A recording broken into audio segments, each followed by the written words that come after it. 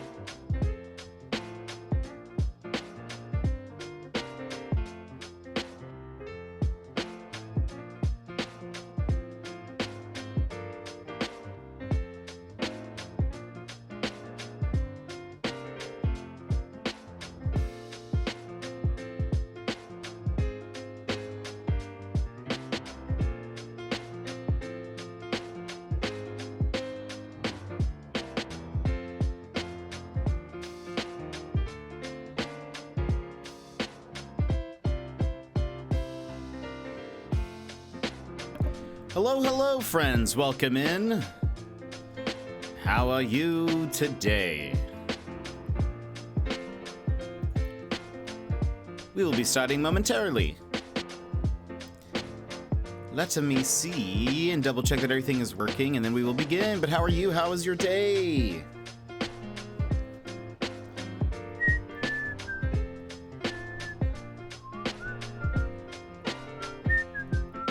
Apologies if that is not synced with the music. It rarely is. All right. Let's see.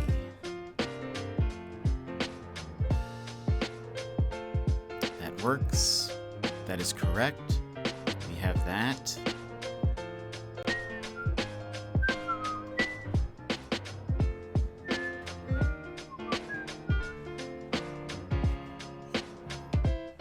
Gonna charge my phone. All right. Via. Pretty good to go, I'd say. So, let's go ahead and swap on over to here. Wait. To here. There we go. I forgot I was. Yeah, anyway. But welcome in, everybody. I can't speak today. Hello, Adrian. Hello. How's it going? Brad, welcome in. Hoist those spirits. You're finishing this game up today. Yes, we will. We will be beating this game today. We're, I think we only have, like, really 2 levels left. So yeah, we should be done with it today. This game took a lot longer than I thought it was going to. I really only thought it was going to be like a 3-day game, maybe.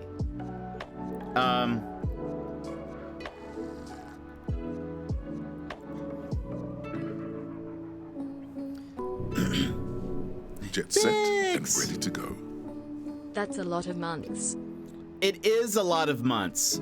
15 months? That's so many months. Vix, thank you so much for the resub. How are you doing today? Is everything working in the world of Jetpack Ball? As far as I know, right now. If I'm included in everything, yes, I'm working. Oh man, how is work, Brad? Puzzles be puzzling. It's true. We got stumped a little bit yesterday, but we eventually made through it. And yeah, so now we only have like 2 levels left. I think there's technically like a 3rd chapter, but it's like only dialogue. It's only epilogue stuff. So I don't think everyone estimated that it would take us an hour and a half to finish the rest of the game. So who knows how long some of the chapters are, or like if the puzzles are that confusing.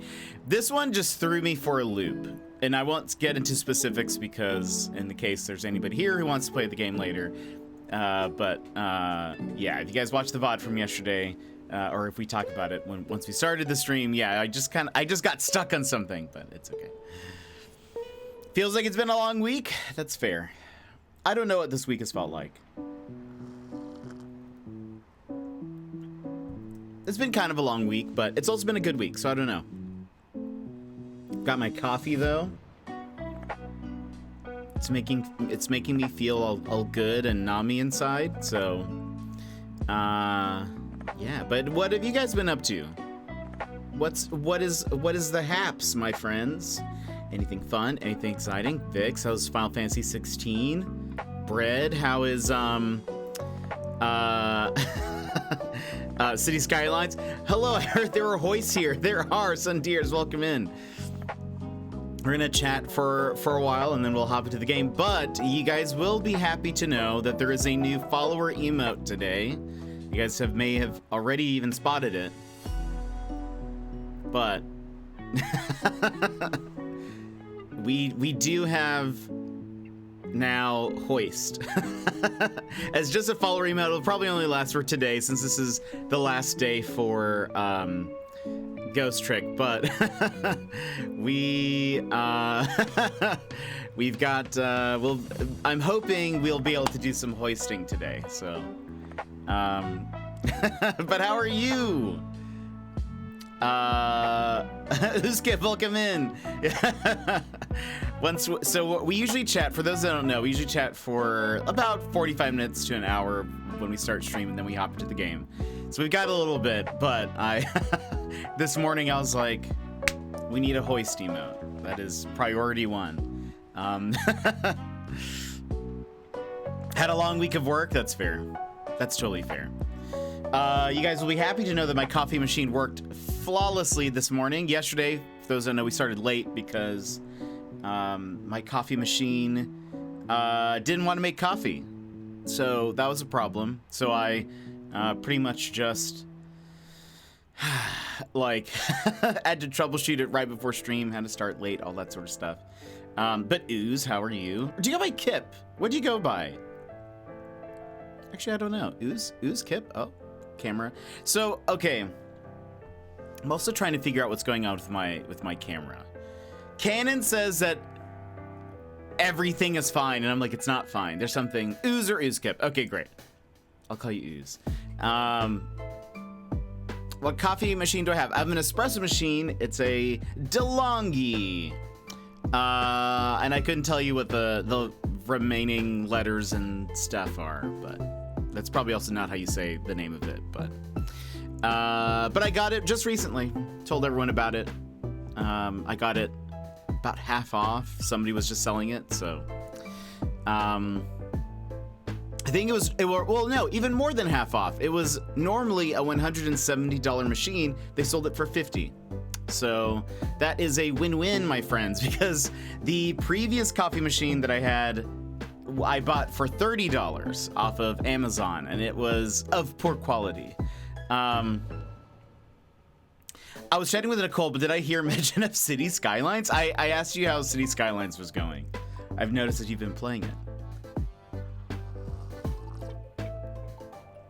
We do. We do love a discount.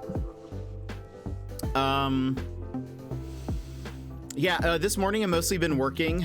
Was able to at least make a Hoist emote real fast out of a screenshot from yesterday.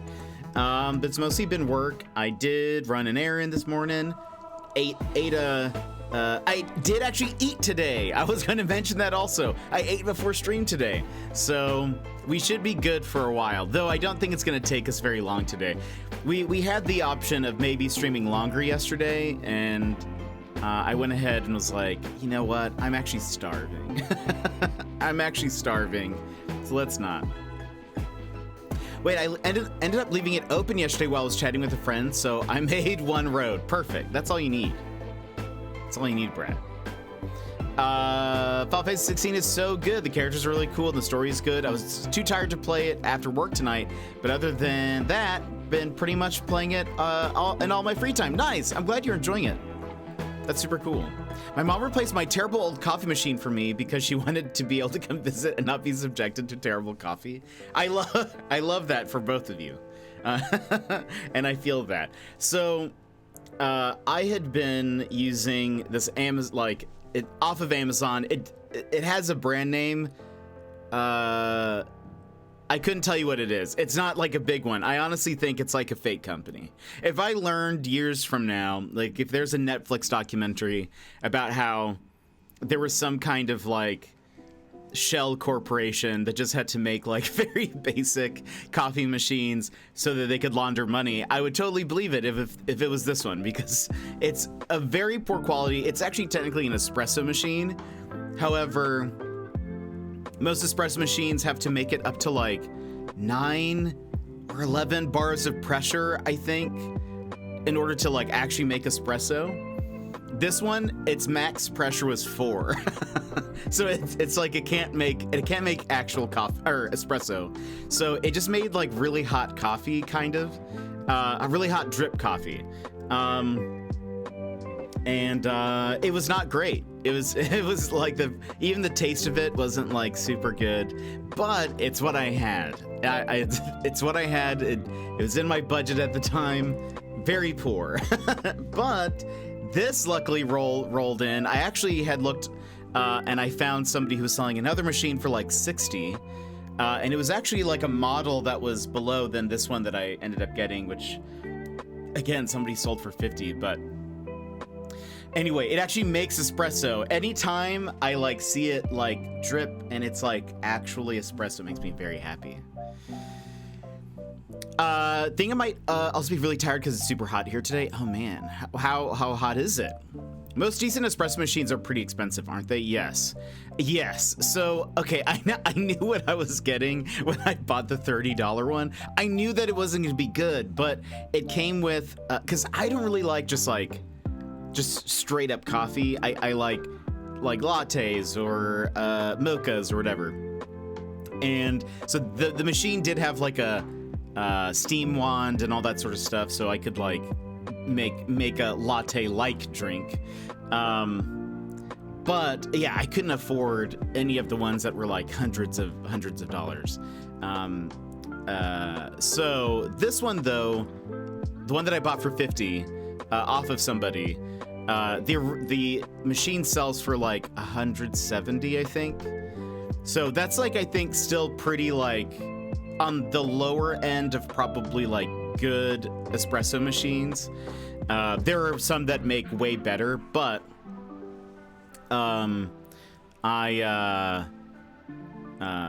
this one's still like, gosh, miles, years ahead of the one that I had been using. It's 24C now, but it's been 30. Let's see what, hold on. C to F 30. Yeesh.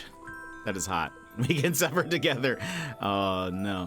I think ours was like $700 Canadian and still not even top of the line. Yeah, this one. Yeah. No. Yeah. I've heard this like brand and this model is like, a lot of people say, if you don't have a lot of like barista experience and you want just like a pretty good cup of like espresso coffee to make some kind of latte-like drink, this is like a good one. So there's some that have like, you know, that can make probably pull a much better shot, or can like hold a lot more, all that stuff. Mine cannot, but that's okay. The only one we have retails at 800. Oh wait, the one we have retails at 800, but I know we got on sale. Nice. Yeah, I could like never afford that. I would have to like, if I needed to make a purchase like that, I would have to consider like I don't know, selling my car or something. I've looked into espresso machines before, but yeah, too expensive for me, and I don't actually have the space. Luckily, this one isn't too big of a machine, but again, I got it used, and I got really lucky because the person who was selling it was like, I just don't, they were like, I've used it once or twice, and it's just too difficult. There's too many steps to make an espresso where I could just get coffee. And so I was like, that's fair. I have a mocha pot and a pour over. If I need anything fancier, I'll just go to a cafe. That's fair. Do I have a mocha pot? That's like the thing you put on the stove, right? It's like a metal thing. Looks like almost hourglass shaped, but like not a proportional hourglass. It like, right? Doesn't it like kind of go like that? It has a little, yes, okay. And I've never had pour over, I don't think. But I was talking to somebody who was making a pour over coffee. And I was like, that sounds super dope. I really don't like just like straight up black coffee, so I usually need to have some kind of like milk and stuff. But Brad, in the Discord, you posted that iced coffee. I need to try that. It looks super good. It looked very, very good. Couldn't even feel the AC at work was that hot. It wasn't even helping. Yeesh, that is extremely hot. It is currently, well, it's raining today. It has rained so much. By the way, I learned something about Alaska today. You learn something new every day, they say. Learn something about Alaska. Apparently, in the United States, we lead the country in drownings per year. An interesting thought, especially because I don't know how to swim. But I also, because of that, I don't hang around water. As a like life raft. Yeah, man, welcome in. How are you? Get the cuckoos! No, I'm just trying to enjoy my coffee. Get out of here. Get out of here. Nicole made one today. It was terrible in my opinion, but I fault the tonic water. Tonic water. Oh, right. For some reason I was thinking espresso machine. I was like, did you put tonic water in your Is this a espresso murder? machine? Why am I hearing yes? But no, interesting. Tonic water. What is the difference between tonic water and sparkling water?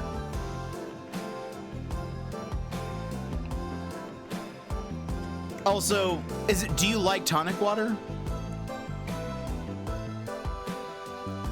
I don't care much for tonic water in general. Tonic water has a citrus flavor built in. Interesting. Doing good. Glad it's the weekend. Yes, same. Even though I still work on the weekends, but yes, same. It's different. The vibes are different on weekend, I think. Tonic water has quinine. I wonder what like. I wonder what a sparkling water in place of the tonic water would do. Dark Glass, welcome in. How are you? How's it going? How are you? Because to me, that visually it looked very great. It would give you a sparkling espresso. How do we feel about sparkling espresso? Is that a thing? Is that a thing people do? I don't know what life must be like not knowing how to swim. Swimming is like one of my most favorite things to do that's not gaming. Yeah. Thanks, Fringo. Wabam. Yimmit! What? Thank you so much for giving us up to Ooze. That's so nice. Thank you so much. Yimmit, you were like crushing the leaderboard. Thank you so much. That is very kind of you. Quinine, there we go. Originally for treating malaria, hence the tonic name. Oh, interesting. I did not know that. Let's see, since it's not from the espresso region of France. Wait.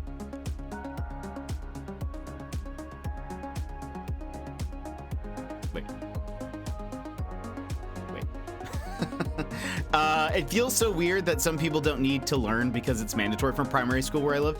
You see, that's interesting. I have heard about some people who are taught that in school. We were not.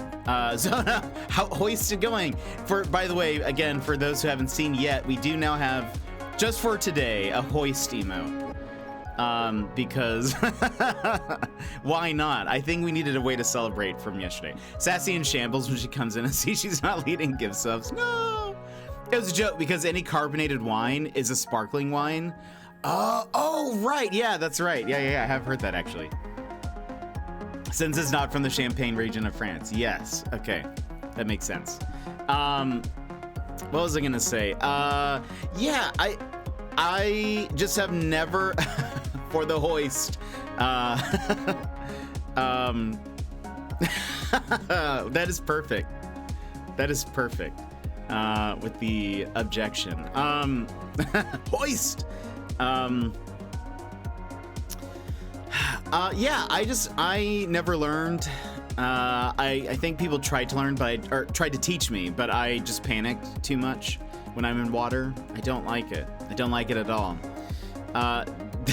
This is gonna be permanent. I mean, it's a follower emote, so it's not really taking up too much space. I don't know if we'll have much need for it later. You know, I feel like the need for it might die down, but you never know. We could just play games that have hoisting mechanics, so.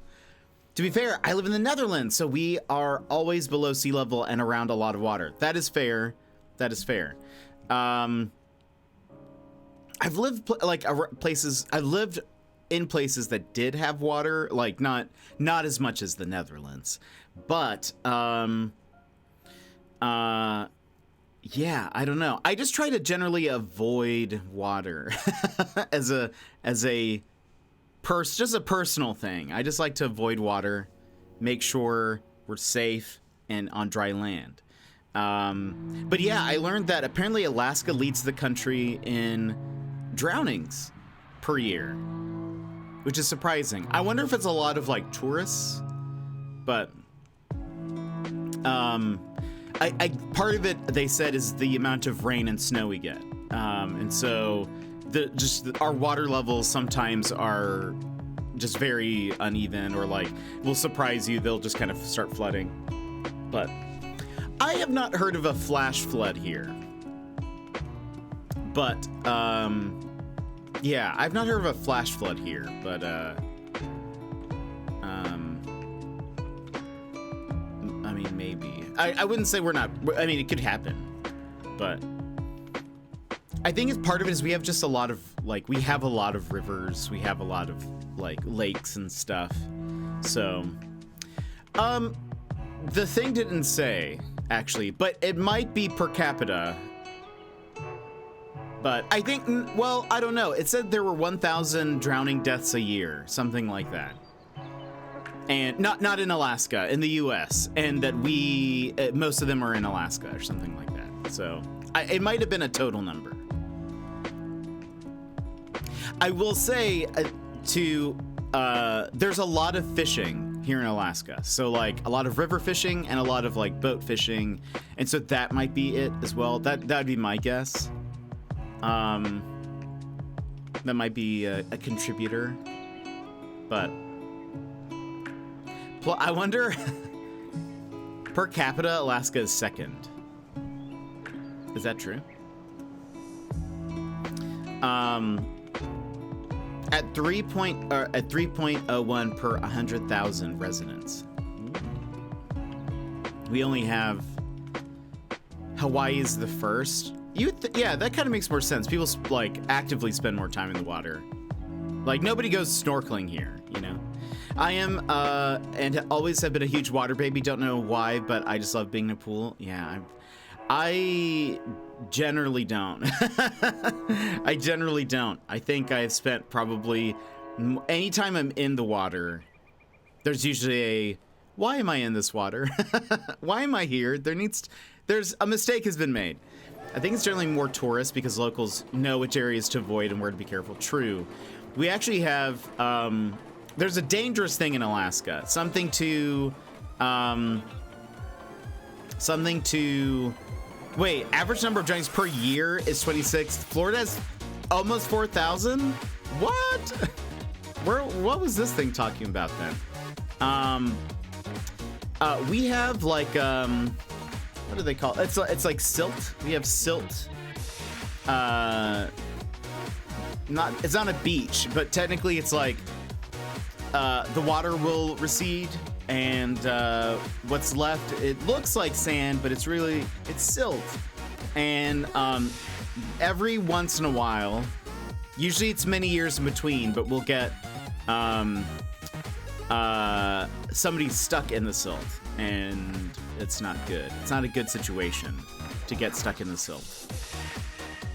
We actually had somebody die this year that got stuck in the silt, but that terrifies me.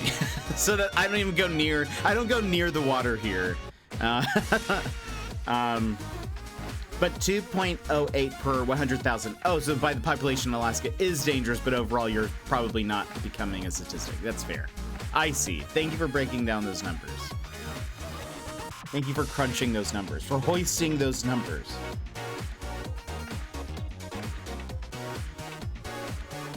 Those stats are from 2019 to 2021. I feel that. I didn't not care so much for open waters, though I don't mind paddling my feet in the ocean, but that's as far as that goes. We have tourists getting stuck in the quicksand every summer. They never die, though. It's not nearly as fast as on TV. Yeesh. That's crazy. You guys have quicksand? Based on, children's TV, I thought quicksand was going to be much more of a regular occurrence in my life. I have not once come across quicksand.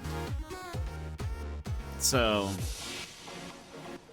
but it's such a plot point in every cartoon show that is that it's I thought, wow, it's just the world is dangerous out there.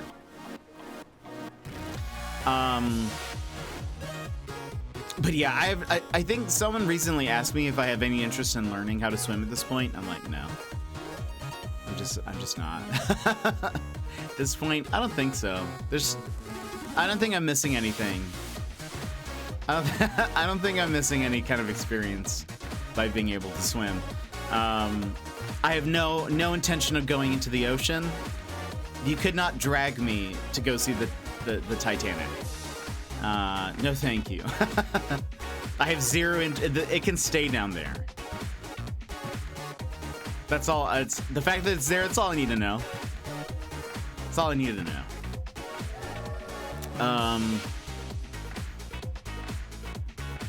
But yeah, so I just try to, I like to keep things on land. I don't even like flying. I'm not a big plane person, so, the good old ground. That's where I be.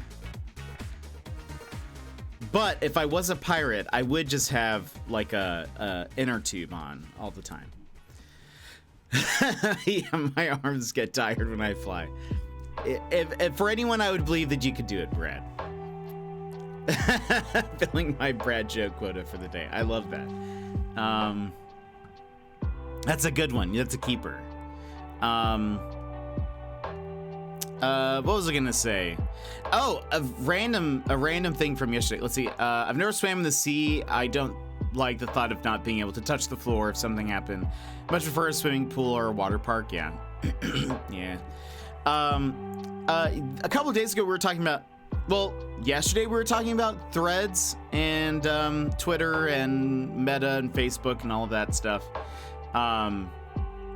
Interestingly, so Twitter sent a cease and desist to Meta for Threads, saying that they need to shut down operations. Because apparently, so towards the end of Musk's Twitter reign, he'd fired a ton of people, and I guess Meta, like,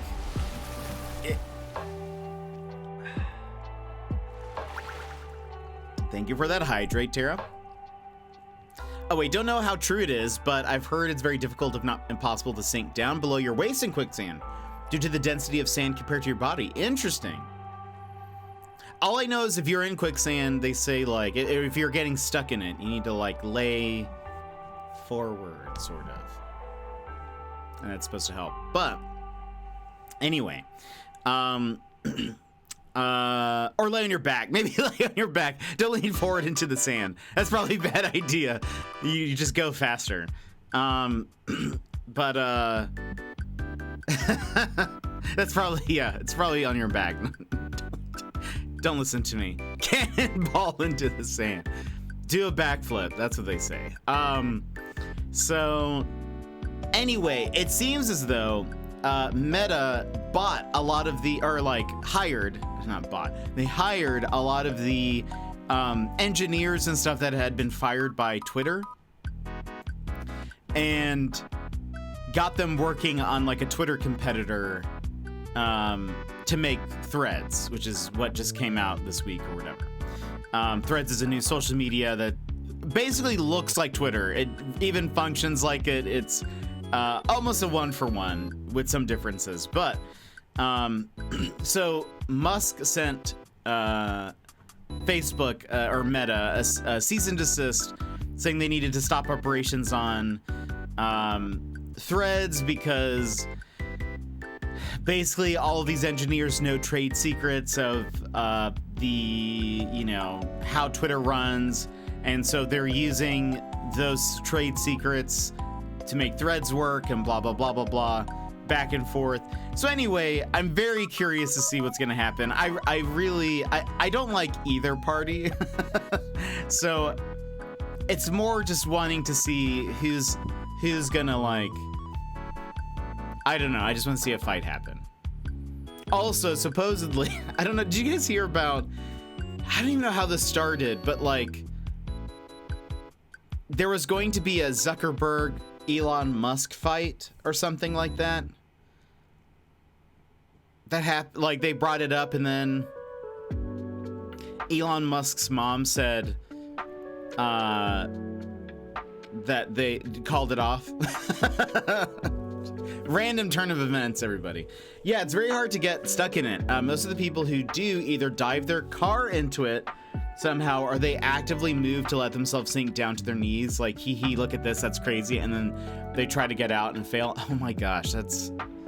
that is the worst. Sounds like he's just scared of competition, TBH. Wild Bezos has entered the fight and comes out with a third Twitter-esque app.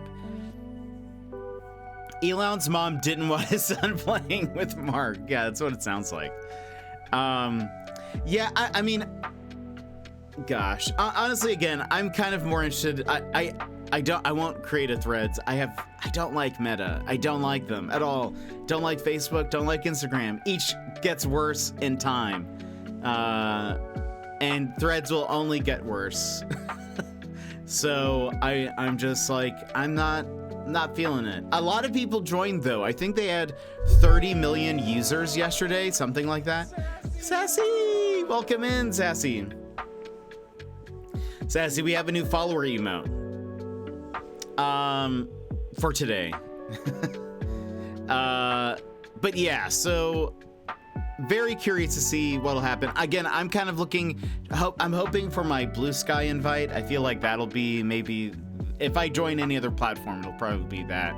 But good afternoon, SLP, or whatever time it is for you. It should be the afternoon. Yeah. I really hope we get to hoist something today. Really sad that we didn't get to hoist anything yesterday.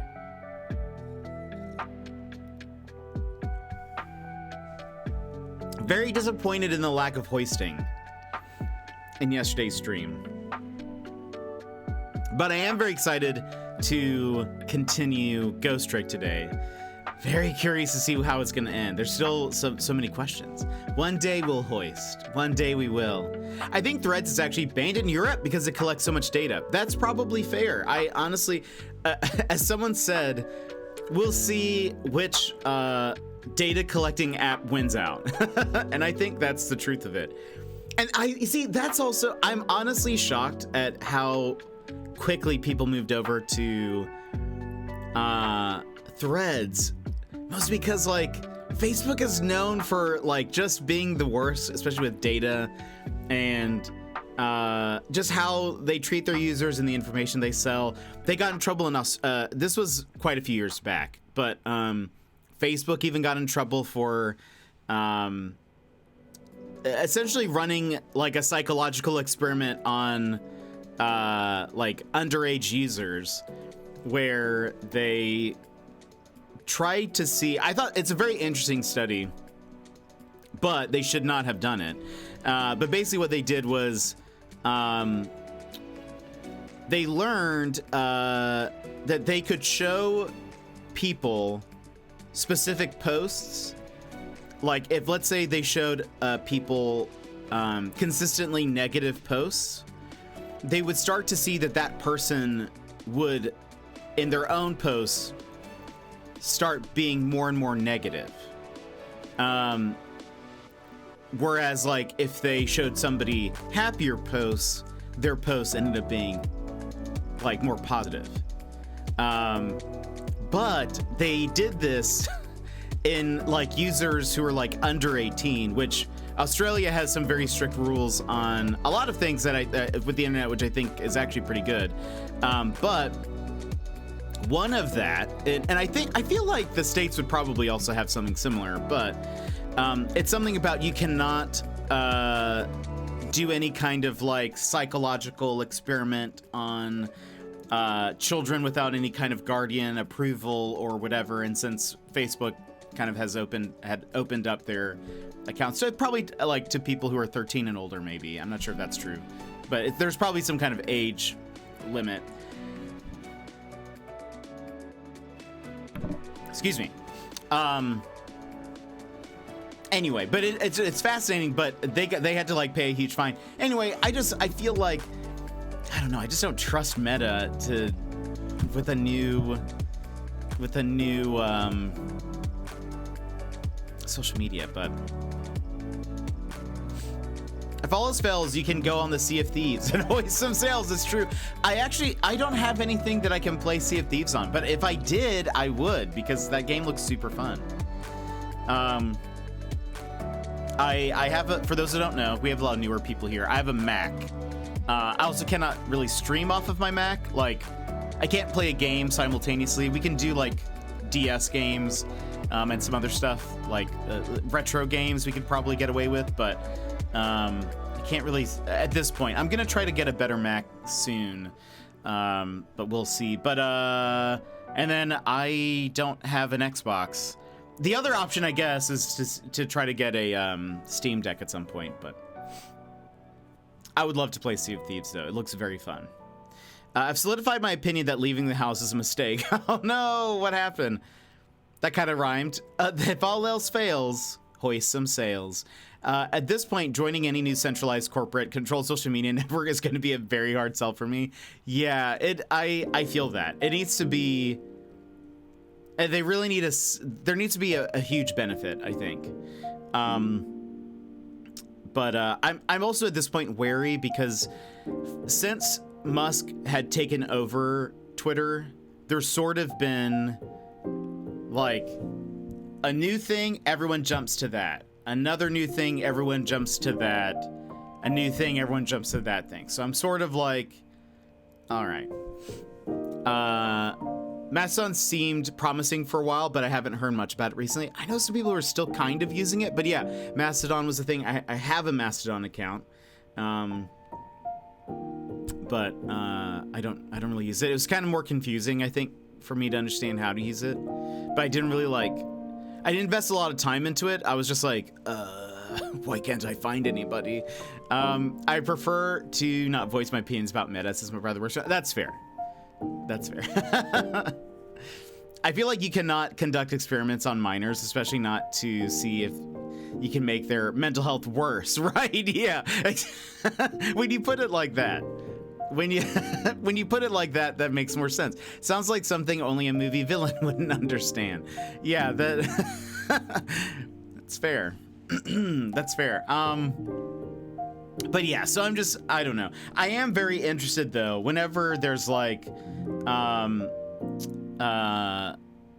whenever there's these large corporations just duking it out, I do sometimes wonder like, oh, or it's sort of like seeing a car crash happen. Like you're like, I'm very curious to see what's gonna happen here.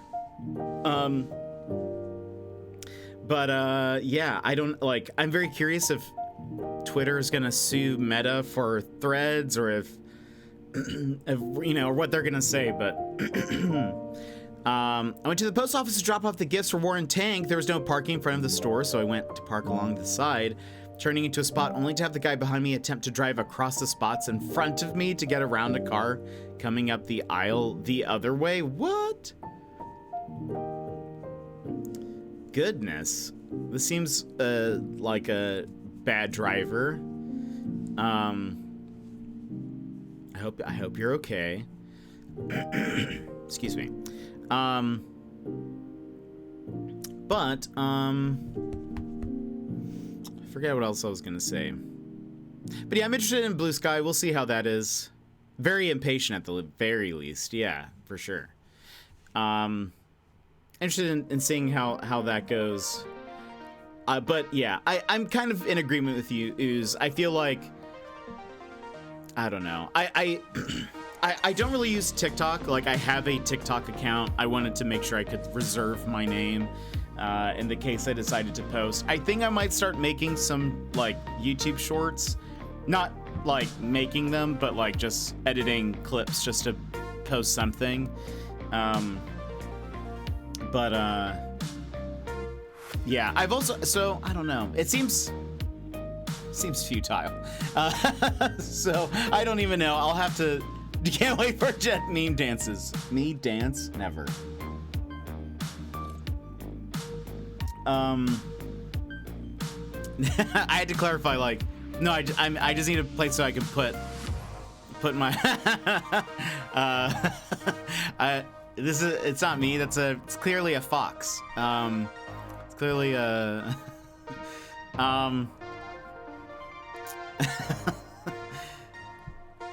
The area in the front of the post office is one way, and he wouldn't stop honking at all of us that were waiting for the drivers in front of us to move. Then he almost hit me, sped through the rest of the lot to exit to the road. Yeesh. What was this guy thinking? People are kind of the worst. But yeah, I might start posting some like clips and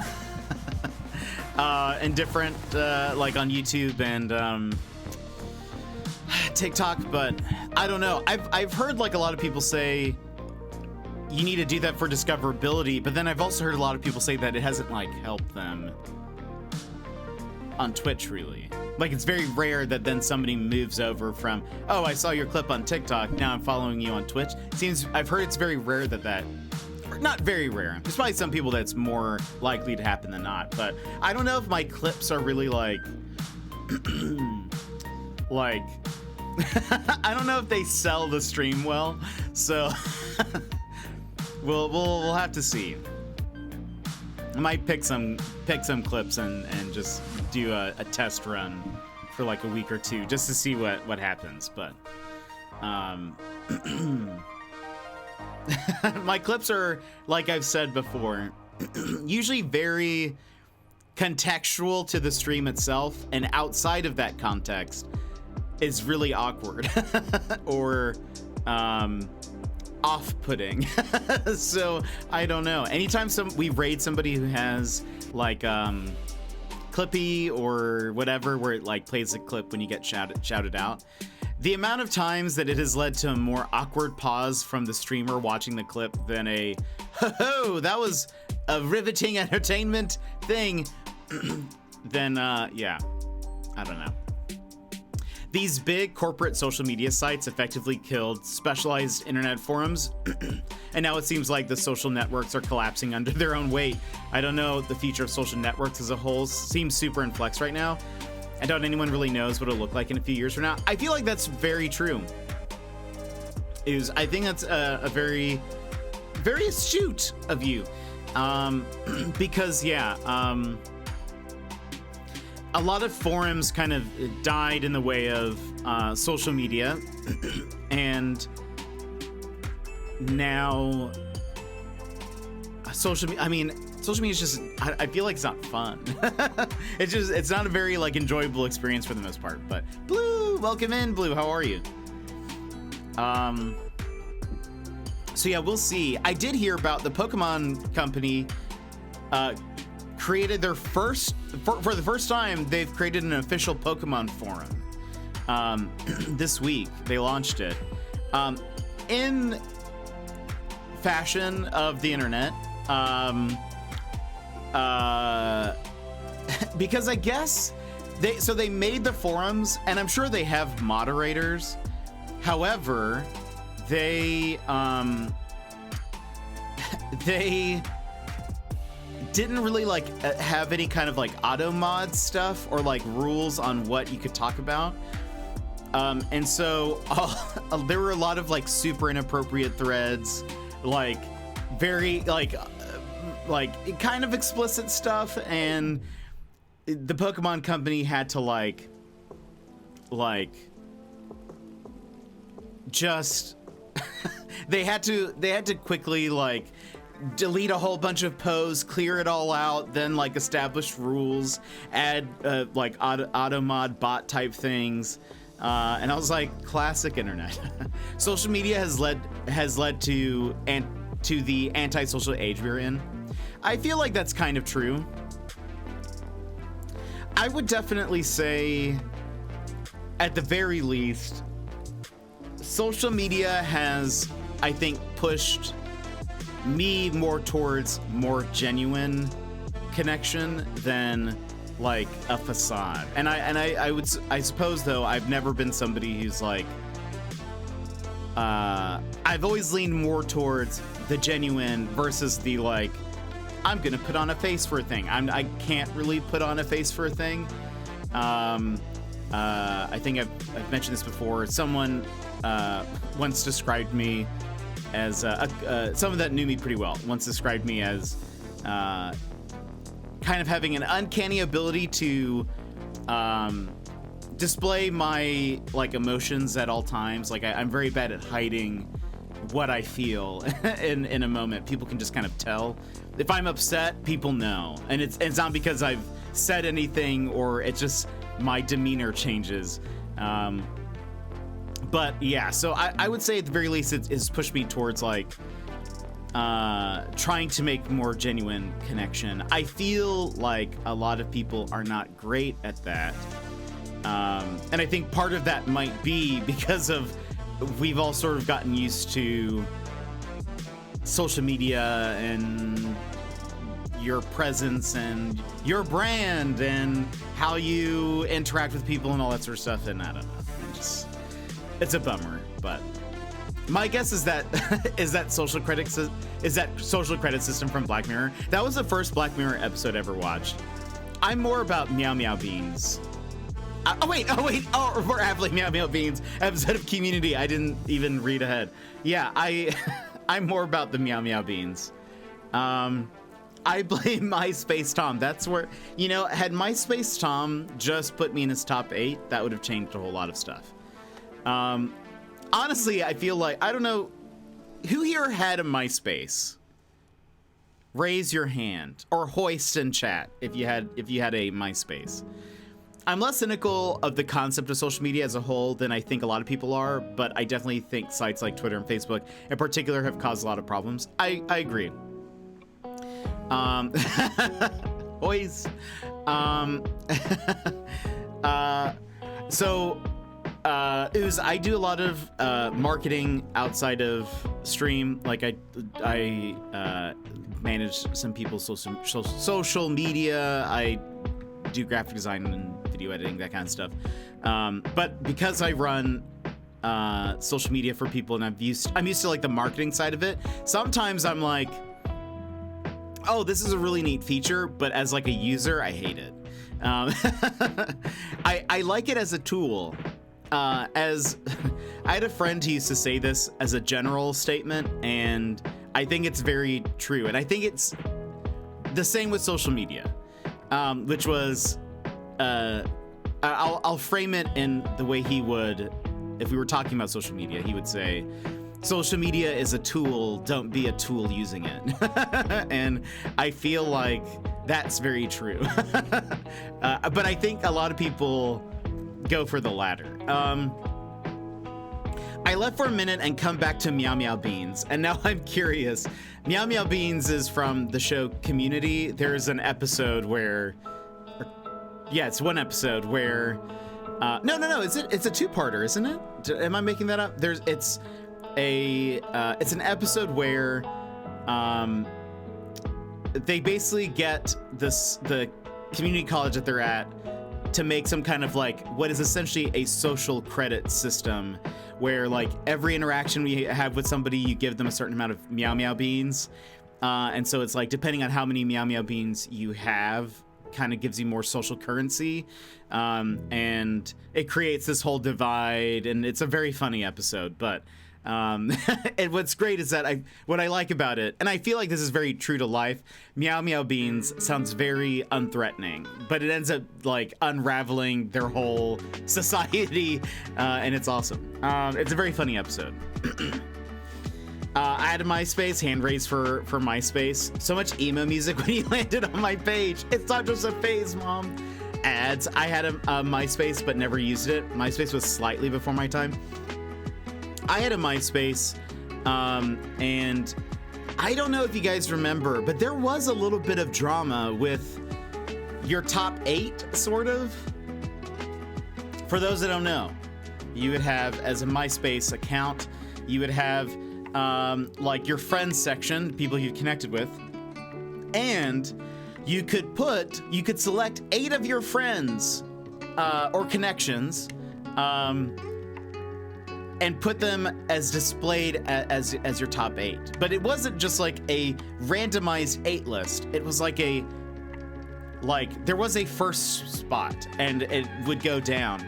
A lot of people, I think, avoided the drama by putting in bands and stuff that they liked.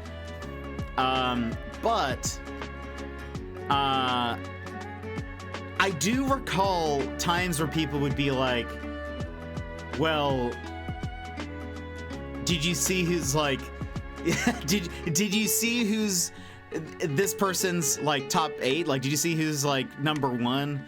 Or like, oh, that person dropped down a few spots, that kind of stuff. And I feel like that's where it started. I feel like social media started to get real bad really early on. You show off your 8 best friends, yeah. But sometimes people would get hurt because it's like, oh, why am I number 8?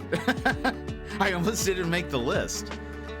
But I think I think I tended to put bands. I think maybe I had like a couple of friends there, but I had just like maybe a smaller group of friends, I think. But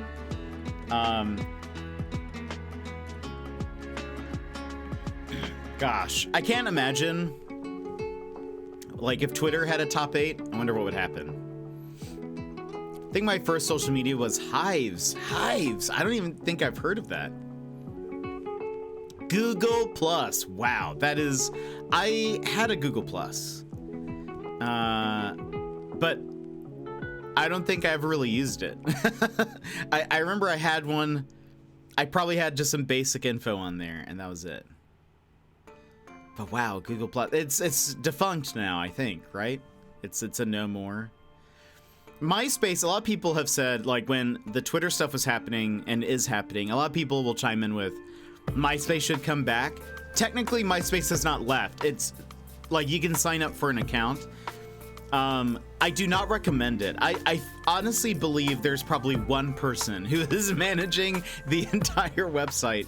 It runs very poorly. I made a kind of a joke account a couple, I think it was in my first year of streaming, where I jokingly said that we were going to make MySpace the platform for streamers, and so I got like a couple other people to make accounts, but I have not signed into it.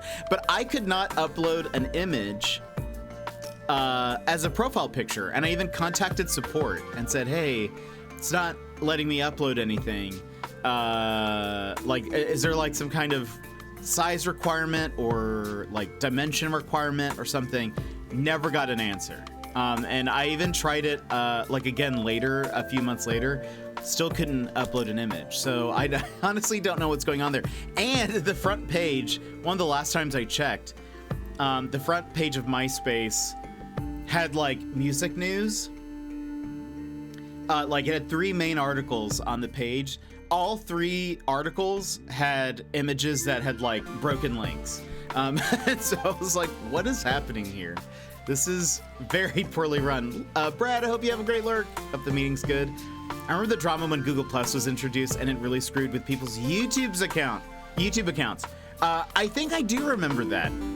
That seems, I feel like that sounds familiar. All right, Blue was doing a little bit. They gave you the option to make polls, and I asked what people's favorite book genre was, and a girl who didn't like me commented, "None, because I'm not a nerd." And I was so mad. I never used Hives again. No. Oh my gosh. What just the worst person. Wow. Imagine. I can't imagine. I don't know. I can't imagine that. I think a lot of people who've been here for a while have heard me say, like, I very much don't understand any time people are like go out of their way just to be super mean about something like that. It just shows what kind of character she had, because that's just the worst. Like trying to switch people to use their... Oh, yes! Ooze, I remember that. Yes, 100%. They wanted to make everyone go into their real names. That's right. I totally forgot about that. Gosh. I actually kind of miss when social media was a little bit more anonymous. Like, now it feels like everyone kind of has like a brand, sort of, and they also, it's like everything is connected and searchable and whatever. I miss the older days of the internet where things were a bit more anonymized and you typically didn't like share your name or like who you are or anything on like the internet. I kind of miss that. I was driving home from the post office drama and had the radio on. The announcer comes on and says, remember this one from back in the day? I'm expecting a song from the 80s, early 90s. It was a song from 2005. I feel very old now. No! That was 2005 was almost 20 years ago? Wait, yeah, almost 20 years ago. That's crazy. I heard someone say something recently like, we're closer now to, like, or the 90s is now as far away as like the 70s or 80s were when, like, if you were in the 90s, I don't know. I don't remember what it was, how it was phrased, but you guys, yeah, I'm sure you can fill in the blanks. I just used, first name Uzkip, last name Dot, or something like that. It's smart. I like that. I like that.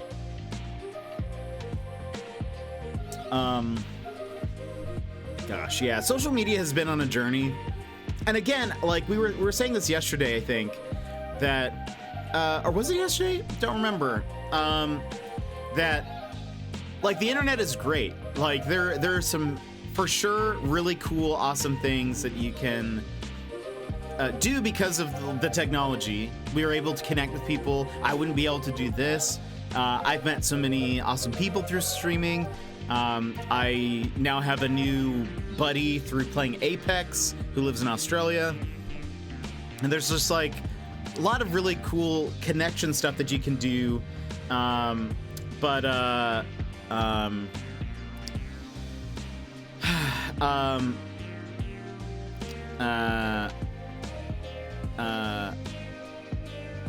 there's also then just like a lot of people who make it the worst. There's also parts of the internet that are just like, oh, why? I don't know. You just got to be careful. I try not to interact with things that I feel like are too negative or too just like pointless in a way. Like so much of Twitter, I think, and I don't know if Uzkip, if this is what you kind of allude to, but Twitter, there are a lot of just like very rage bait centered areas of Twitter that is just like people are just looking to get mad, and it's they're looking to become there's a part of Twitter that's a lot like the Rat King, if you know what I'm talking about. Like the Rat King, like a giant ball of rats that are all tied together by their tails and are just one swirling mass of ratness that is just there to be upset, and I hate it. I hate it because they succeed at getting so many people upset. I'm just like, is this really worth the trouble? Like, I don't know. In 3 years, we'll be closer to 2050 than 2000.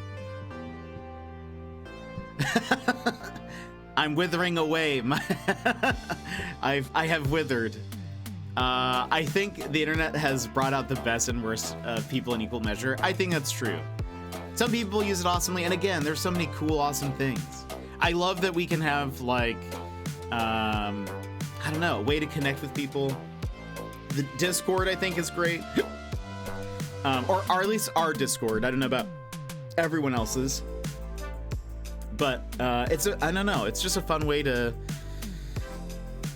keep with people while not, I don't know. But again, I am for anything that's a little bit more real in connection or more genuine instead of like, I don't know, the facade of, I don't like Instagram very much personally because I feel like it's used to kind of show off like, this is my perfect life. And I don't know. I don't buy that.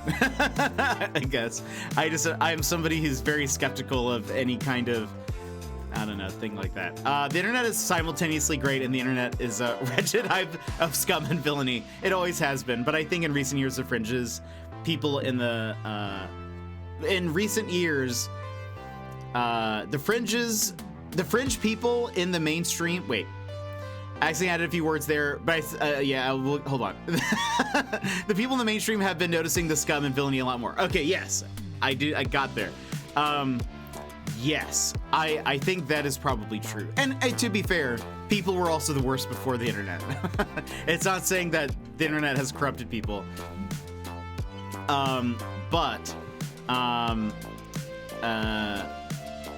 yeah, I think it's, I don't know, just more and more it becoming the norm, I think. Like, I think especially, I don't know. I don't like complaining. I know we've sort of, like, been kind of complaining about the internet, sort of, today. Generally, though, I would rather talk about something that's, like, more, like, positive and uplifting, like the good parts of something versus what I hate about something. And I feel like, though, the internet, and I would say even, like, there's definitely a trend in YouTube as well for making content that's more focused on, like, here's something that I hate, or let's, like, really just tear something apart. Where, I don't know, sometimes it's, I don't know. I don't know if we're using our time and words and all of that for the best. I also think kids' access to the internet has physically altered their brain chemistry. It's getting worse every year as technology gets pushed on them more and more. I can kind of see that. At the very least, I very much say that I think I would be totally for if there was like some kind of like rule for a minimum age before you can like create a social media account, because I think a lot of kids probably get exposed to things a lot like too early, I would say, than what is probably for the best. Especially even just the idea of like having a platform where people like something and that like number is attributed to some kind of value. I feel like that would be very hard. I think it would have been hard for me as a kid, like not feeling that, like, oh, if I post something and it doesn't get a lot of likes, that means people hate me, or that kind of thing. It'd be really hard to separate the two. And I feel like even as an adult that still happens, but I think I'm at the very least more prepared to be like, oh yeah, this is just like a number. This is just, it doesn't really matter in the grand scheme of things. So I don't know. But I think as a kid, it just is, everything is a lot bigger to you when you're a kid. So it's like, it means a lot more. And so if your friends are getting better, more likes or whatever, has more followers, that would seem very like, it seemed tough. If I had a kid, I would be like, you're not getting TikTok. I'm sorry. I'm sorry, but I'm also at the same time not sorry. You're not getting a TikTok. That's end of story. Until you can prove that you have the emotional maturity to be able to like separate some of those things for me. I think that would be like my limit. And I would say it's probably more based on each kid more than like they have to reach a certain age or something like that, but I don't know. But I'm also not a parent, so I don't know. A while back, I watched an old movie, and the supervillain's evil plot was to get the ability to track people's locations anywhere in the world.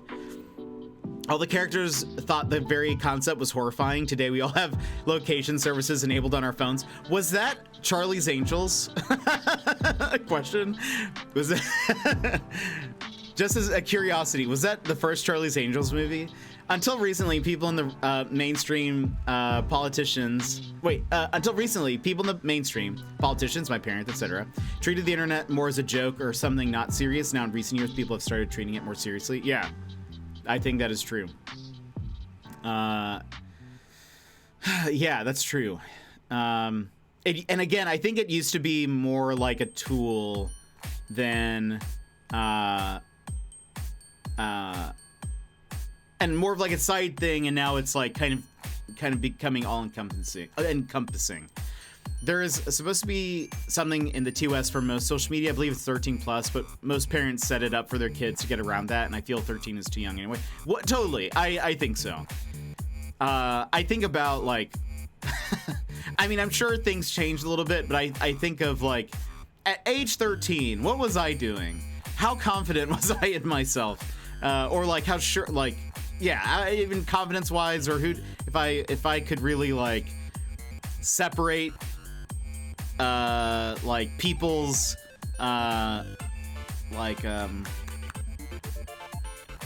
what's the word I'm looking for? Like, well, I was like at that age for sure. I was like a people pleaser. Like I was trying to make people happy, and if I couldn't, then I'm like, oh, I'm the worst. And I don't know. I feel like I can't imagine that. Facebook came out the year before I graduated high school, and so I kind of feel lucky about that. I think I'm okay with that. It was Sundeers. That's so funny. One, you may I think you're in our Discord now. You may notice that the banner is Charlie's Angels, but it's Brad put or Still Casual put my emotes in the different faces. There's a kind of a running joke about Charlie's Angels here, which is that a few months back, and this is not a joke though. A few months back, I kept on hearing people talk about Charlie's Angels everywhere I went. It was on Twitter. It was on the front page of Reddit. There were like YouTube videos about people talking about Charlie's Angels.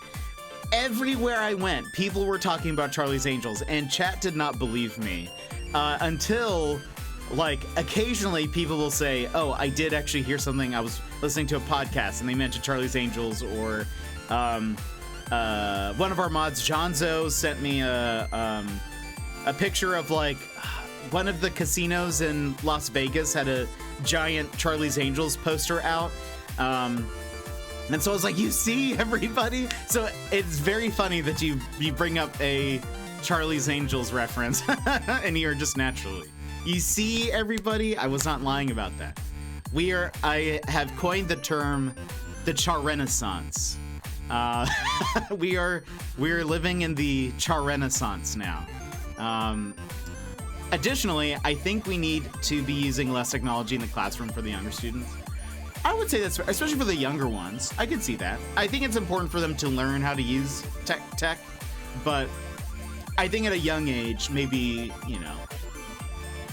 more practical skills. They're still learning motor stuff and, learning what life is. So, I don't know, get them out there. But anyway, friends, are you guys ready for some more ghost trick? Because we can start moving into that. AKA hoist trick. Because we surely will be hoisting things today. I've been promised hoisting.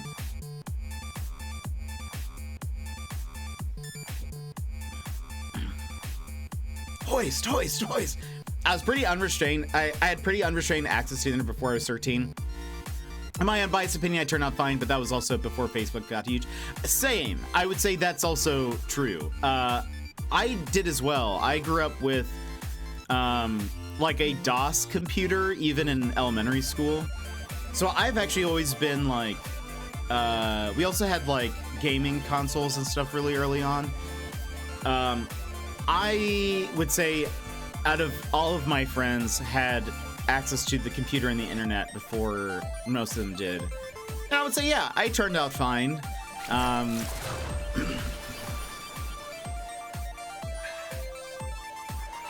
Thank you for that hydrate. But I think there wasn't really social media then. I would get on forums and like they had at the time they had website rings. I don't know if you guys know what that is, but like it might be like I was super into Buffy growing up, so they might have like a Buffy web ring. And so what that would mean is like this website made by one user, maybe at the bottom of the page will say, this is the Buffy web ring, and it's like all these other kind of more official like pages that then you could then click onto, and it's like another web fan page that somebody had made. That was kind of like how I navigated the internet. I also made my own website in like middle school on GeoCities, and I mean I interacted with people kind of, but we had like really the most of it was AOL Instant Messenger, so I was only interacting with my friends. And yeah, I don't know. It's just different, I guess. It was a different time for the internet, but I would say it's probably like, if I were a parent, I would want to teach my kid how to use the internet and how to use it, like, and use computers and all that sort of stuff. But I would still be a little wary of like how much interaction they had with probably strangers and like social media and all that sort of stuff. I would kind of want them to sort of give them a good foundation and base of like, you know, and then also of course give them like, I don't know, go camping or something, you know, go make sure they're also getting plenty of time outside. But kind of a bit of both. The fact that my 5th graders can't even write legibly, I don't mean in cursive, their print is illegible, so they can't type, they can't write, they have 0 communication skills. That is tough. I will say my handwriting is awful, but if I spend long enough, I can make it legible. But I can type. One of my first games on the DOS computer was like a typing game. So I think I got lucky that I never discovered 4chan back then. Probably. That probably is. That's probably a good thing. It's just interesting because, like, I mean, even Facebook when it first started out was not really like Facebook today. You were only able to join communities according to your college, and you could only be a college student, and then eventually they opened it up. So like, I feel like I have grown up along with a lot of this technology as it's been like evolving, which I'm okay with, because I'm glad that there aren't like super embarrassing things of me that I have posted. They're already like, I look back at some of my tweets from last year and I cringe a little bit. It is nowhere near the amount of cringe I would feel if I could go back and like see myself posting things as like a kid. Ugh, don't even want to think about it. My handwriting is nigh illegible to most people. I couldn't really access anything like 4chan as a young kid because I didn't learn English until I was like 12 or 13 at least. But now that they use tech more and more, they do learn English way faster. My baby sister is 14 now and she's nearly fluent already. Wow, that's crazy. And I feel like it's interesting. I've heard a lot of people talk about like just even how prevalent like Western media is everywhere now, that people are learning it more and more just through watching TV or movies or whatever. It's time for the hoist. Let the hoist rise. Hoist, hoist, hoist. Here, let me pause the music. But by the way, this has been an excellent conversation. I do love this. I love talking about marketing things and like tech and social media and all that sort of stuff, because that's what I studied and use for like work. But it's fun. I think that part of it's kind of fun, as much as I also at the same time don't like it.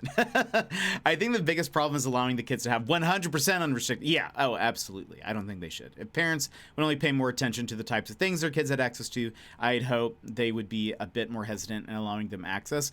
Honestly, I feel like part of that is because a lot of parents are not really fully engaged on the internet.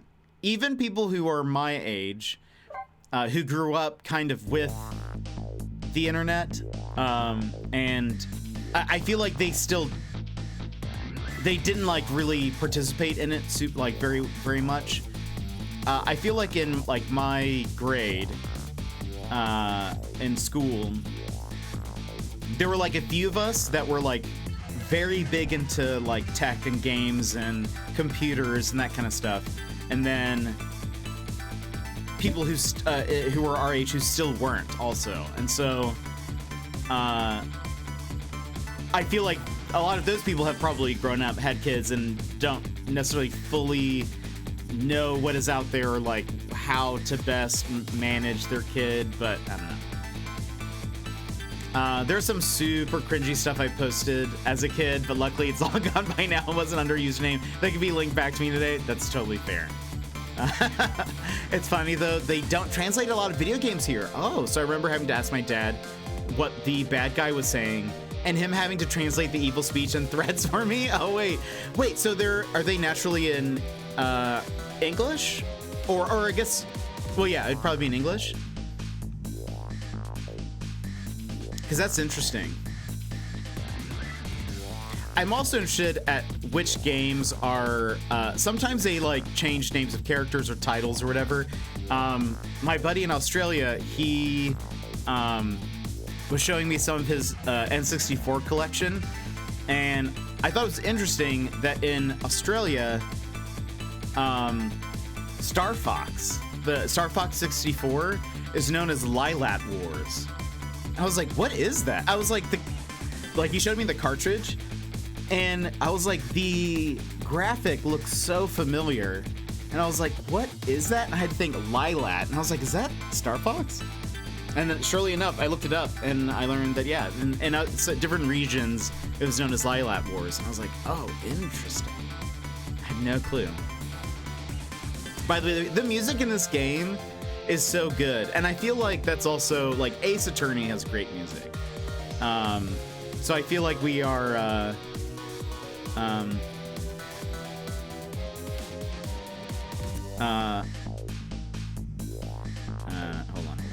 on. Ace Attorney also has great music, so I feel like this is just a let's see. Let me just answer this real fast. Work thing, and then we'll hop into the game.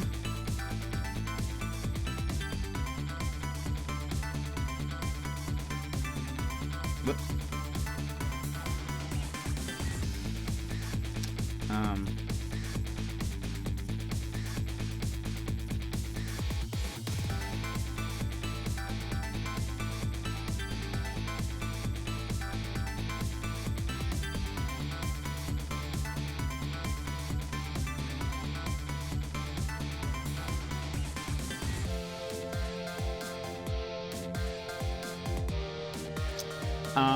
Let's see. Yep, some games like Mario get translations, but that's the exception. Stuff like Pokemon, Ace Attorney, pretty much anything aimed at kids age 12 or over is English. Interesting. That's fascinating. I've spoken with my coworkers, and we are working towards cutting back on how much computer time the students get next year. I'm sure they have like a computer class, right? Not that Pokemon is ages 12 and up, but just an example. Yeah, for sure. I bet though, you guys probably... Are some of your Pokemon called different things than like the American versions? I know some regions have different names. Even different English-speaking regions have different names for Pokemon.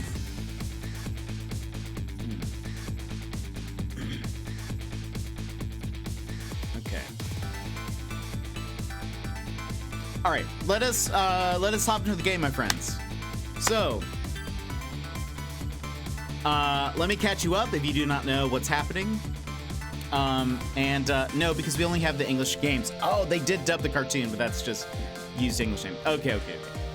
So let me catch you up. If you were not here, if you have no idea what's going on, essentially, we are a ghost and we hoist things.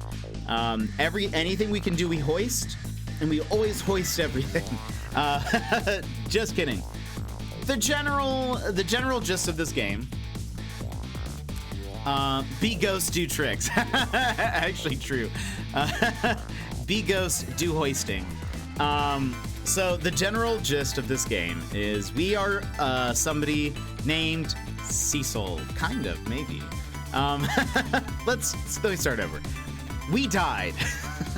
And we learned that we have ghost powers. Our ghost powers consist of being able to manipulate objects. We can move rolling ladders. We can jiggle hats. We can hoist things. We can move things around. we are trying to just figure out what happened to us. Why were we killed? What's happening? There's a couple of different plots going on. Trying to figure out what is all of this? Who are we? Who were we? Etc. But we must do that before dawn, because at dawn we will die. For Professor Layton, they started the games in English, and then as the series progressed, they started dubbing the newer games. At that point, I was already used to the English version. Excuse me. So then it just felt wrong. I feel that. That's like, I feel like anytime I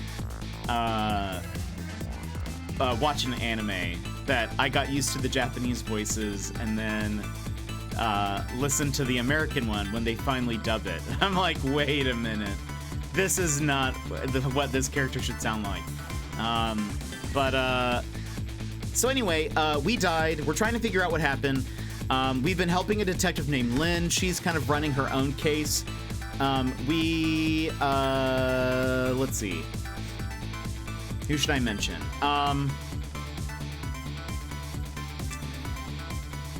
Wow, this plot is so complex that it's so hard to we hoisted. We really did. It's kind of hard to sum up. The base missile. It's true. We do need to mention missile.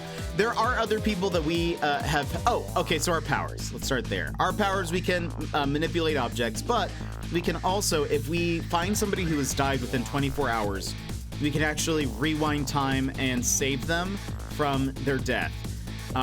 We have helped out this dog named Missile. Oh, which, by the way, if you guys have better TTV or BTTV, there is also Missile Hyper. So I added that today. This one might stay a little bit longer because it's actually it's a fun emote, and we can always use a hyper, but and Missile's just adorable. So anyway, Missile Hyper. So we helped this dog named Missile. Missile's actually helped us a ton because Missile died, we saved him, and he died again. But this time he has requested to stay dead for a little bit so he can help his owner. But he has an ability, a ghost trick. However, his is the ability to swap objects that are the same shape and orientation, as we learned yesterday, which I feel like is dumb. But that's okay. I can live with it. We got past that level. It's fine.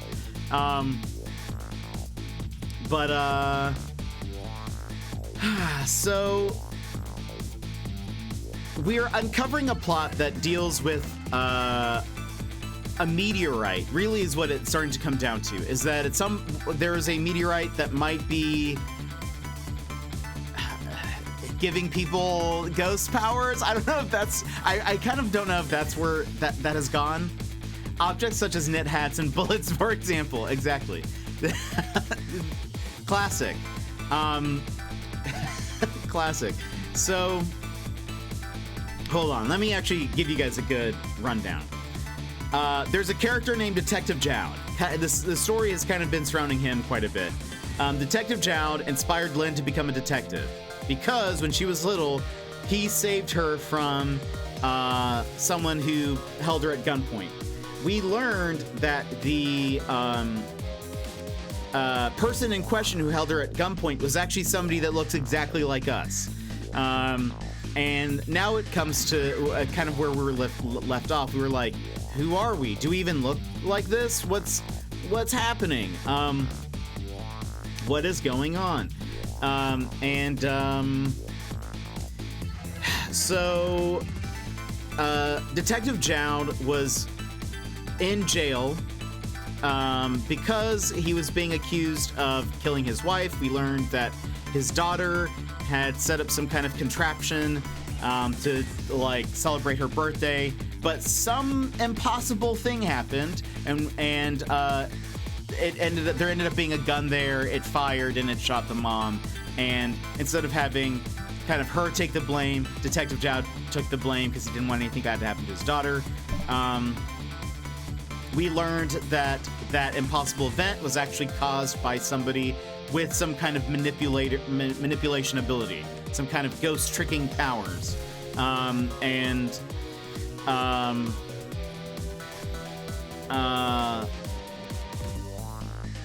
The bad people want Detective Jowd executed. There are also people involved who are studying the meteorite that landed. Oh, right, because I didn't say this. So we learn that that event when Lynn was little, where she got captured, she's like, he saved me. And he technically did, kind of in some way. However, what really happened was that a meteorite fell and struck the perpetrator and killed him. Yeah, but now people are studying the rocks because maybe they have some kind of powers. However, the guy, the perpetrator, he got put into the morgue. And the doctor was gonna examine him. Turns out he just gets up and walks away. They don't. His body vanished. They assume now it has to do with this ghost manipulator trick powers, etc. There's also another police officer named Inspector Campanella. He was Detective Jowd's partner. He had kind of been this like seemingly evil character throughout most of the game. We learned yesterday that he's actually a good guy. He's been doing a lot of things that have been kind of confusing and a little shady, but what he was really doing was trying to set everything up so that he could prove Detective Jowd innocent.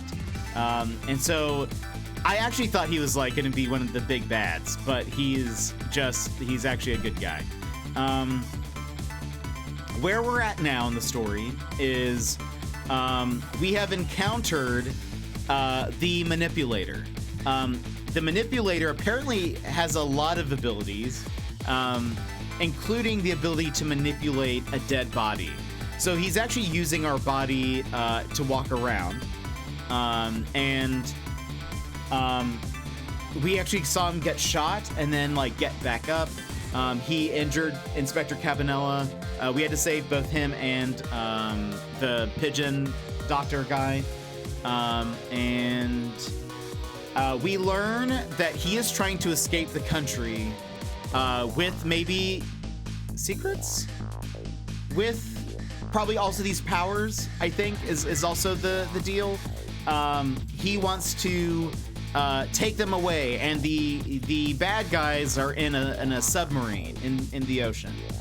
They have not gone to the Titanic, as far as we know. But that's yet to be seen.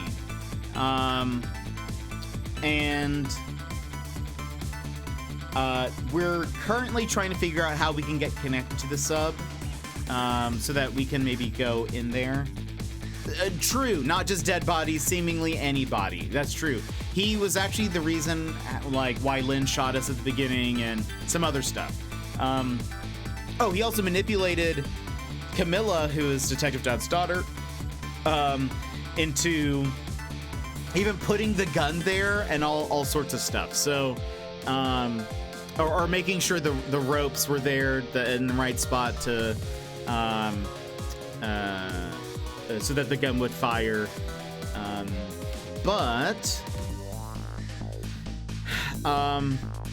Yeah, so there's a lot of question as to who we still are and what really like the ultimate goal, I think, is. We're gonna hopefully stop these people today. We're hopefully gonna hoist some things, and we're gonna try to connect to a sub, and then I think the goal by the end of it, hopefully we're gonna again figure out some stuff about us. We then also need to make sure Missile gets back okay.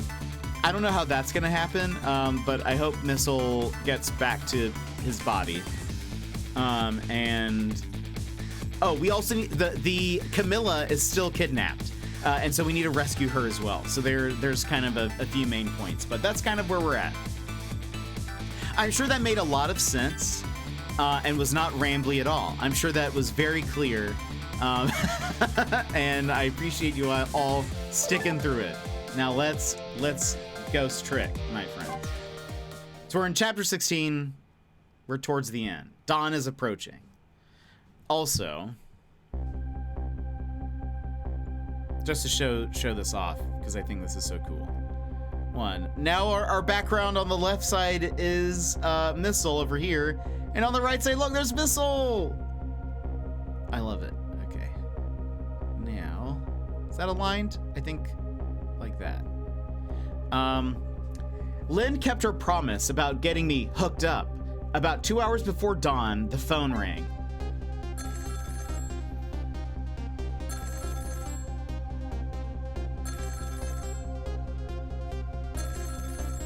Let me move it over just a little bit more.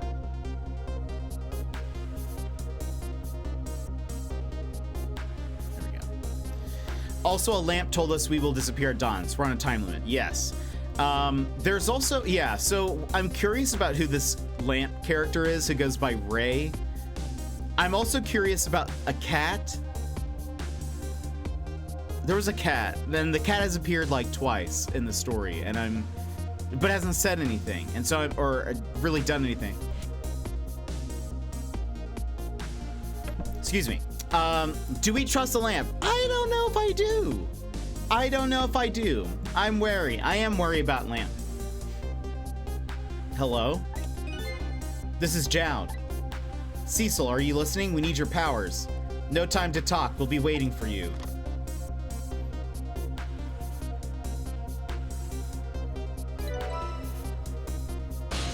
If you say so.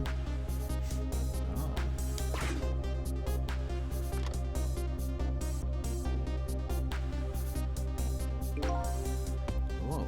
I love how the characters are starting to look at us, which is kind of fun. What if all this time, like, this manipulator is just another player who's getting a different side of the story? Wouldn't that be crazy? Well, you'd better get going. This long night is drawing to an end. Yeah, it looks like it. Thank you all for your help tonight. I'm the one who should be thanking you. Like, this game is always online. It's because you have to have another player manipulating things behind the scenes. At the other end of the phone line, I'm finally gonna find all my answers. I better go.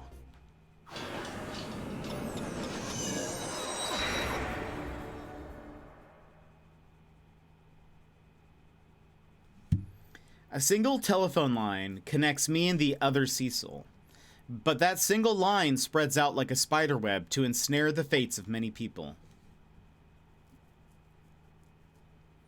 And I just reached the center of the web. Whoa. If this is a full level, this is going to be like a crazy one. With the, welcome to the Yanoa.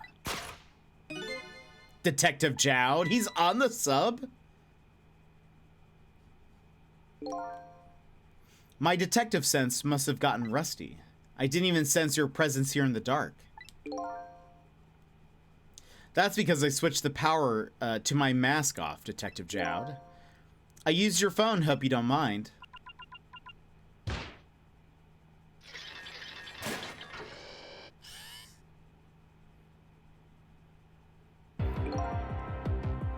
Love the implication that we stayed behind to hang out with Pigeon Man while Jowd somehow did a whole spy mission to infiltrate the sub in like a couple of hours and he's in the water somewhere. That's like kind of incredible. Egad, never thought you'd track, I mean, he's a great detective, we've been told, so. Never thought you'd track us here, especially seeing as you're a death row inmate. And I'm equally surprised about your choice of transportation. A submarine, eh? But how did you find us, my man? Not even the police knew where the Yanoa was going to surface. Confound it. We detectives have a little saying. If there's something you want to know about a case, ask the criminals.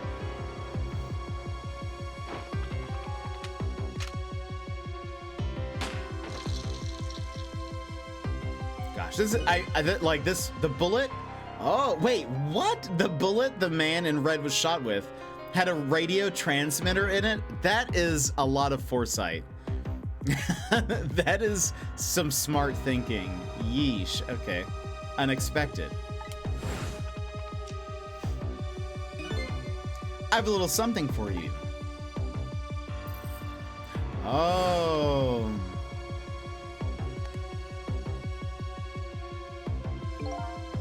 Cabanella has given me some weird presents in the past, but they always prove useful. This one was a radio receiver made to look like a pocket watch.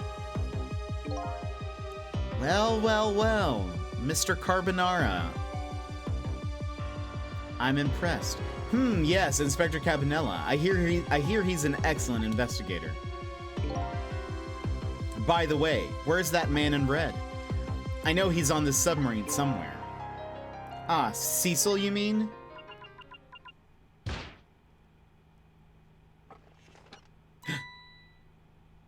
He had to duck his head so that way his hair wasn't poking up on over the chair. You can relax. That's nothing but his shell. His shell, eh? His spirit isn't here right now. Is this a Ghost in the Shell connection? Most likely right about now. He's controlling your daughter. Please, I beg you, let my daughter go. If you need a hostage, take me. Just please let her go. Bah. There's something our nation needs. Cecil has it. That's all we care about, my man. Nothing else matters. However, it would appear Cecil has underestimated us. He's left behind his precious bargaining chip here. Bargaining chip? Uh-oh.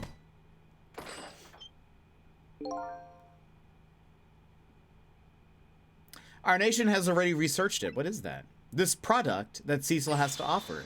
The source of his powers. Smack.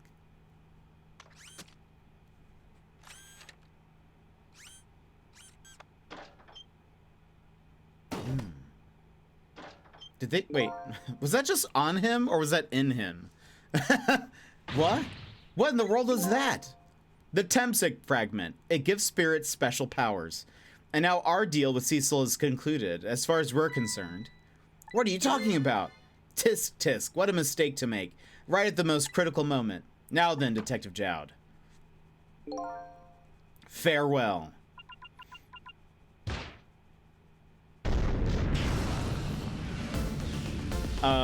What?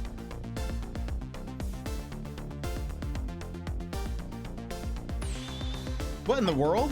The whole room just vanished. Detective Jowd, where did he go?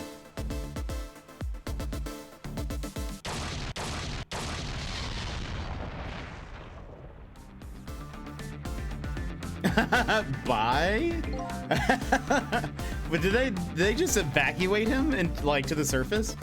What now? I think I heard an explosion somewhere. In any case, Lynn and the little lady should be here somewhere. I smell danger. I better find them fast. Find them and fast. Wait. Is that?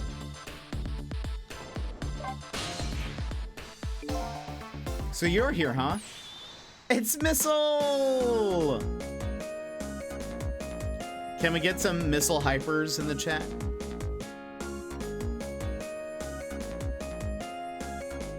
Some missile hypers for Missile.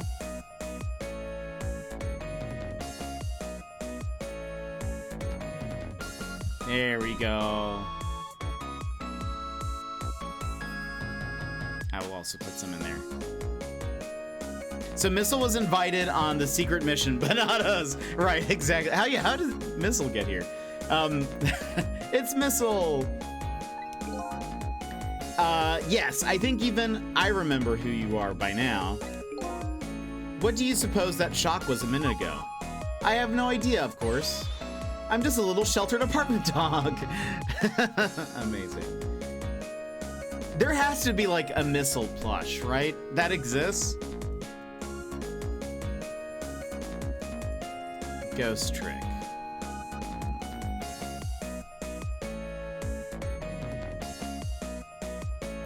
I don't think so. Wait.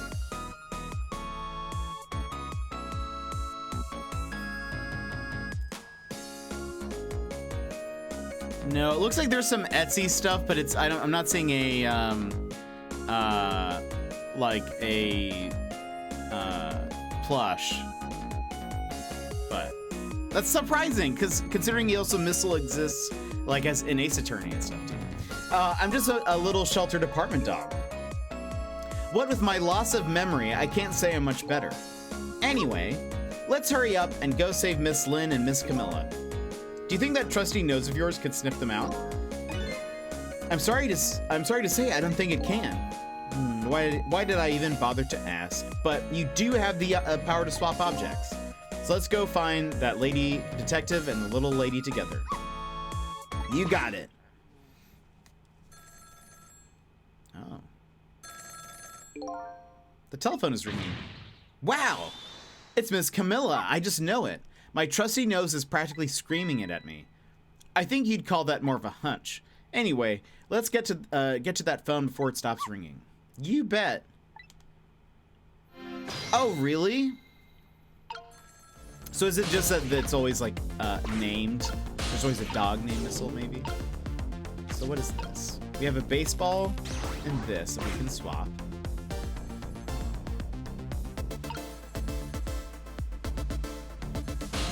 Oh, this will allow me to now move here.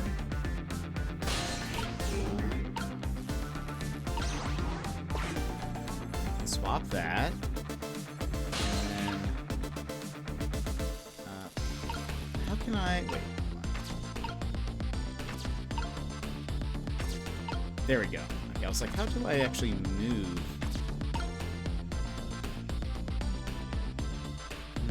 Okay. I want to swap these two.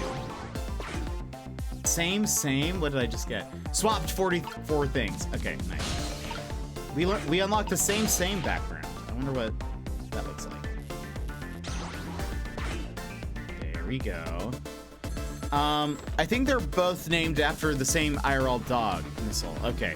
The real Missile was a Pomeranian. Don't know why he was a Shiba in AA. Interesting. I think I just heard another little explosion in the distance. I've got a bad feeling about this. Cecil, look. That black hello, it came off the hook. Uh-oh, I'd better answer it fast. Yep.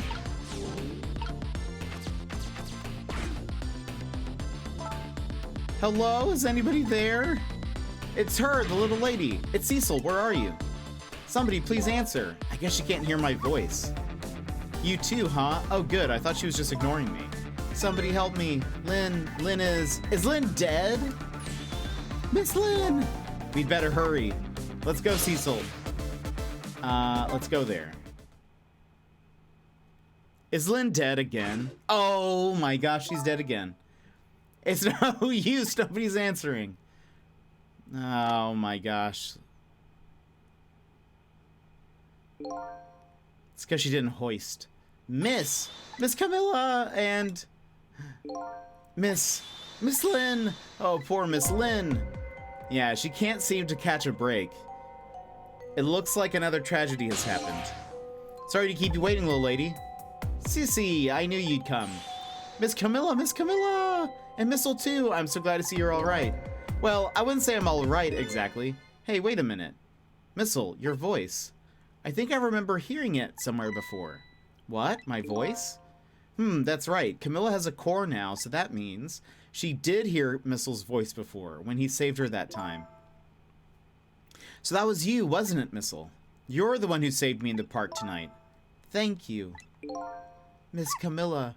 I'm so glad I was born your little doggy. Oh, that's adorable. Random question, is Missile Lynn or Camilla's dog? Maybe, it sounds like Camilla's. Right, it has been over an hour in game since she last died. Makes sense. Lynn has to die at like about every hour or two, so it makes sense. Hey, Missile, could you stay here and watch over your mistress for a while? Huh? But don't you need my powers?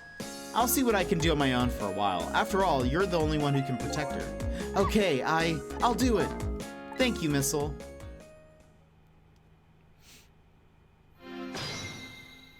Alright. I wonder what happened this time. I'd better talk to the little lady a little more. And then I'd better do something about that detective lady. Missile's doing his best. Can I talk to you a minute? Yes, Sissy? Could you tell me what happened to you? By the way, Zona, did you see we have a Missile BTTV email? What happened after I last saw you at your old house? Oh, let's see. After that, I think I fell asleep. I woke up to the sound of an engine. So she was already in the submarine by then, eh? I thought to myself, I have to escape. The next thing I knew, I found myself in this big room. I was so tired, I couldn't move. And then... Camilla! Hi, I'm Missile. That's perfect. I was so relieved, I don't remember what happened after that. Oh, man. She must have passed out, the poor thing. You've been through so much. You were very brave. I think Lynn's probably been through more than me. Yes. You've both been brave. Lynn's died a few times, let's just say. Turn the wheel. Alright, let's check in with Lynn. Oh, Cecil, you're here. Lynn, what in the world happened here? I don't know. Huh? Are we in the arranged or we're in the arranged? Huh? I just sort of blacked out all of a sudden. Next thing I know, I was dead. Yeah, I guess you wouldn't know in that case. And where's Detective Jowd? Is he alright? I don't know. Huh? The room he was in just disappeared all of a sudden. Now it's all making even less sense than before. After we left the super's office, we followed after the man in red. We tracked him with the radio transmitter. Inspector Campanella fired into him with the bullet. The man in red took a boat out to sea from a small harbor on the edge of town. Detective Jowd and I managed to secretly stow away on his boat. How big was his boat? So Detective Jowd is in space now. So long. Yeah, he for all we know, he is in space. Cannot wait for Ghost Trick 2 Space Boogaloo. And then we sneaked out onto the submarine with him when it surfaced. That also seems unlikely. Before long, the submarine drove back down again. Detective Jowd and I decided to split up. He would take care of the telephone line, and I would look for Camilla. I found Camilla hiding here in the engine room. She had escaped and run away here. Wow, that's quite an adventure. What happened next? I don't know. Huh? There was a flash of white all of a sudden. Next thing I know, I was dead. Oh boy, it sounds like it'd be quicker to see for myself. Rewind time. And throughout all of this, we were hanging with the Pigeon Mania. We were just chilling, I guess. We have no idea why. Oh, I almost spilled my coffee. Camilla, are you okay?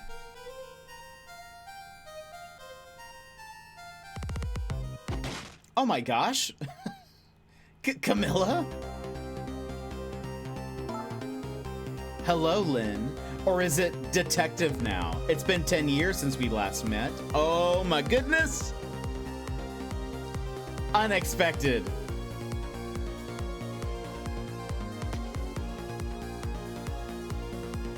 The music is so good. I'm in love with it. I really hope if they release this album on vinyl, I'll be very tempted to get it. Let's see. It's been 10 years since we last met.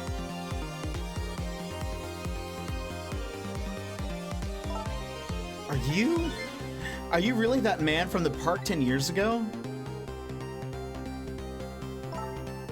Well, I see there's no need to introduce myself. Give Camilla back. She has nothing to do with any of this. Afraid I can't do that. This is my last chance. The phone is ringing. It's not for me. Nobody ever calls the dead. Oh, goodness. One-handed?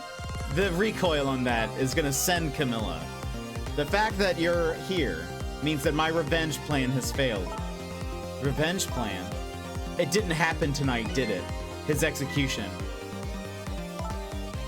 Well, knowing him, I have expected as much. That's why I was waiting here like this, waiting for him to show up. Wouldn't it just be what he wanted, to be executed by his own daughter? Gosh, that's so dark. I heard about 10 years ago. I feel sorry about what happened to you. But revenge?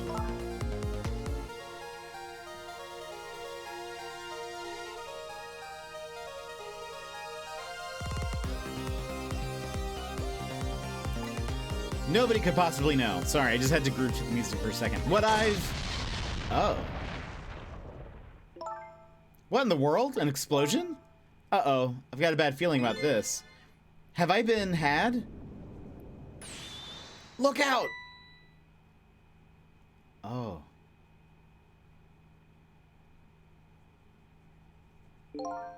Revenge, huh? That's a feeling I just can't understand. Of course not. You're not him. She's right. I'm not him, am I? He was going to shoot Detective Jowd as Camilla when he came to rescue her. It's just too horrible. Yeah, it's incredibly messed up. Anyway, let's bring you back to life. Again. You didn't have to add the again part. Oh, we did. It's been 4 or 5 times now, Lynn. It's about time. So, okay. Okay. So let's see. The cause of death this time was that mysterious explosion. You're pretty up for a dead woman. You know how detectives love a good mystery. It's like a shot of vitamins. What do you mean for a dead woman? Anyway, I guess we should look for a way to stop that explosion. All right, let's do this thing. Finding clues is like a dose of minerals to a detective. I'm afraid with my memory loss, I have no idea what vitamins or minerals are. I'm curious though, I mean, if we save her, she's gonna get shot, no?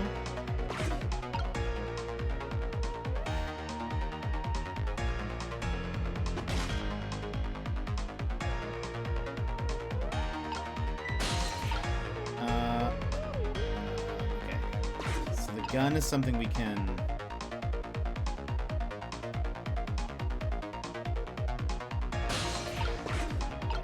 Maybe when she does the pose, she's about to shoot, sort of.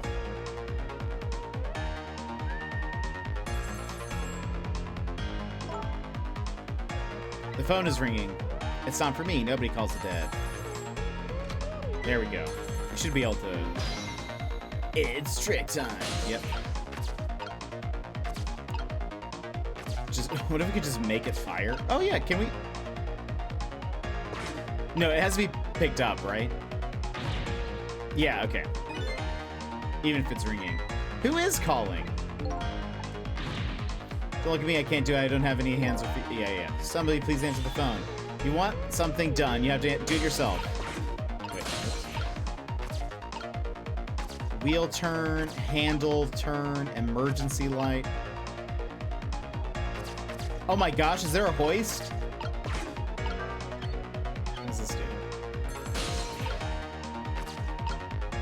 Emergency lights.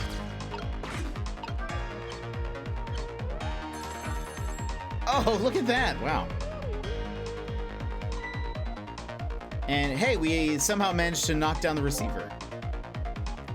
Somehow managed? Who's to say that's not how I planned it? Come on, hurry. Now's your chance to get on the phone. Might be Detective Jowd. She's right. I better check it out. Hello? Anybody there? If anybody's still there, get yourself here on the double. We're about to head out. Speak up. Why don't you answer? Anyway, come if you're coming. We're leaving.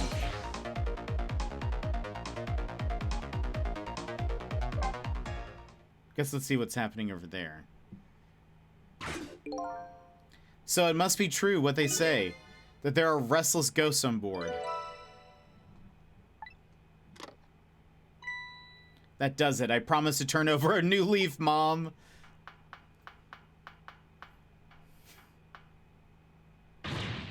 Who's he calling restless ghosts? Well, it's true neither one of us is really resting in peace. Anyway, it looks like the sub just lost one of its crew. I guess that means the fate of the sub has changed slightly. Fate averted? Or changed? Cecil has underestimated us. He's left behind his precious bargaining chip here. Bargaining chip.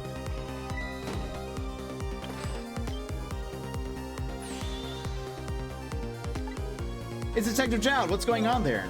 I saw this little deal go down once before. In just a moment, the man in red is about to get his Temsic fragment taken away.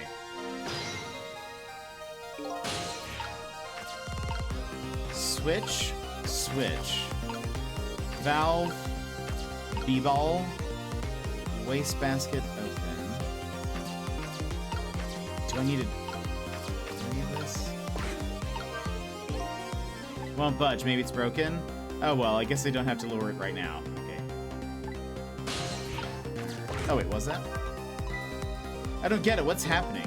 They decided to conclude the deal without the other party present. They're just going to go ahead and steal the Temsic fragment.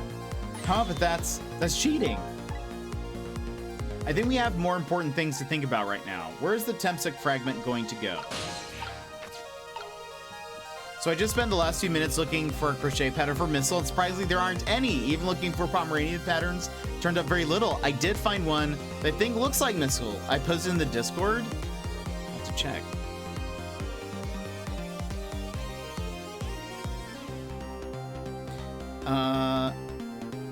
Oh, it does kind of look like Missile. Supposedly, though, I mean, it's kind of hard to tell. The one thing that's kind of weird, Missile has multiple tails. That's one thing that's, like, kind of difficult. Probably. It looks like he has 4? Or is that just, like, his tail wagging? I don't know. It's kind of hard to tell. We need to look at official art for Missile. It's kind of hard to tell if that's just like how they drew it, so it's supposed to be like the tail is like wagging really fast. I think that's just the game's way to depict a fluffy tail. Okay, I think that might be a bug. I think it's just meant to be fluff. Oh, I see. Or yeah, it could be like wagging. Okay, never mind. Then I thought it was like, he's literally Vulpix. Missile is literally a Pokemon, and nobody's talking about it. Why is nobody talking about this dog? Oh wait, I can't do that. Oh wait, now I can.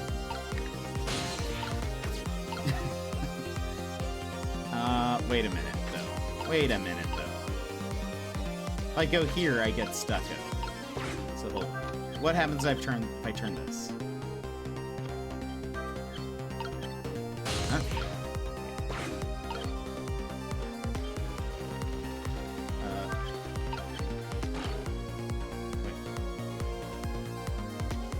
Nothing?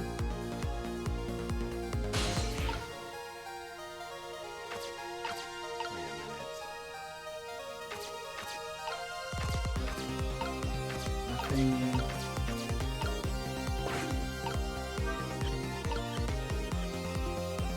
Really? Okay.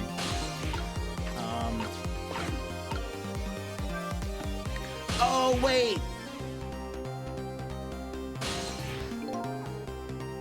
I wonder if I'm supposed to connect with the fragment. That's probably what it's supposed to be. Hold on. Let's go to the admin page. I was surprised that no one has made a Pomeranian plush pattern. Yeah, that is kind of odd. Pomeranians are usually very popular, I feel like. What's the bug in the original? I wonder what the original art looks like also. That could be like a...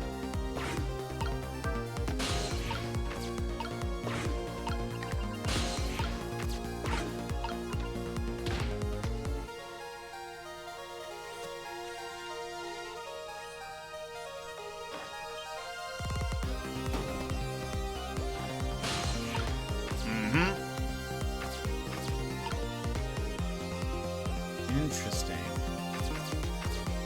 No reason for us to go. I guess we'll stick with the capsule. Oh. Oh my gosh! Wait, they're all in the sub. Hold on. That's amazing. Ah, the Temsic fragment. You're mine at last.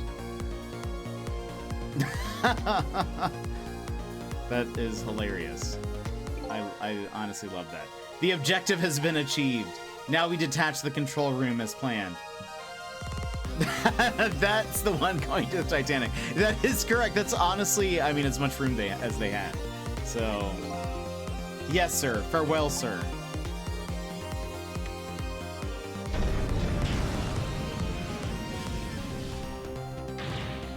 Cecil, what just happened? The whole room just disappeared with Detective Jowd in it. Don't worry, Lynn.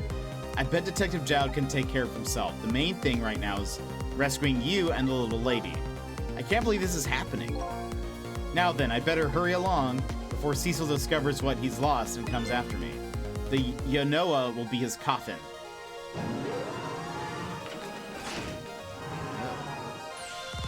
May it lie buried here in the deep sea forever. Farewell, Cecil.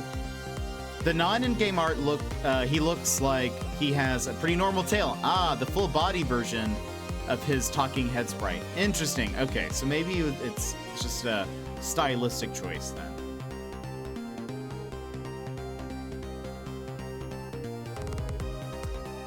Let's see. Farewell, Cecil.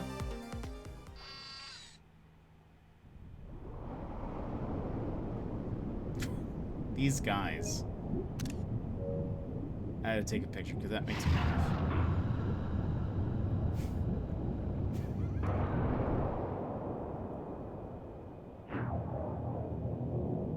They really should unionize. I feel like they're not being treated very well. Ah, so that's the cause of the giant explosion. Huh? What is? Don't tell me that's another thing you've forgotten. The torpedo. It's like, well, you've heard of a missile before, haven't you? Yeah, sure, but a different missile comes more readily to mind. It looks like he plans to sink the submarine with that thing. This is not good. We have to do something before that torpedo is fired.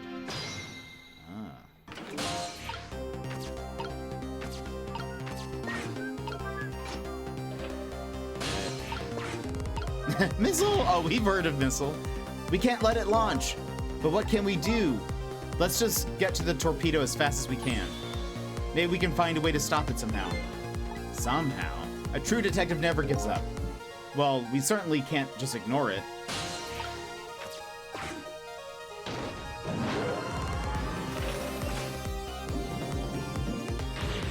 There's no time, it's gonna launch. Don't worry, we can still find a way to stop it. What? How? Even if the torpedo does launch, we just have to stop it from detonating, right? There's still something we can do, I hope. Why was the I hope at the end the strongest part of that sentence? Okay, here goes.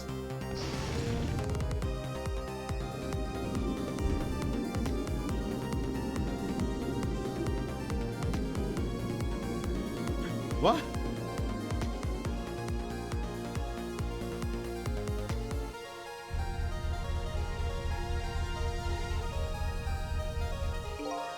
I came along for the ride without giving it too much thought, but was this really the best move? I think so. We just have to keep it from going off, right? I'm sure this poor little rat will thank us too. How in the world did it get in here? Oh my gosh, this rat. Okay. The joint. I think these outside parts are supposed to be weights of some sort. The spinning black things, right? Apparently their spinning helps the torpedo maintain its balance. That must be pretty heavy. I wonder if we can use these weights to our advantage somehow. So that's the gyroscope. Now we're the missile. Oh my gosh, we were the missile the whole time. Operate the joint, a striker, detonator, gyroscope. Okay. We stop this gyroscope? Do you know how a torpedo works? No, I can't say I do. Wow, detectives sure know a lot. I saw it explained once in a book. On impact, the fuse in the tip is depressed. Ah, that in turn sets off the detonator. The detonator, huh? That must be that red button. So how do we stop it? They didn't explain anything about that in the book. The integrated rat is a crucial component of any good torpedo. That's the thing. That's the thing about torpedoes they don't tell you, is that each one has a rat inside. They didn't explain anything about that in the book. Wow, detectives sure know a lot. Or not. Joint, operate.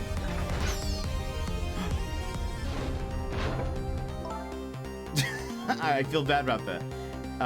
That's the supervisor. This looks like just the thing. If we can clamp this thing on the fuse, it should keep it from moving. Ah, I see. So what does that mean? We need to figure out a way to move the rat. It means we might be able to stop the torpedo from exploding with this. I have to admit, I don't understand all the details, but I do want to give it a try. But before we can do that, looks like we have to get something out of the way first.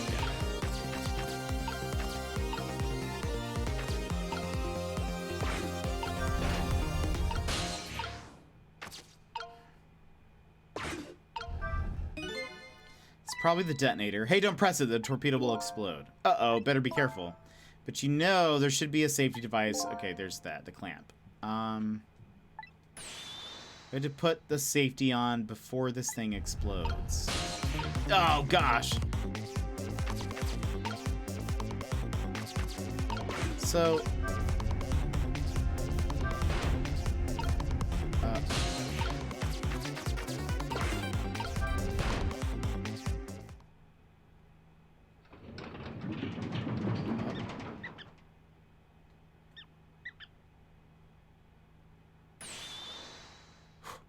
It's a safety device for the safety device. Great, we've dumped the little creature off. Wow, those weights were heavy enough to turn the whole torpedo over.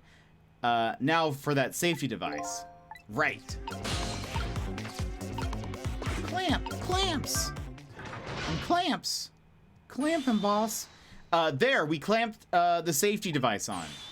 We did it. That should keep this torpedo from exploding. But there's just one problem. Problem? What's that?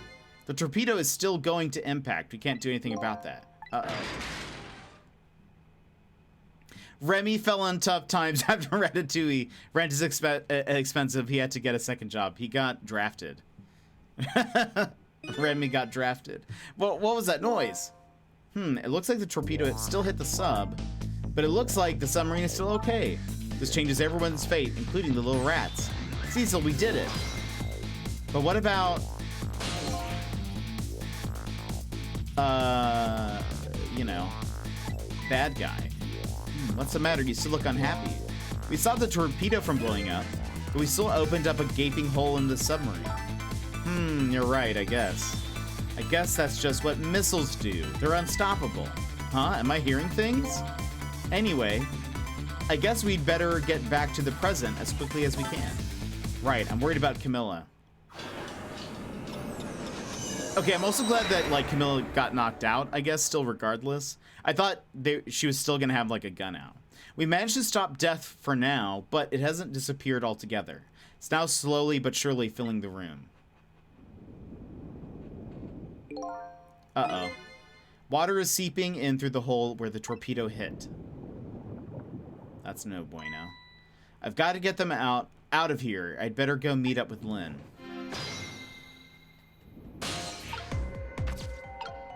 Transformer. Medium fan. Each of the 3 machines is equipped with a fan. Now that I take a closer look, it appears there are 2 sizes of fans. Okay. Transformer. Starter. Wheel. Wheel. Balancer. Oh.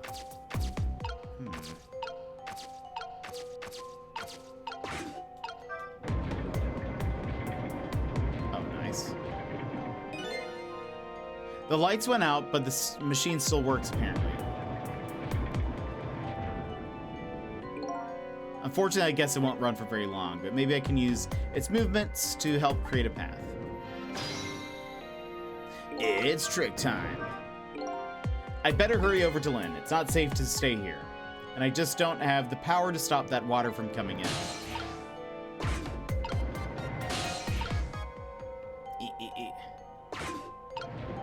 What if I did, though? What if I had the ghost trick of, like, controlling the oceans? Oh, wait. Maybe I need to...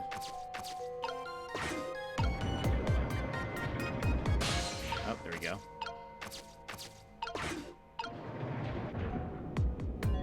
No! Okay, hold on.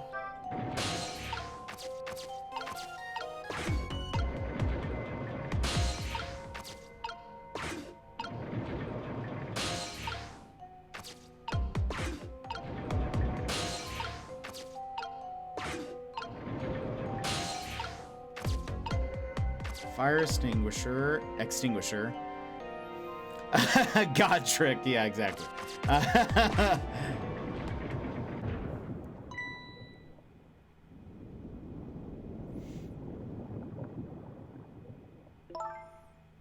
Lynn! Camilla, you're awake. How do you feel? I'm so sorry. I'm sorry I pointed that gun at you. Don't worry about that. That wasn't you. Miss Camilla! Oh, Missile, you're here. Oh, poor Miss Camilla. Miss Lynn, what should we do? We have to get out of here before any more water comes in. Cecil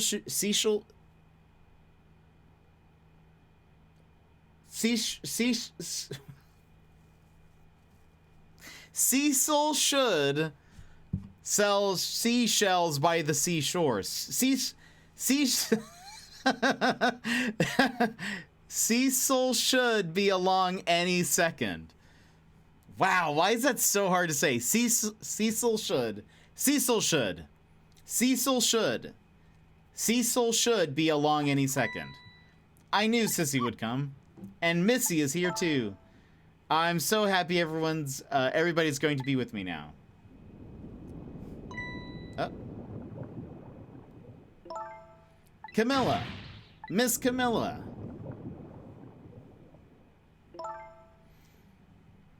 I'll get you out of here. If it's the last thing I do. I think I'm gonna cry.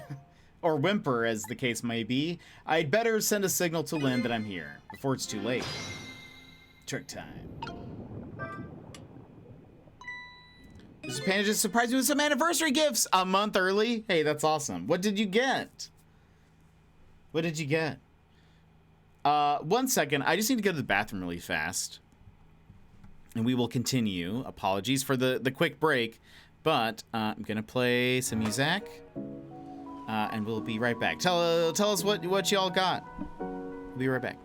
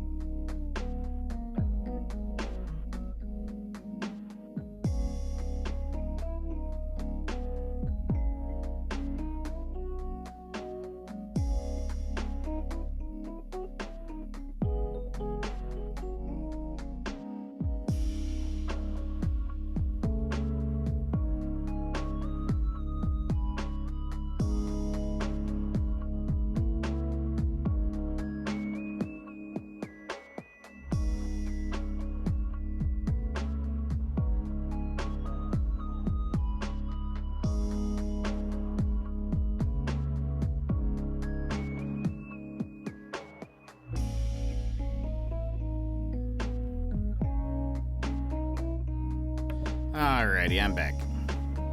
Hope you had a chance to stretch your legs.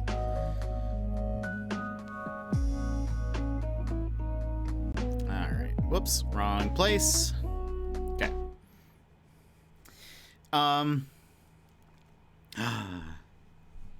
The 50th anniversary collector's edition of The Lord of the Rings, all 3 books in 1 volume.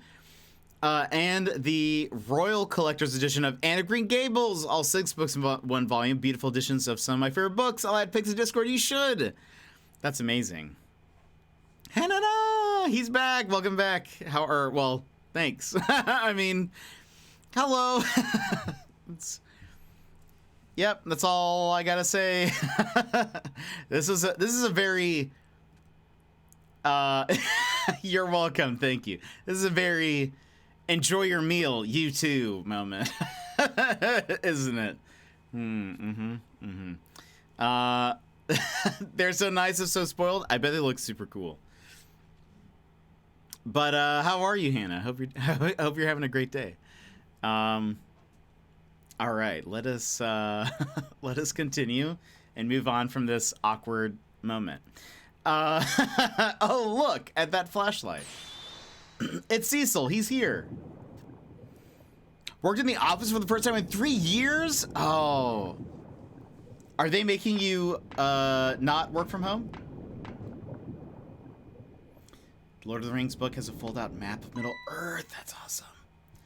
I'm glad you're here, Cecil. Sorry for the wait. It looks like this room is going to fill up with water fast. We'd better get out that door as quick as we can. We won't be getting out that door, I'm afraid. The water pressure is too great already. I can't open it. What? What does water pressure mean? Think of it as the force of the water holding the door closed. The water level keeps getting higher and higher in here. So the only way out of here is up, eh? Only up. Exactly. Okay, got it. Look, let's look for a path that goes up. We need Gizmo.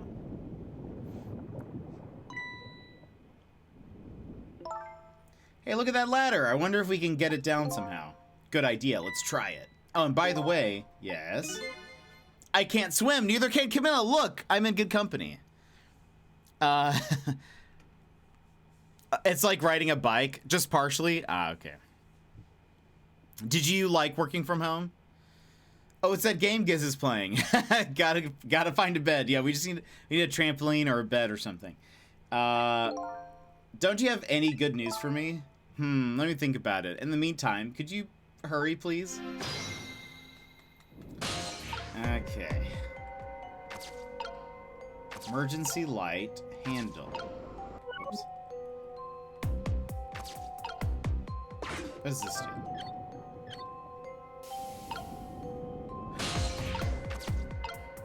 Glove. Fuse box. Switch. Hey. At my old job, they started forcing us to be partially back in the office shortly before I left. Ooh. Or what do you do? Are you working from home now? Luckily, I get to work from home. I really like it. I really like it. More so than going to the office. I hate it. I feel like anytime I've worked in an office, you get so little work done.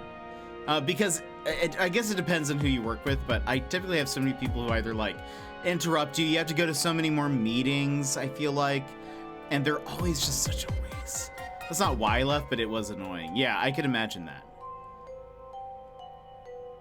I could imagine that. A lot of people have actually been leaving their jobs once they make them, especially if they make them go back full time in the office. I've heard a lot of people have started to leave to look for work from home options. I don't mind working in the office, but I cannot handle a hybrid schedule. So you would prefer one or the other? You did it, Cecil. Thanks.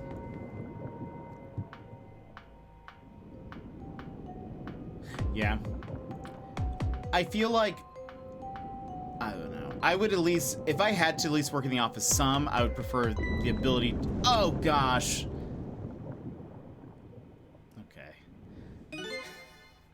I would at least prefer being able to go work most of the time at home. If it was like 1 day a week, maybe, but I hated working from home, but my job isn't very yeah, that makes sense. As a teacher, that would be much harder.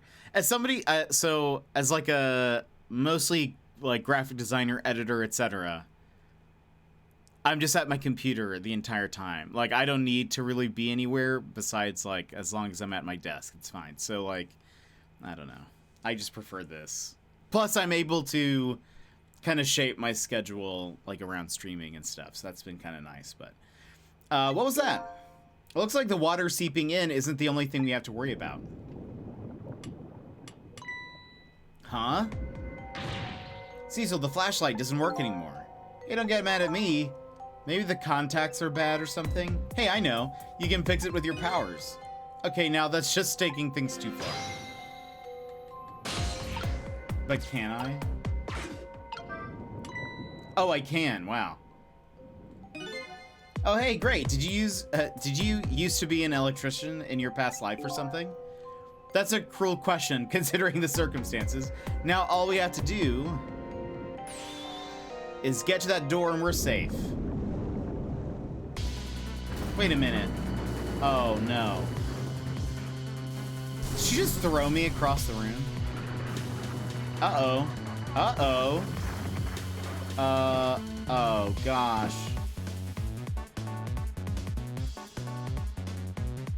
Is she dead?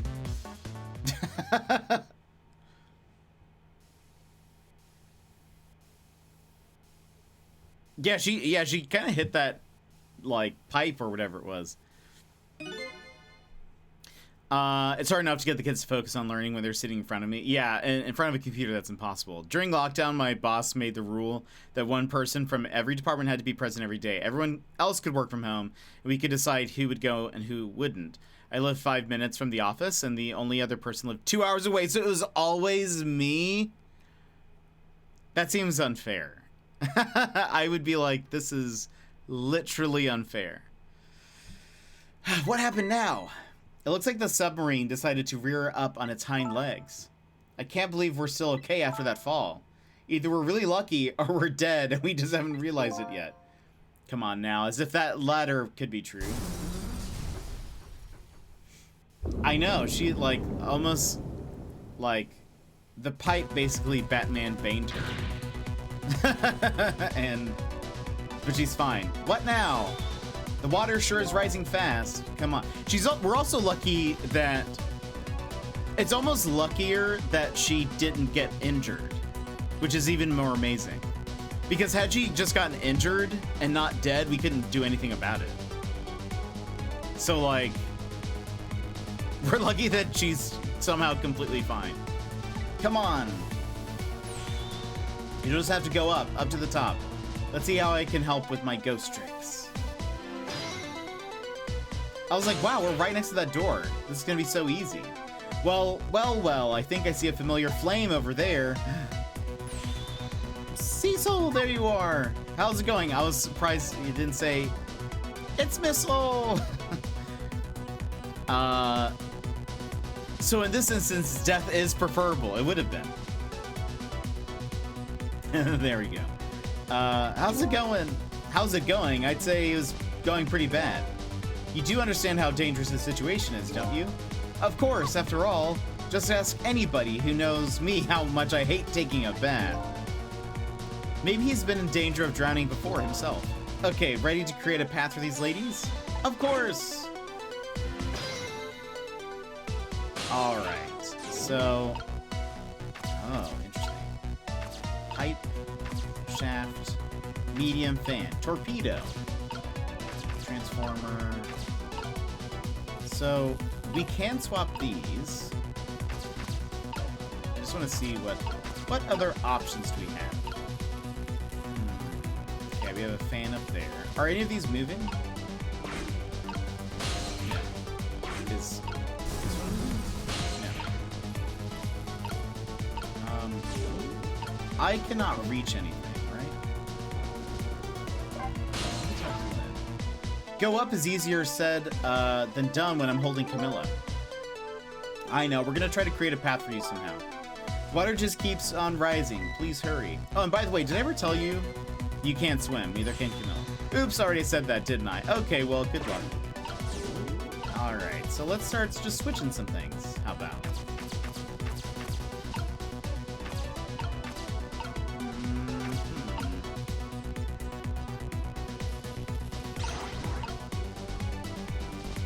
Feels like I need to get him. I need to get. By the way, don't answer this. Are we gonna find out that the main character's name is actually not Cecil, but it's Ghost Rick? And the game's not called Ghost Trick, it's actually Ghost Rick. Even Carbonara said, man, if I'd known, I would have tried to die in the explosion. Oh yeah, that's true, yeah. So instead of breaking her back and dying, she's going to drown and die. Where does she live? Florida? Brad, welcome back. Or Alaska, apparently. I'm a software developer. Oh, we've been working perfectly fine, 100% remote throughout the pandemic. And my team was spread across several different offices throughout the country, so it really didn't get the push for us returning to the office. Yeah, that's super weird. That's super cool that you're a software dev. That's like so outside of my ability. That's really cool. It's Missile's time to shine. That would be hysterical if true. It's the twist. That's the twist we've been waiting for. Okay. How do I get? Wait, where is she gonna go? Is she gonna do something? She picked up the flashlight. Oh, there we go. This makes more sense. I was like, how? Oh, I can't do that. Torpedo, transformer, operate. Oh, if I operate this, the fans move, right?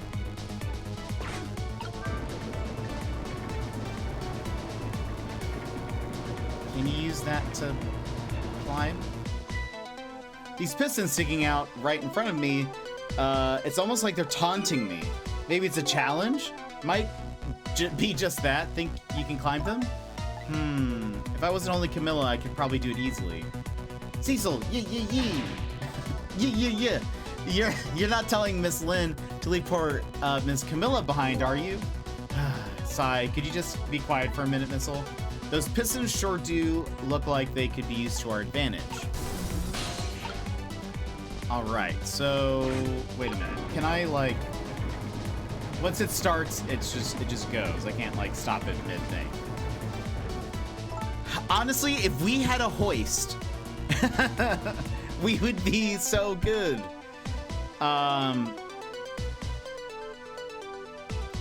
Once you beat the game, the title screen changes to Human Rick.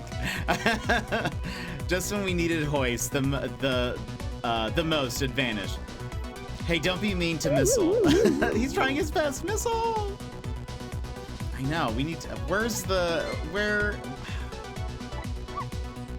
Oh, I doubt they're doing that, Miss Lynn. Looks like. Oh, okay. So maybe. Hey, Cecil, my arms are full, but my legs are free. If you could just move those pistons. Yeah. So maybe I do. Like.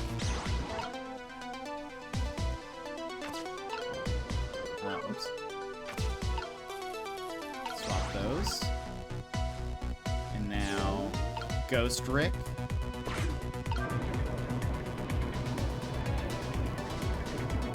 Does that work? Oh, wait. Oh, I see. Okay, I see how this works. Everyone calm down. So that's a medium fan. We need the larger fan. Is this a large fan? I think that's a large fan. It is. Okay. Whoops.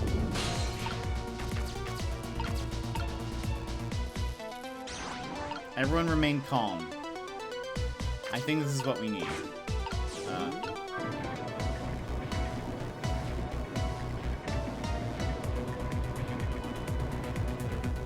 Da-da-da-da! There, how about that? Wow, this is great. You made a staircase for me. You'd better hurry. I don't think that water's gonna wait for you. Is this gonna be like Sonic? Like if her ankles touch the water, she just hops up into the air and dies. And then falls off the screen. Uh-oh.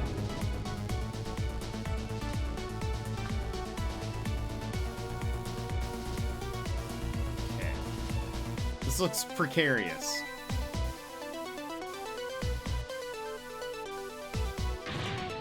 Now the steam is getting in the way. It's too hot to get through. What? And there's no way to go around either. Think you can do something? Of course we can. We have to. Okay.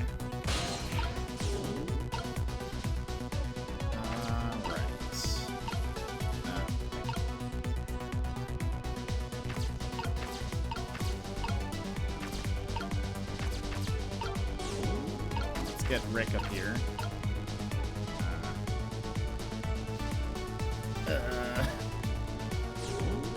Oh, wait. Hold on. If I...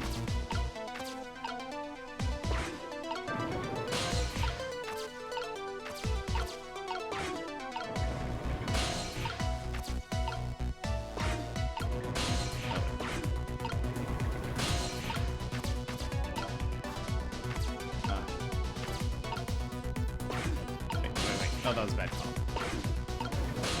Right.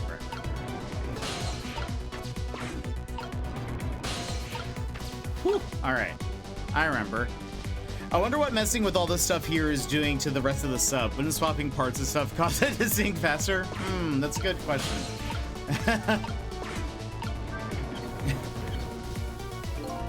Okay, we've stopped one. Oh, what we're gonna say. So by closing this valve, I've shut off the steam flow to that first pipe. I can read, no worries. Now, hold on. What if I could?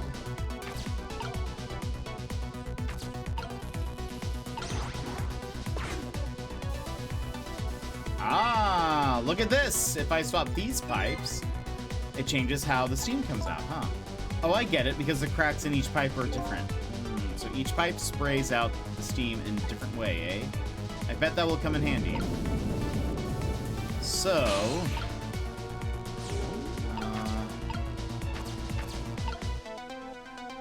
okay, so that's the only valve.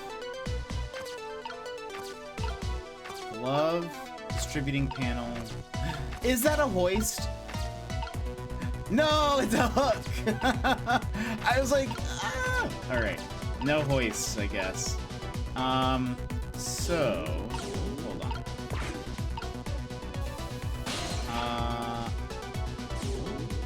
So do I need to go to? I mean, that's bad. We don't want that. That was pointing down.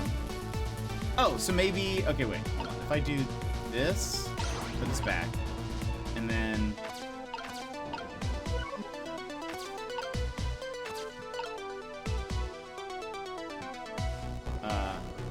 oh, I need to move Rick.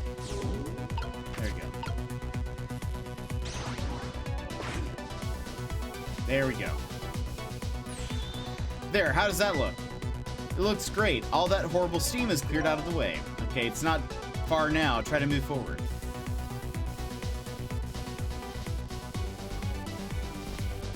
These break. She falls. We're already standing up on the back. I think we might be at the ocean floor. Probably true. Hoist, hoist, hoist. Look up there. If I can just make it to that door, we can escape. Now, how in the world am I going to get up there? Don't yell at me. If you want to yell, you can yell at me. Missile, how can I yell at you when you're so sweet about it? I think you just did. Let's look for something to pull Miss Lynn up with, like a hoist? Or will we be hoisting with a hook? Yes, something to whisk use hoist. Yes, something to hoist Miss Lynn up and glide her ever so gently to the top. Hey, are you being sarcastic?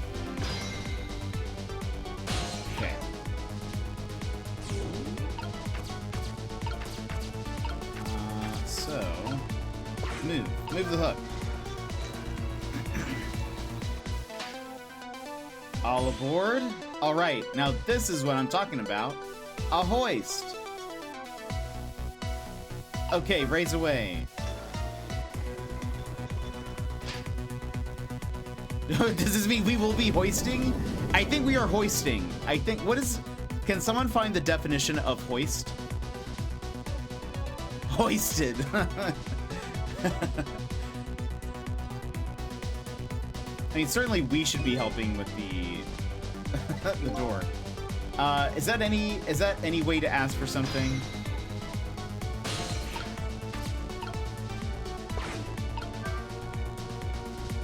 Raise something by means of ropes and pulleys. I feel like that counts. Quick, hoist before they become moist. No hooks, sorry, but we were raising or lifting something, and what is a chain but just a metal rope, you know? A hoisted instead of ahoy. It's no use, I can't budge it, it must be stuck. Oh no.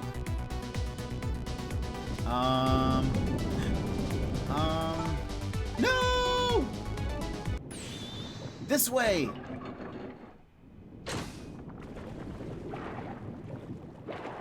Wait.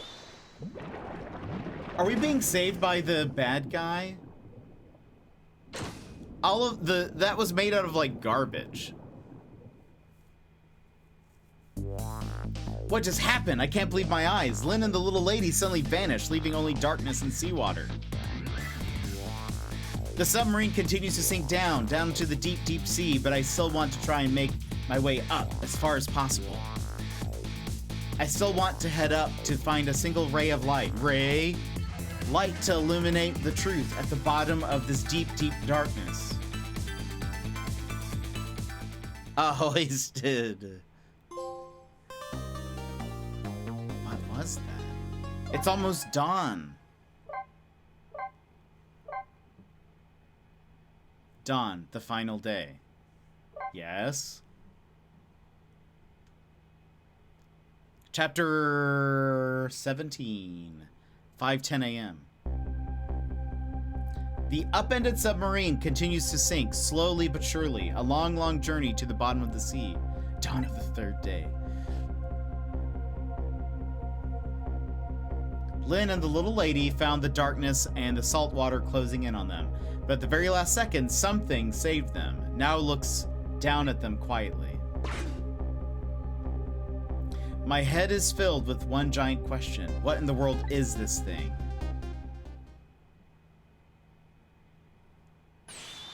Eek! Oh, it kind of had eyes almost for a second.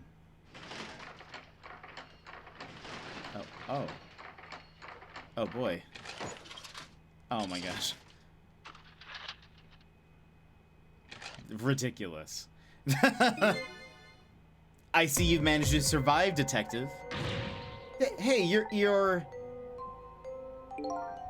Excuse my appearance. I seem to have lost my body. Oh, and you there. I hate that it's looking at us. You're the ghost who's been saving Lynn all evening, aren't you? You knew about me all along? Of course. What else would explain all those unnatural things happening? If you knew, how come you didn't do anything about it all this time? And how come you decided to save us all of a sudden? So it's interesting that even though they took the meteorite, he still has his powers. So I guess the meteorite, it's not a proximity thing. It's like you are imbued with some kind of power or something. And how come you decided to save us all of a sudden? I thought you wanted revenge, wanted to get revenge on us. I don't really know. Please, you gotta tell me. I need to know.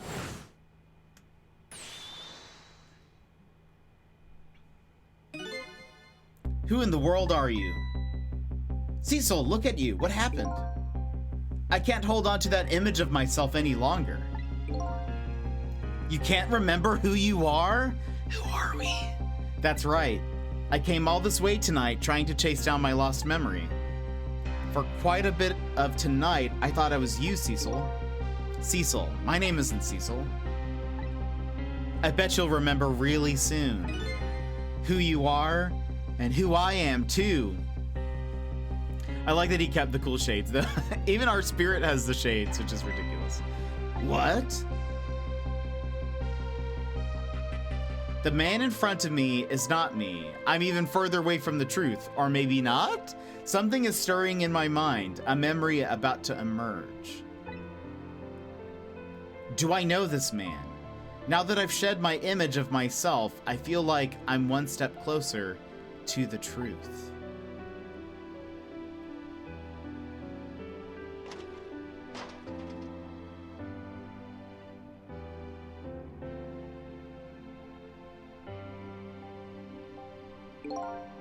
They got us good.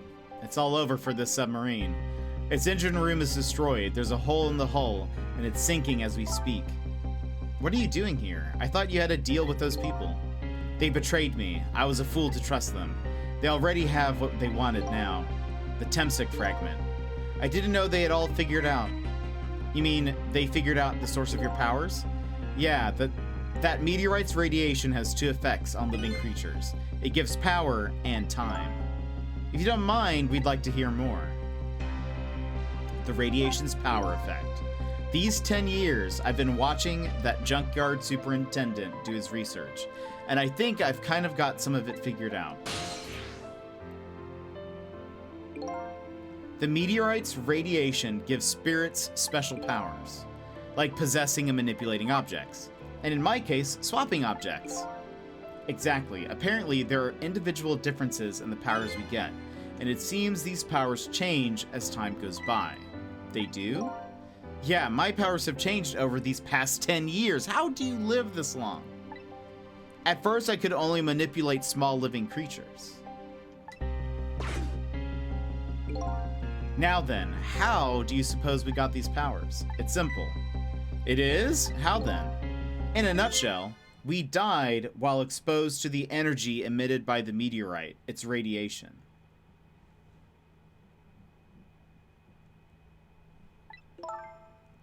That's what does it? Dying while being exposed to the radiation? I guess that makes sense. Missile died right at the site of the rock. Who are we, though? I mean...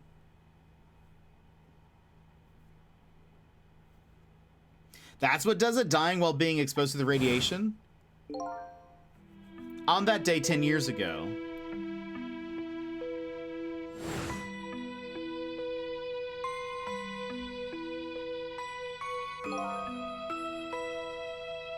A fragment of that meteorite pierced my heart and I died.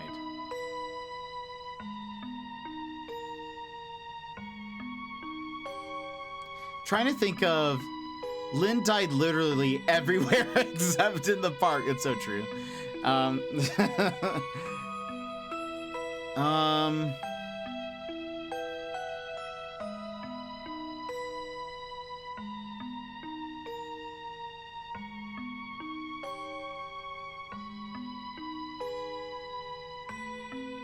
The only other person we know of dying is Detective Jowd's wife. That would be a twist if we're actually Detective Jowd's wife this entire time. but I don't think that makes sense. It doesn't make sense unless the bullet was with like a meteorite. It wasn't. She wasn't actually killed.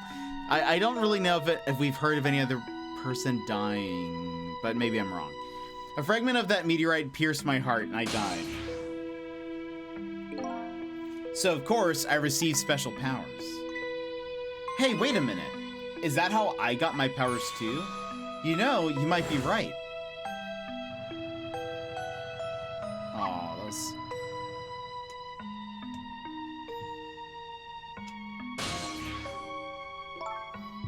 Aren't the Temsik remnants still right there in that park at the bottom of the crater? You're right. So that must mean I must have died in the presence of the meteorite's radiation too. The radiation's time effect. Another effect the meteorite's radiation has on us is that it gives us time. Again, I think this time effect is centered around the theme of death, but it's not all that clear. So the fact that I can return to 4 minutes before a person's death is another effect of that meteorite. One of the characteristics of that meteorite is its ability to replay the moment of death. Replay the moment of death? This is all so strange and confusing, I can't take it all in. It makes about as much sense to me as anything else. Yeah, strange and confusing, that's just about sums up the object that pierced my body that day. Thanks to that meteorite fragment, my very existence is a contradiction. What do you mean? Contradictory existence. That day, when the fragment pierced my heart, I lost my life. However, because it remained inside of me, that fragment continued to constantly regenerate my body. In other words, my body was continuously cycling between the moments that separated my life and death. What? My body's vital function stopped 10 years ago, but my body's time is perpetually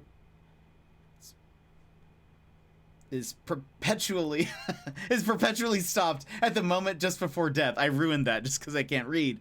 But my body's time is perpetually... What? My body's time is perpetually stopped at the moment just before death. Time just stopped? Huh? So I just simply existed, not really alive and not really dead. That pretty much sums up all these last 10 years for me, ever since that incident in the park. My body hasn't aged a day, my hair hasn't grown an inch. Come to think of it, that old pigeon guy mentioned something. He said he couldn't cut the guy's body with a scalpel. So I guess, as soon as an incision was made, his body would be regenerated. Wow. So his hair has always been like that. That's true. And it will forever be like that. Before I left this country, I wanted to do one thing. I wanted to get revenge on the people who stole our lives. Our lives? As part of the deal, I made those guys promise to cooperate. Cooperate? You mean the kidnapping? It all went fine. I manipulated the justice minister and made him issue the execution order. But I thought he might call off the execution at the last second. So that's why he wanted to get his daughter kidnapped. But they kidnapped the wrong girl. Little did I know, they had their own reasons for cooperating with me. Huh? Their objective was to wipe out everybody who had to do with Temsic.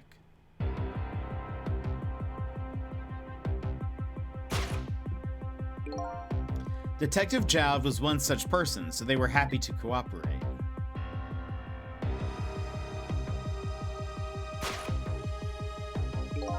Inspector Cabanella and that junkyard super, they were slated to be wiped out too. And as it turns out,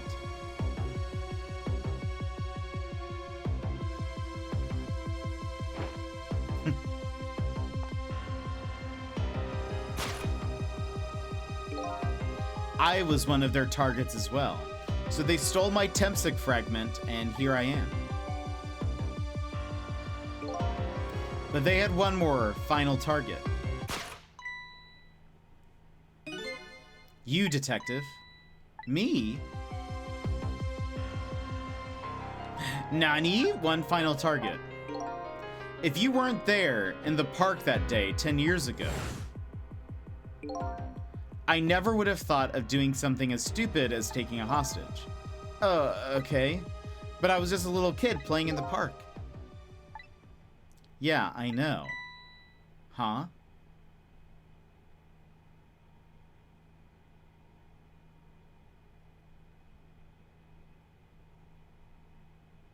What's about to happen? What's about to happen? What's about to happen? It's not like... Surely we're not like her dad or something, right?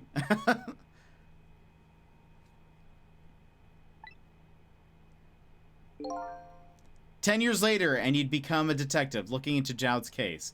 Tonight, I invited you to a quiet spot on the edge of town. It was a trap, you see.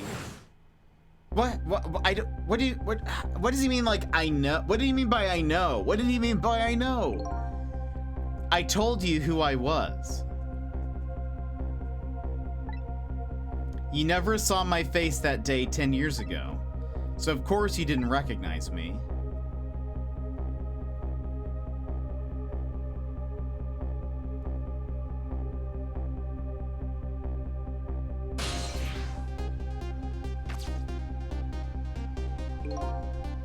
I took possession of you to make you shoot me.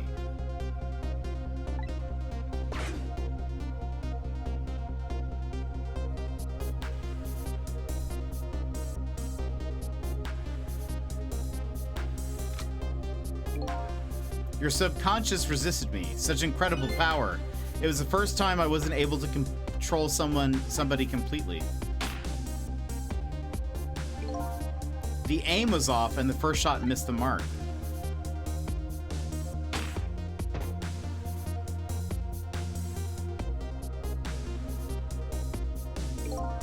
The junkyard was equipped with security cameras. I knew you'd be wanted for murder. That was my plan anyway.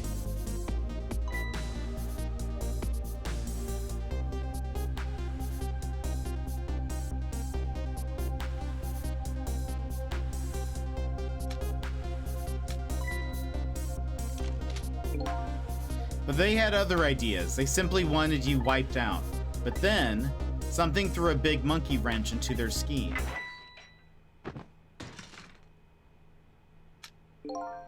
I showed up.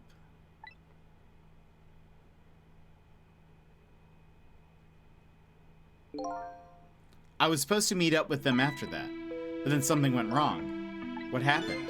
My body disappeared. Aha, the inspector in white was responsible for that one. My precious bargaining chip was in that body. I had to get it back, no matter what. That inspector caused me no end of trouble. But why were those people targeting me? I never even heard of the Temsik meteorite. Because you were looking into the Jowd case. They thought you would find out about Temsik sooner or later. I think if you had gone through the full thing, I mean, there's a lot of things that connects. I feel like it's not as, it probably sounds more confusing than it is. They thought you would find out about Temsik sooner or later. Surely there are more questions.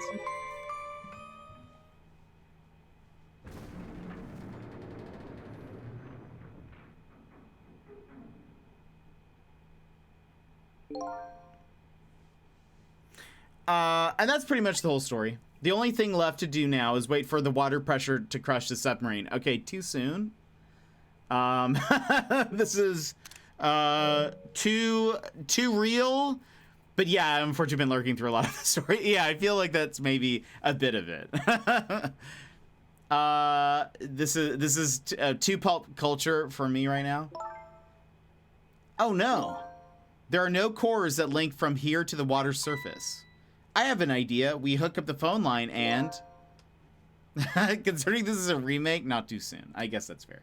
There are no communication cables down this deep. They meant for the submarine to be my coffin. A coffin for the dead. There's no escape. So... I think I kind of understand now what you've been feeling these 10 years. You what? This feeling, cut off from the world, all alone in a submarine, sinking slowly towards the bottom of an endless sea. This must be how you felt all along.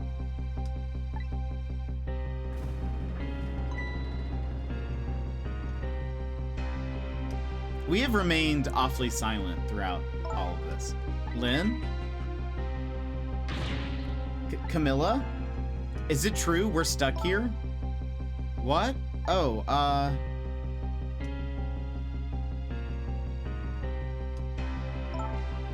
If my dad was here, I bet he'd save us.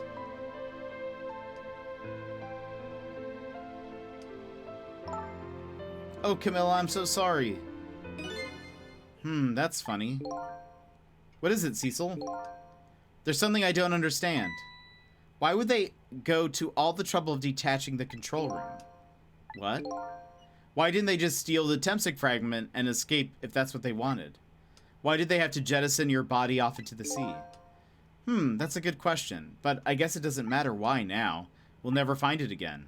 We have no idea where it was launched to. Wait a minute. Yes, we do. Ooh. This will tell us where Detective Jowd is. That present from the inspector in white. That's right, Detective Jowd told me to hold on to it for him. Emmers, welcome in! And the bullet is still in this person's body in the command room, right? And we should be able to tell exactly where it is with this. But even if we find out where it is, how do we get there? We should be able to figure something out between the three of us. With our powers, right, Miss Lynn?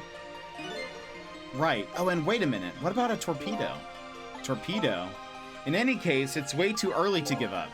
It looks like Detective Jowd is our last hope. Come on, let's get started. Open door. Is that where I need to start? I feel like no. This is gonna just let... Oh, there's that. Let's talk to people. So his shell is definitely there in the command room, right? Just without the fragment? It's there, yeah, but I don't know about calling it a shell. Detective Jowd's watch will tell us exactly where it is. Right, he said it was a radio receiver, didn't he? There might be another torpedo on the submarine. If we use it, we can get to Detective Jowd. That's a brilliant plan, Detective. You think so? So what are you gonna do? Ride on the top of the torpedo? Of course not. You guys are gonna go. Darn, I kind of wanted to see that. Did you want to see me drown? Control panel operate? Ooh. Oh, grapes.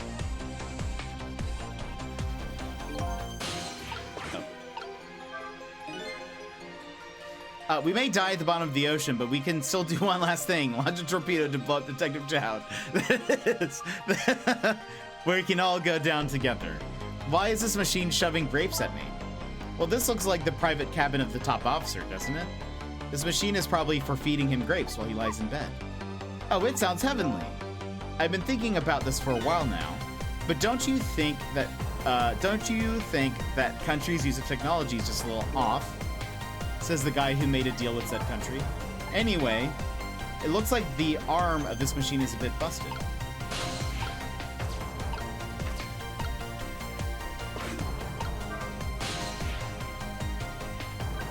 I guess to the torpedo room? The torpedo room, huh? There might be another torpedo left there. I'll go check it out. Oh, I get it. You're going to use a missile to ram the control room. Well, I don't know about ram, but we don't want to blow up Detective Jowd, but something like that. We'll climb up to the torpedo room, too. Up is definitely safer. Okay, I'll see you there, then. Emmers, hope you're having a great day. It looks like the torpedoes can be launched manually with these switches. There are 2 tubes, so there should be 1 more left. I guess the first thing we have to do is load it into the tube.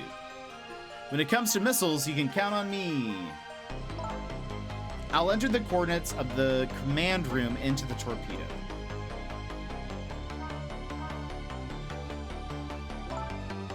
And I just turned on the backup power. We ought to be able to use the switches now. Okay, let's try it. Good luck.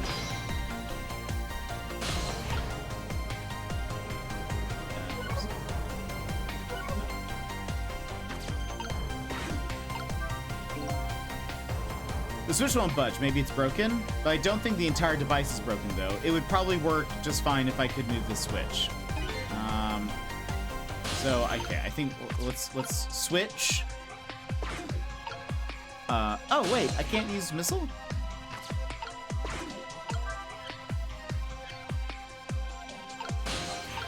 Wait a minute. What will happen if to these 2 ladies? I think that's up to us and our powers. What? This is no time to be standing around unsure of ourselves. Will you lend me your strength missile? Me? Of course I will. Count on it. Okay, there we go. Let's switch the switch.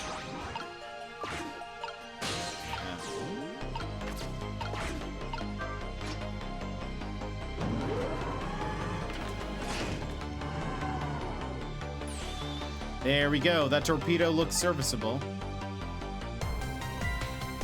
All set on this end too. But something's odd. What is? What is? The command room, it looks like it's slowly sinking. Sinking? Yeah, like it's completely run out of power. I wonder what happened. I don't know, but I guess I'll find out. Right, okay, hop into the missile. I'll launch it for you. Okay, thanks.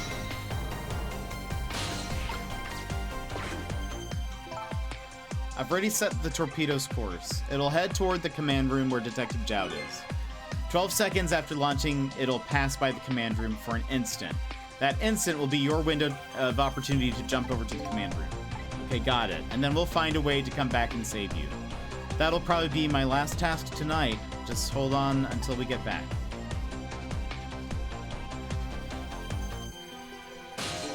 Why didn't we ask about how long, like, how he's able to live for so long?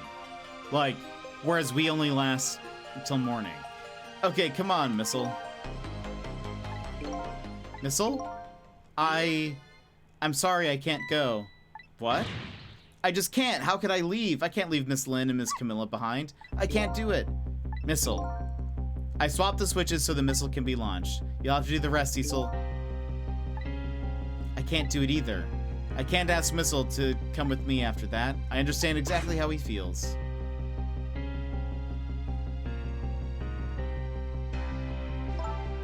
I want you to go, Missile. What? But, Miss Lynn, you staying here won't change our fate. But if you go with Cecil, you might be able to make something happen, and that's our only hope. But what if that something doesn't happen? I'll never be able to see you again. Never, ever again. Even I can understand that. I couldn't stand that. Don't worry, Missile. Miss Camilla? I just know you and Sissy can make something happen. I believe in you. I'll be right here waiting for you. We'll see each other then. Don't worry. Aww. Miss Camilla! That's a good boy, Missile.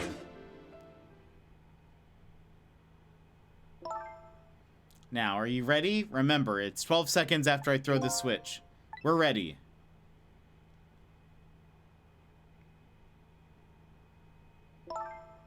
Cecil? Yes? We never found out who you really were. But that doesn't matter now. All I know is, I'm truly glad I met you tonight. Thank you for everything. And I'm glad I met you, Detective. But we're gonna see each other again, right, Sissy? Right, Missile? That's right. We promise, little lady. Of course we will. I'll never forget you, no matter what happens. Here goes. Good luck, friend.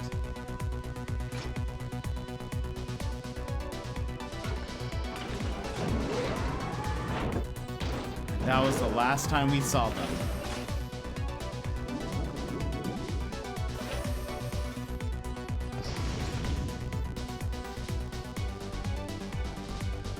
These 12 seconds are lasting an eternity. I strive to think of a way to save Lynn and the little lady the whole time. But how can a ray of hope reach this far down into this deep sea? Before I can think of an answer, the 12 seconds are up.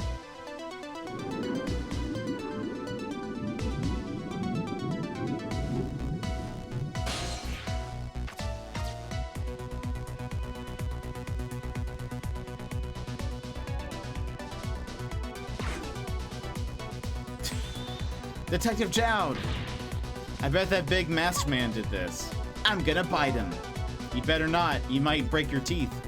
The command room has lost power and is sinking. So I wonder what this masked man is going to do. Let's talk to Detective Jowd. Yeah, I feel like... I don't know. Sorry for the wait, Detective Jowd. Who are you? Are you Cecil? Please, excuse my appearance. I can't believe you made it here. How is Camilla, and what about Lynn? Well, it's kind of a long story. I told Detective Jowd about everything that happened on the submarine Yanoa. So the submarine is badly damaged? Why would he do that to his own submarine? I wish I knew. I know the answer to that one. It's because he's afraid of my powers. You followed us? I didn't even notice. It's been 10 long years, Detective Jowd. Are you Yomiel?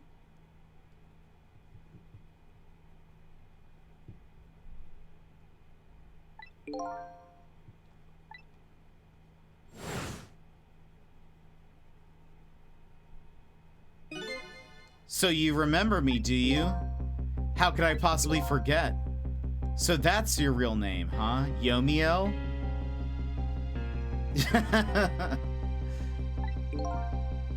That's right. But those people on the Yanoa were calling you Cecil? That's just an alias I was using for my deal with them. I didn't see any need to tell them my real name. Could you do me a favor? Would you let me ask you some questions? Been trying to find out my true identity all night. Sure, go ahead. I'm sure there's plenty we can still tell you, right, Detective Jowd? Right. About Yomiel. 10 years ago, you were a top systems engineer, weren't you? Systems engineer? What's that? By the way, I'm a top Pomeranian, you know? Well, it's kind of hard to explain to a dog, but it's a person who's good at using computers. I don't mean to brag, but I was one of the best in the industry. That's how I got roped into joining that project. Project? What project? It was a project aimed at reorganizing the nation's top secret information. The goal was to build a new system using multi-dimensional programming theory. I was asked to join the project by an agent of the government. It doesn't sound like something a top Pomeranian would know anything about. To me, it just sounded like another challenging job. However, this project was also the target of a secret plot. I bet you can imagine the kind of crime the nation's top secrets might attract. I never thought for the life of me I'd ever have to deal with spies. It was never made public, but every organization in the country moved on this one. And then, one day, the name of a certain programmer emerged as a suspect. I was the guy who built the core of the system. The police arrested you, and then that incident happened. He escaped from the interrogation room and took little Lynn as a hostage. By the way, Detective Jowd, when was it that I was proven innocent? About 6 months after your death. I'm so sorry, Yomiel. What? Real motive for revenge. 10 years ago.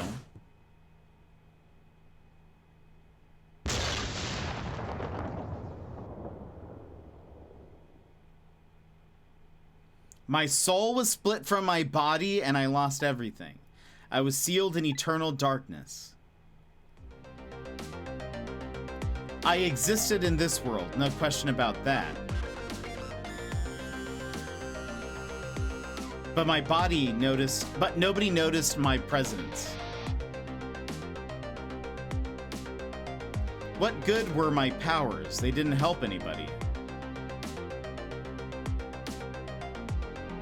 Not even the passage of time could heal my pain.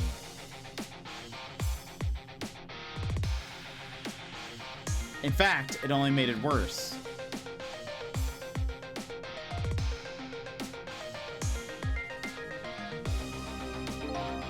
I wanted to disappear, but I wasn't even allowed to do that.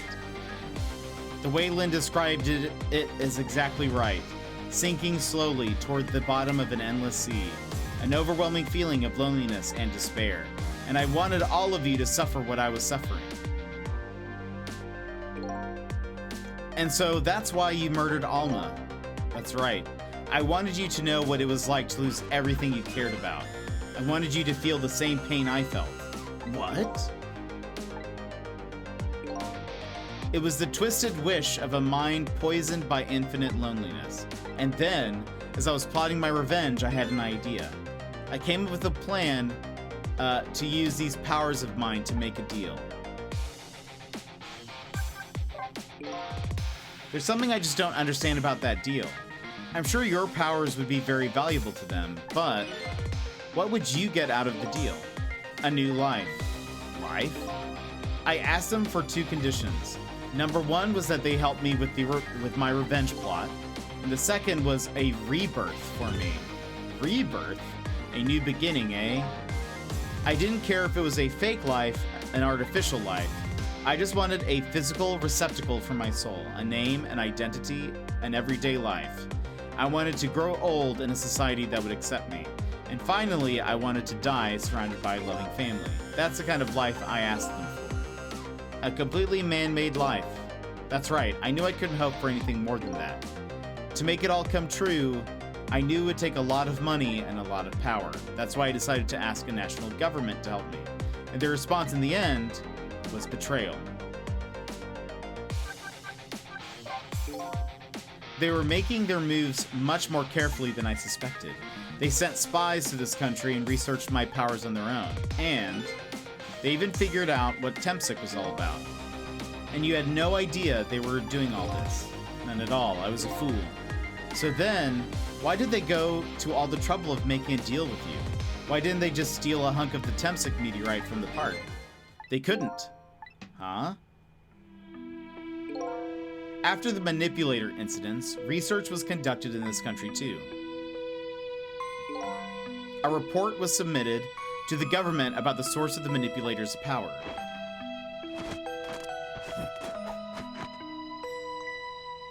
By Inspector Cabanella and the old pigeon guy, eh? At first, the government didn't believe the report. But then, they decided to put the park under surveillance, just in case. Surveillance, huh? It looks like an ordinary peaceful park, but there are armed agents there at all times. Wait, don't tell me that odd leaflet guy is one of them. No, not him. He's just a plain old odd person. Okay. I was like, wait a minute, is he gonna be a secret agent of some kind? Because that is a twist. No. No, not him. He's just a plain old odd person. That park is like a silent battlefield on an international scale. So that's why they couldn't steal the Temsic meteorite. And lately, under the pretense of building a housing site, they'd been working on a plan to destroy that park in order to secure the Temsic meteorite. So that's it, eh? So the upshot of your grand deal was this, eh? Yeah, it's the ending I deserve. But at least, there's one thing you must be happy about. What's that? You've managed to seal me away at the bottom of the sea forever. Well, shall we get started? Started with what? Bringing Detective Jowd back to life, of course. What? What good will that do now? But we promised Miss Lynn and Miss Camilla we'd save them. And we can't do that without you, Detective Jowd.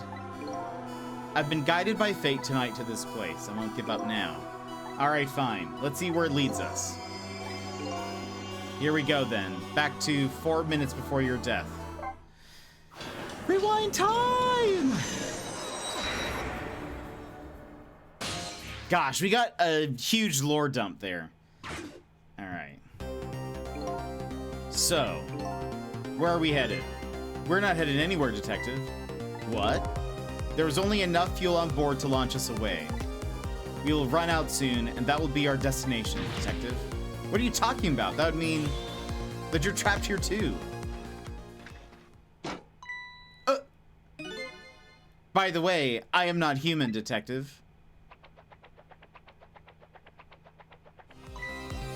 I'm a remote-controlled robot, Detective. What? Your country's use of technology is just plain off. We get that a lot, Detective. Why would you go to all the trouble to do this? That's nothing but a shell there. It's hardly a threat anymore. Commander Sith likes to provide against any possibility, no matter how small, Detective. Possibility? Deflects beadball skills too. Yeah, he did. Seriously. Of course his name is Sith, I know. I think yesterday I made some kind of Star Wars joke. What are you talking about? There's no need for you to know, Detective. What? Now it is time to say goodbye. In the end, your fate remains the same, it seems, Detective. Gah. Camilla, forgive me.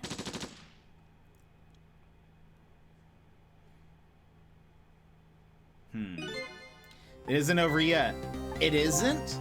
Remember what that big masked man said? Any possibility, no matter how small.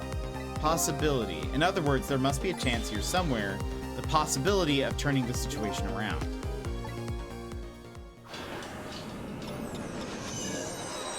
This isn't a very big room. So I'm curious. Huh? What is it, Detective? Look at Yomiel's shell. There's no aura emanating from his body. Of course there isn't. The Temsic fragment is gone. Could this change? Could this change in his shell give us some kind of lead?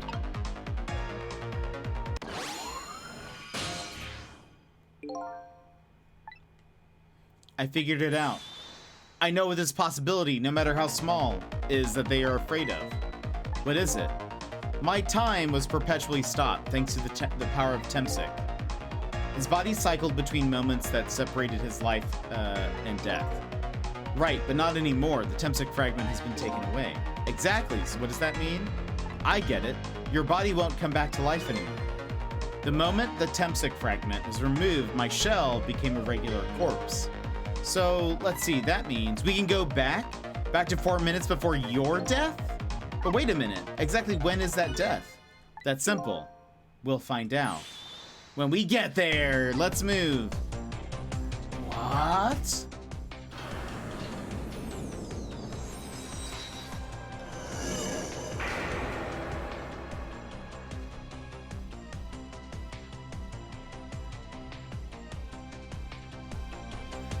I fell back through the cracks of time for what seemed like forever, and then I saw it, the final death at the end of this long night.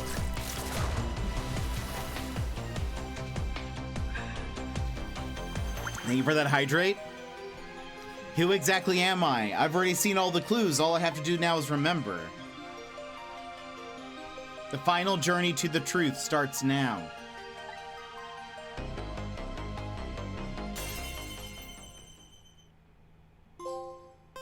Oh, that's the end of the chapter?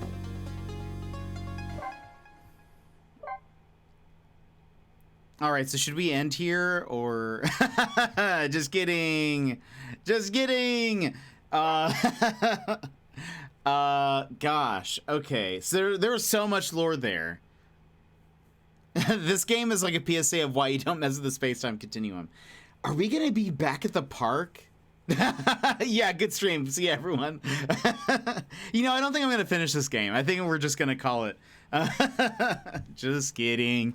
Gosh, okay, we had quite the I'd riot. Wow, okay. Are we gonna go back to? I mean, don't answer this. But my thought is, are we going back to the park? I don't know how that makes sense, but maybe it's because his body has been in like perpetual frozenness. Because typically it's like 24 hours after they. My brain right now. I was like, are you kidding? Yeah, I'm just totally joking. Are we gonna be going back to the park because that's like when he died, but like, yeah, I guess it's the only thing that makes sense is that because his body has been like frozen in time, it really has only been like a day, sort of. Hoist. I really hope there's a hoist in the park if that's where we're going. Final chapter, everybody. We made it. We've made it. Or is it the beginning of the game? Maybe it's like at the junkyard, but that doesn't feel as like crazy. The beginning of Hoist, my guy was Schrodinger's man for the past 10 years. It's so true, though. When was Yomiel's death? It was 10 years ago when the Temsik meteorite fell. So we're at the park. We traveled back through time, and now we're here at the scene of that death, the start of it all. The start of it all is about to replay itself. Oh my gosh. Temsik Park, 4 minutes before his death. What is that egg? I noticed that basket earlier. Oh no, she has earpods on. It's ready. What is that? Earlier I was like, is that a plunger? Oh gosh. Hold it. Give it up. Do you really think you can outrun me? It's a potato. Eek! Now just calm down and drop that weapon. Stay back. If you come any closer, I'll shoot her.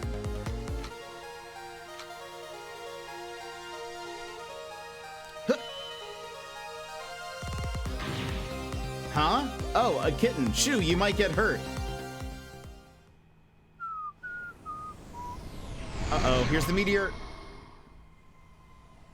Very cool anime explosion lines.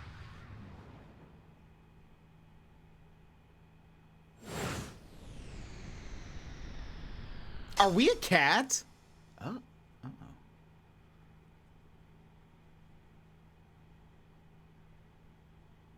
Ugh.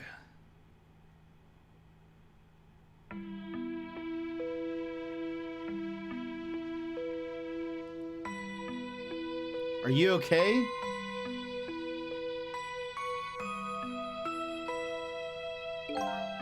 You're alright now. Are you hurt? You saved me, mister. I was just doing my job. The gods, they're the ones who saved you. What's your job, mister? Me, I'm a police detective. So that's the Temsek meteorite, eh? It's beautiful looking at it from this angle. It changed all of our fates completely. We can't stop Temsek from falling from the sky, but we might be able to protect you from the fragment and save your life. I don't know. What's the matter, Detective Jout? To be perfectly honest, I'm scared. If that meteorite fragment doesn't get him, I'm pretty sure I would have shot him. That's what I was wondering about.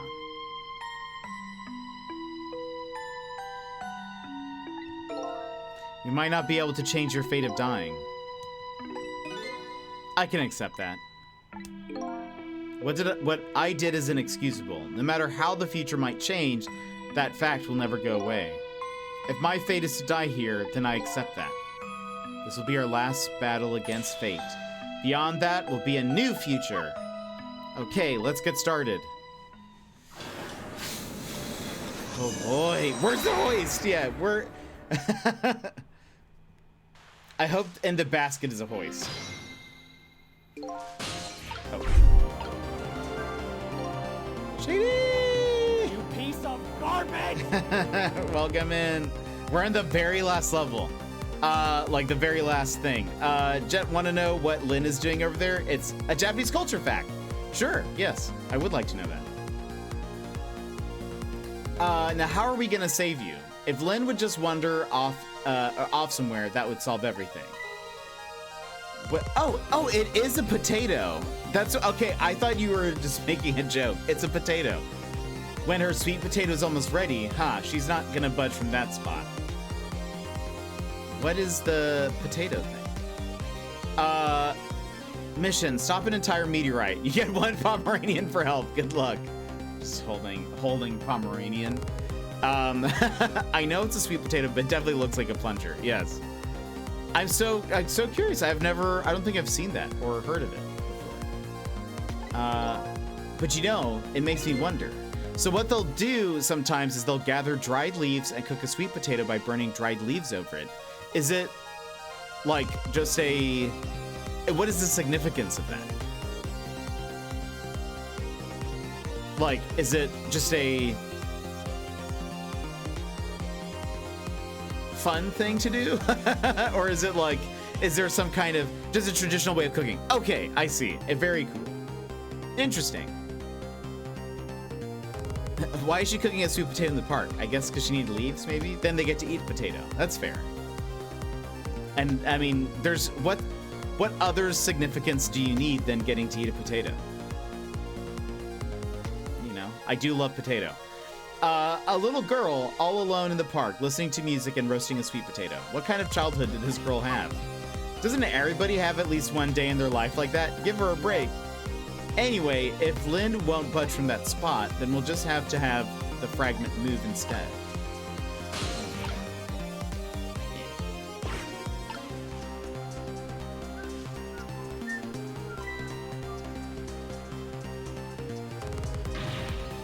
Oh, is it like a yam? Is that what it is? Is that why it's purple? Because sweet potatoes... what's a yam? What's a yam, everybody? I've never actually had yams. Yam. Google yam. Yams are kind of purplish sometimes. Yam purple.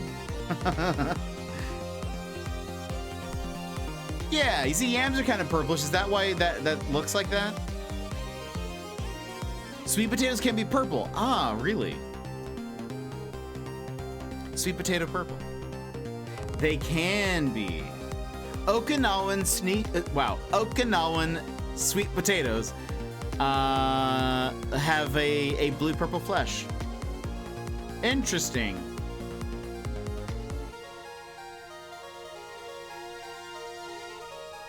Now, another question I have. Are sweet potatoes yams? What are yams? Sweet potato versus yam. What's the difference? Because these yams are technically sweet potatoes. Hold on. Are sweet potatoes and yams the same thing? They are both botanically different. Sweet potatoes belong to the morning glory family of plants. Yams belong to a different family called Dioscoreaceae.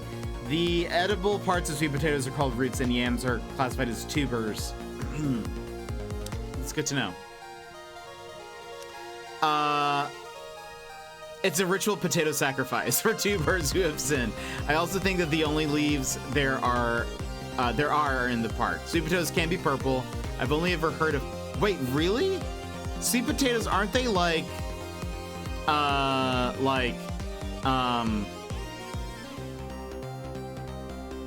brownish? I kind of feel like I've seen brownish sweet potatoes.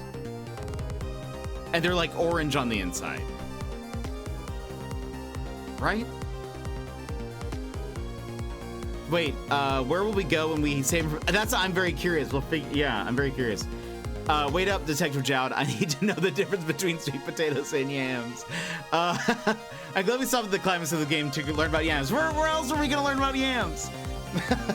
You guys, you know, you would go throughout the day just curious and wondering about yams, unable to figure it out. And this is why this is why we exist as a stream, to talk about yams. This is a yam stream. So, you know. It makes sense. Okay, but you're right. Examine sweet potato. What in the world is this thing? Oh boy, you even forgot what a sweet potato is? It's a roasted root vegetable. It's good. There's nothing like them on a cold winter's day. They're sweet and they smell delicious. These guys sure are making me want to try one. I'm gonna be honest with you, not a huge fan of sweet potatoes, TBH.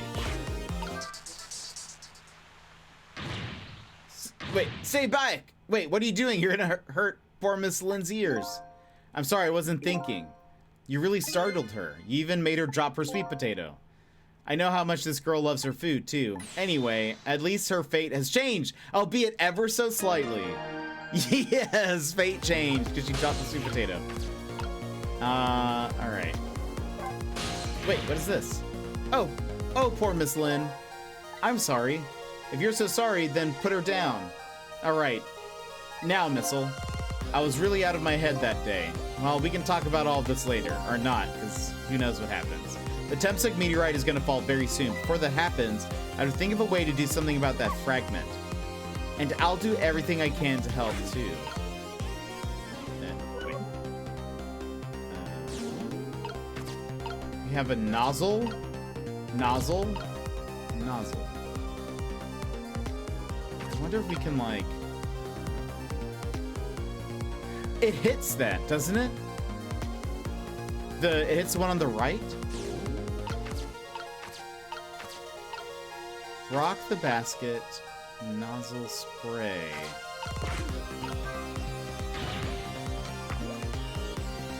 Oh ho!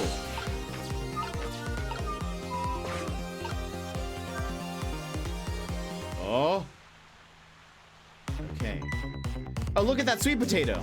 Wow, who knew this? Who knew that like saving everything at the end here was like dependent on like a sweet potato. Why don't we learn all about sweet potatoes and yams? Depends on the type of sweet potato, I guess. That was not sarcasm. I am learning. Yes. This is the content I'm here for. We will stop playing the game now and we'll learn about yams. School time. This is a yam stream. We're a yam streamer. I'm now hungry for a sweet potato. Yes, the ones I've seen are purplish brown on the outside. I think more white inside. I'll have to double check. I don't typically buy sweet potatoes, but I feel like when you buy sweet potato anything, Here in the States anyways, it's always like orangey. I need to see that clip. We did it. That fixes everything. Fate changed. Lynn now has permanent hearing damage. Nozzle. So the sweet potato was the real star. Sorry, Hoist. I needed a sweet potato emote. Hoist first potato. Who will win? That big, scary sweet potato. That's not a sweet potato missile. That's Mino. Oh, right. Of course. But look at that. But look at them. The potato and Mino. Right now, they both have the same shape. So you're saying we could swap them, huh? Good idea, Missile. Okay, here I go. I'm gonna need your help. My help?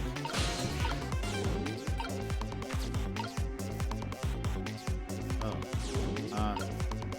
Wait a minute.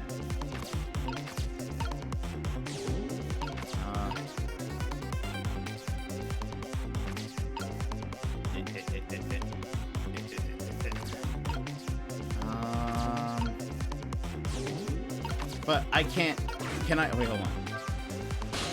While this is going? No, okay. What? What? Oh, wait. Can I do this? There we go. Alright. Whoops. Wait, hold on. Oh, poor Miss Lynn. I'm sorry. Oh, wait, we did all this. Okay. I'm gonna need your help? How am I supposed to get to this? This can't reach to that one. Nozzle. I feel like I need to... Can I... Wait. Rock basket? Should I have been in the egg? Or, I mean, not the egg. It looks like the basket is empty now. Did Lynn think she was gonna eat both of those huge sweet potatoes? Who knows? There might have been more than two. When Miss Lynn finds out her sweet potato is gone, she might cry very loudly. Are you trying to make her out to be some kind of sweet potato freak? Saving that.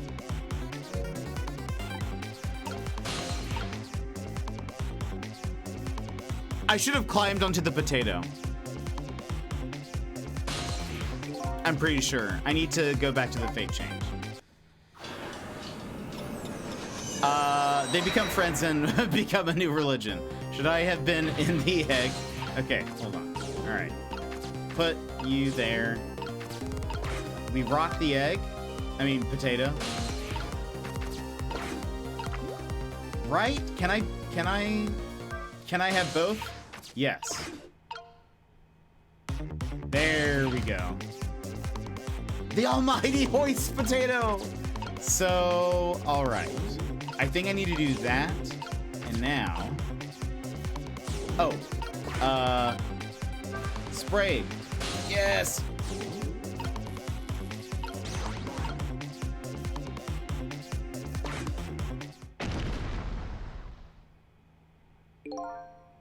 That was quite a sight to see. It looks like this park just got a new feature. But neither of them even glanced this way. Guess that's not surprising, seeing as even a meteorite didn't distract them. Hey, it was a desperate situation. Kill or be killed. And Yomiel is killed right after this by the meteorite. Well, now that the park has a new feature, can we use it to our advantage in any way? Wait, failed by removing a large symbol? Wait, what? Did I do something bad? What? What do you mean fail? So, okay, wait. Or does it just mean we failed to like stop them? Is that what's happening? Wait a minute. Did we lose? What does it mean fail? Okay, hold on. I can't go anywhere. Oh wait, but maybe it's no use. I can't get the water to come out. Well, we can see why not. We can see why not. Yeah, the overwhelming presence of Mino there. If only we could use it to our advantage somehow. Right. If only we could use it to our advantage somehow.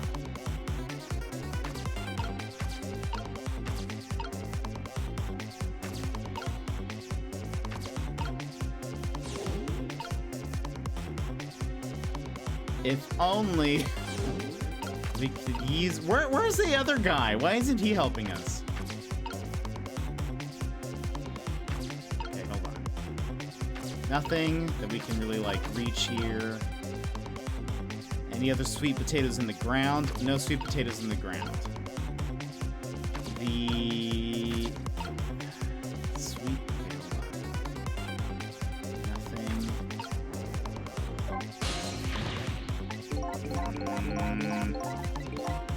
If only we had a hoist. And I'm stuck here. Do I need it? Okay. Let's just see what happens. It's about time for that meteorite to come down. Uh-oh, we have to change the fragment's path somehow. Looks like both paths and fates can be difficult things to change. There has to be a way. If we work together, you and me, I thought we'd be able to do something. Thought? That's funny. I wonder why he's using the past tense. Is there really nothing we can do? Is it anything gonna save the day? Is this one of those moments?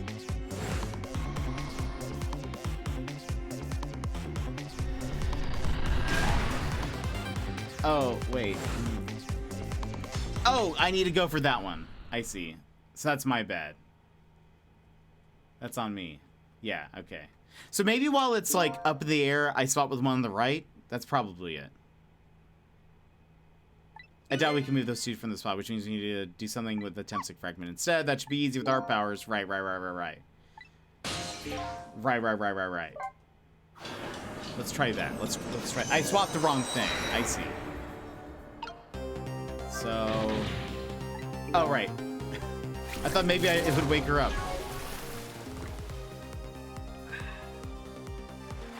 Thank you for that hydrate. Okay. You're the one who needs to wake up, Cecil. The little doggy says that says some pretty smart things sometimes. Okay. Hydrate for the hoist. All right. Right. Okay. So we rock the basket.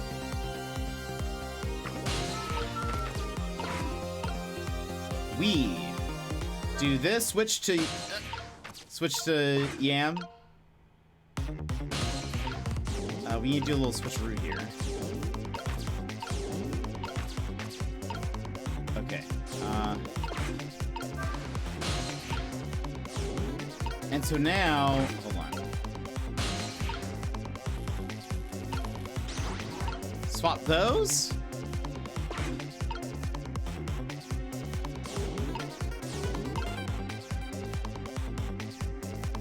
Or wait, do I need to put... Do I put the... Wait. Hold on. I think I made a mistake. Do I need to put the... Okay, wait. Wait. I need you all to calm down. Do I need... Wait, do I need to do this?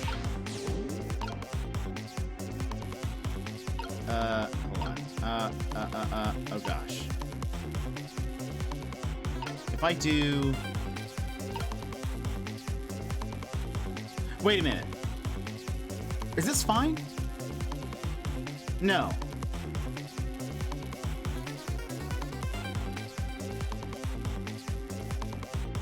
How would I... The problem is, like... When we swap, we stay at that location. So I can't just swap... I don't swap places, so I can't, like...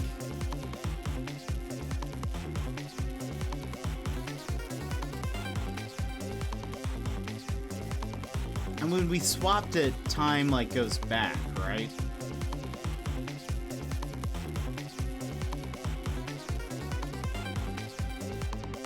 Like, when I did this... When I did this, time went back to normal, right? Like, I'm not still in ghost mode, so I can't, like, swap a couple of things around. Right?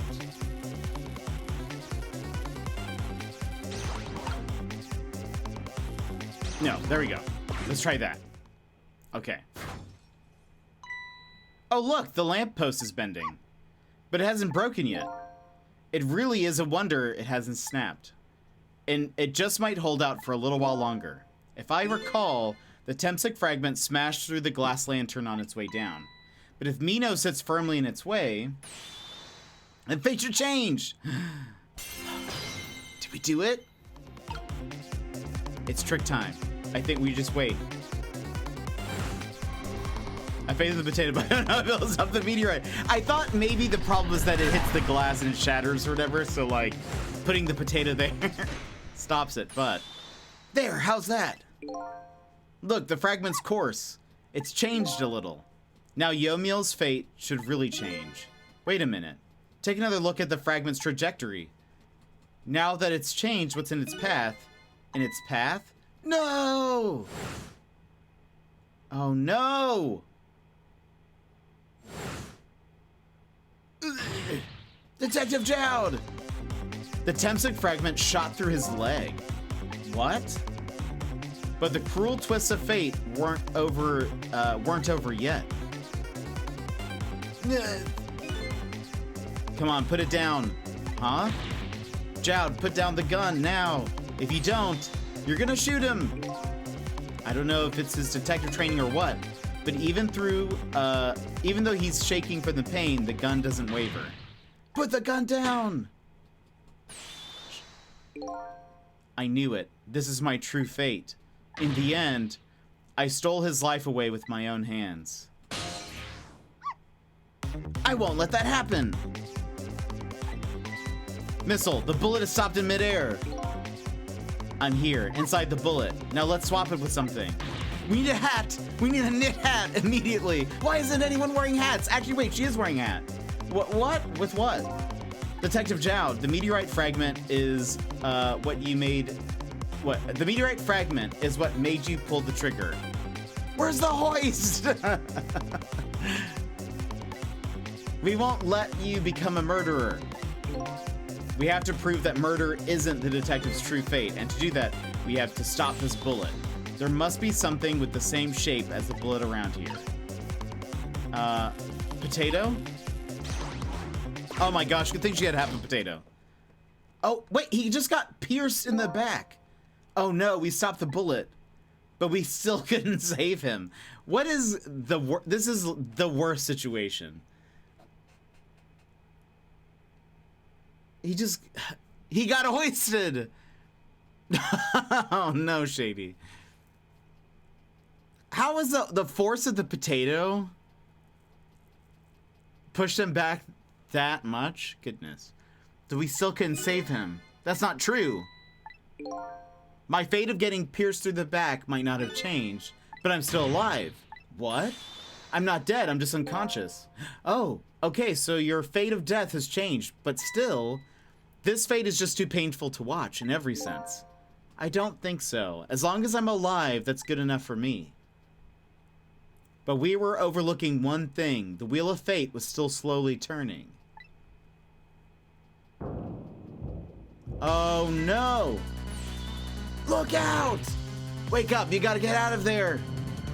Oh, and his leg! Dang, my leg won't work. It's all over, we're out of time. Miss Lynn! It's not over yet. But there isn't anything else to swap it with. Why don't we just let it play out and then try to find another way next time? Even if she dies, all you have to do is possess her corpse. And then you can redo her last 4 minutes as many times as it takes. No, I won't do that. Why not? Sure, the fact of her death would be erased, but her memory of it would remain, like a scar on her psyche. I won't let that happen, not if I can help it. But what can we do now? Even if we work together... It's not Ghost Trick if Lynn doesn't die. Good point. I think there might be something else that can be done. What is it? What can Cecil and I do? Don't forget, I'm here too. With 3 kinds of powers among us, we ought to be able to fight this battle. This battle against the fate of death. Yomiel! Cecil, your powers manipulating objects. Use your power to manipulate this. Huh? I don't get it. Just trust me. Let's go. All right, I'll try to move there. Now gather your strength and make it spray as if your life depended on it. I'm dead though. Get the hoist. We need, you see, if we had a hoist, this wouldn't have never have happened. In that case, make it spray as if your death depended on it. Give it your all. And remember, you'll only have a split second. Got it. This is more than a split second. Oh, I see. Now it's your turn, Missile. What? Me? But what can I do? I think you know the answer to that. Okay, got it. You can swap them. That hunk of concrete will go back to its original position. But even if I swap them, it'll still be right above Miss Lynn. Don't worry. Okay, I'll do it. I'll swap them. Gosh, it's all about the sweet potato. It's no use. We can't stop that horrible Nino. What can we do now? I don't see how gaining a second or two helped. Oh, it helped all right. Those few seconds were exactly what I wanted. Last up, it's my turn. Your turn? Him. You know what my power is, right? I can manipulate living creatures. Wait a minute, you mean... That's right. I'm going to save that little girl. Save her by manipulating my own unconscious body. Ow.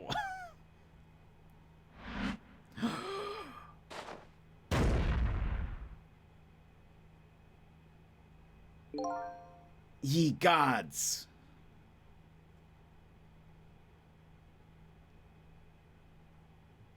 That makes me sad. I feel sad. Ah, you're awake.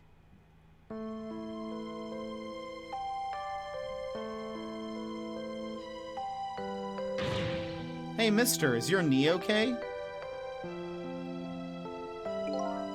Huh? Oh, it'll be fine. It's just a scrape. I'm lucky it wasn't a fatal hit, but the main thing is that you're not hurt. You saved me, mister. I was just doing my job. The gods, they're the ones who saved you. What's your job, mister? Me, I'm a police detective.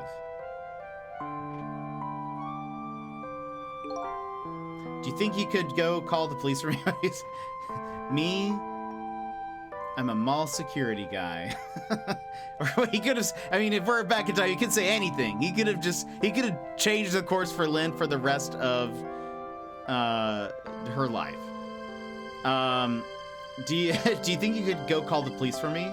I think you could do it quicker than I could. But what's that? This is a detective's badge. We give them to children who've been very brave. A detective's badge? Aw, thanks. Okay, you know what to do, little detective. That's so sweet.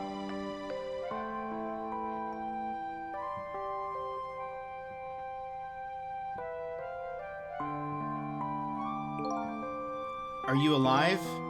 Yeah, sadly. Hang on, help is coming. What made you do such a reckless thing? To be perfectly honest, I don't really know. When I came to, my body was already moving all by itself. It was as if somebody else was controlling me. I see.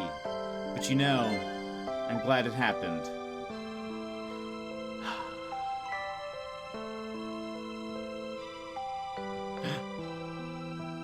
The cat! Is that us? Is that us? Hey, mister. I found this kitten. It was over there. Come to think of it, I just saw it a few minutes ago. It's probably a stray. It's kind of limp. Is it okay? I don't know. I think it's unconscious. That's funny. It doesn't look like it's injured or anything. Poor little kitty. How about if I take it to my house, look after it? Would you like to come home with me, little kitten? Are we the cat?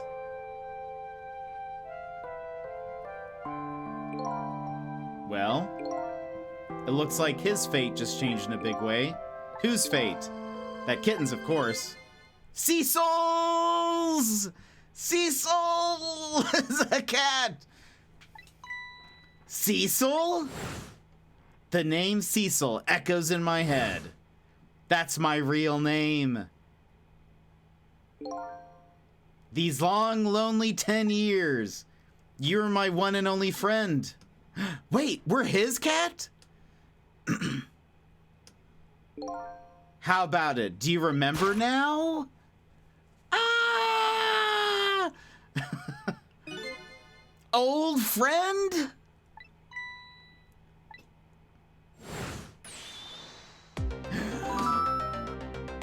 I think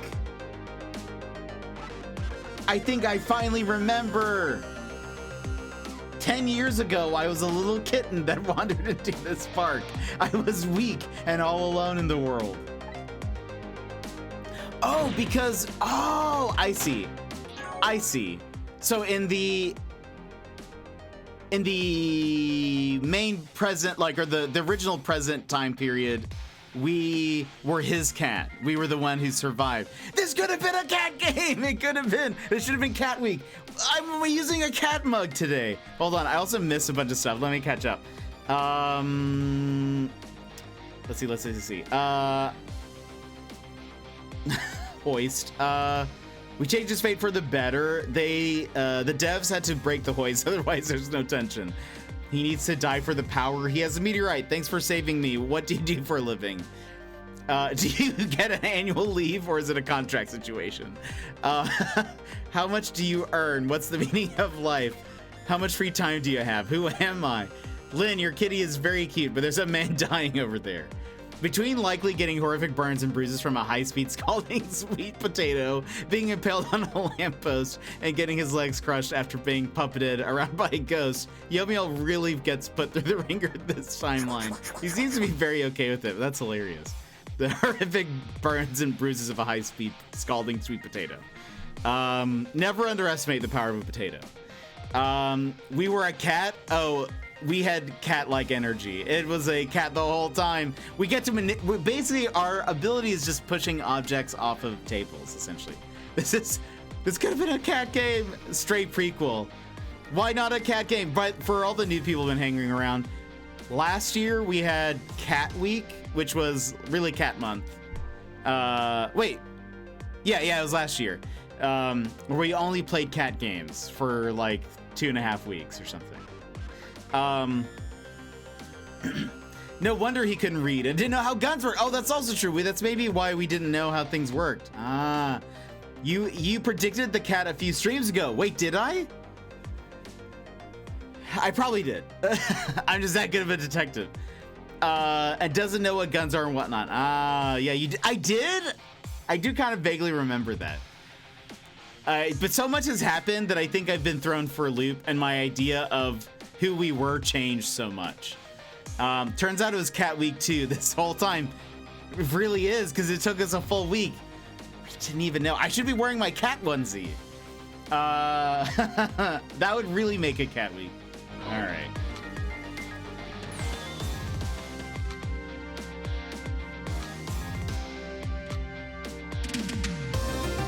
Oh gosh, cats! We can do a fist bump for cats.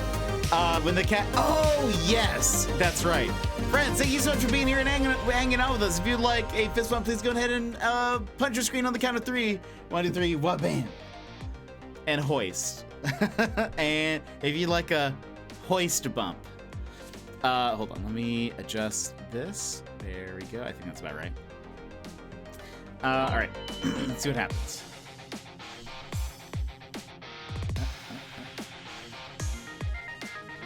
There we go. Somebody, please look at me. Huh? Oh, a kitten. Shoo, you might get hurt.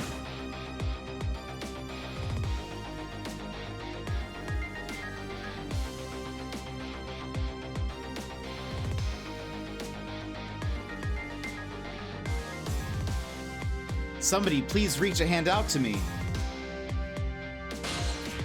Oh, that's so sad also. What is this, Cats? What's that one song that everyone knows that I am forgetting the the thing. It's I'm forgetting the lyrics of the song, but it's the one cat song that are. This is she's like, hold it, please, someone touch me, please. I had just only died at that time. I had lost everything, my life, my memory. Memories! That's what it is. That's what it is. Okay. Anyway, my body, nobody knows what I'm talking about. My body wouldn't move anymore, but I still managed to reach out a hand to him.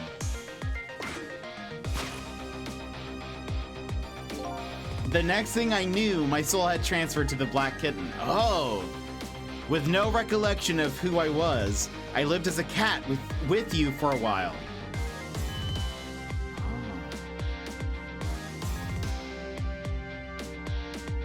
After a while, the man regained his memory. I went back to being just a cat, and then the man got his body back. Yeah, you see, Shady knows. Shady knows. It's like the one song from Cats that I feel like people know. I took my body back from the morgue. There was somebody I just had to go see.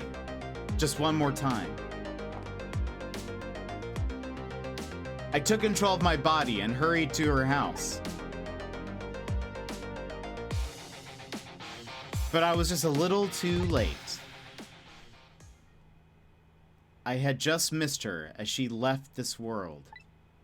She left me a note that said, "I'm coming to you, Yomiel."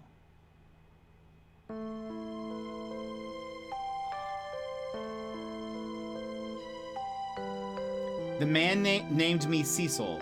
It was the name of something important that he had lost, along with his life. His fiancée. He told me about it once, but I didn't understand what it was.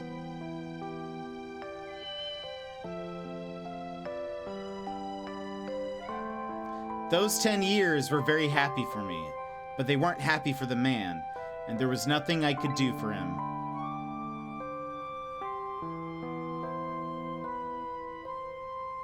For 10 years, I wandered through the darkness with no particular place to go. As time passed, my powers gradually changed. At first, I could only manipulate small creatures and objects. But then, after a while, I could manipulate people. That's when the darkness inside me deepened and I started to get a little twisted. This is very sad. I wanted light. Distorted, artificial light.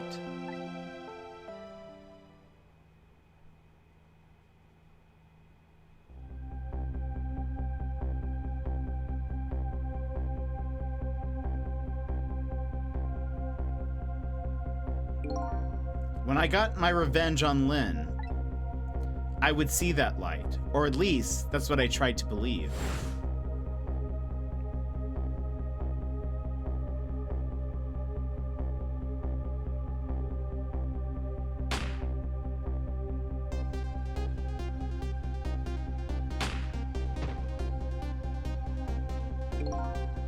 I left my old self buried in that junkyard and walked away.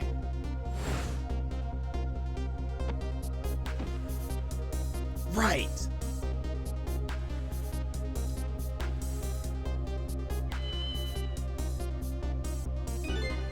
The black cat. I was possessing Cecil then. It wouldn't look very much like a murder if the corpse got up and walked away after all. So you borrowed the body of your old friend. Cecil was inside that bag I was carrying tonight. I had no intention of leaving my friend behind in this country when I left. But then, when I went to possess his body, I realized something horrible. What was that? Cecil, there inside the bag, was dead. What? No!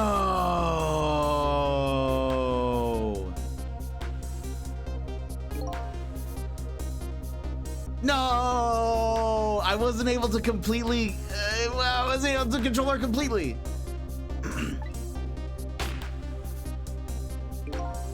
The first bullet didn't hit anything. Or so I thought! But it did hit something, didn't it?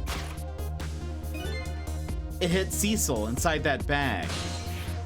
Ah, I guess that explains kind of like where our soul comes from. I guess that kind of makes sense. That's why Lynn needed to die multiple times to make up for it. Yes, that's when I lost my life, right there in the presence of Temsic radiation. Right. Okay, yeah, because I was wondering who else died in this thing. Okay. Yes. Okay. Right, yeah. All right. And that's when I got my powers of the dead, my ghost tricks. That makes a lot of sense. The universe wanted revenge. I think I understand it now. Why I was the only one who couldn't get his memory back.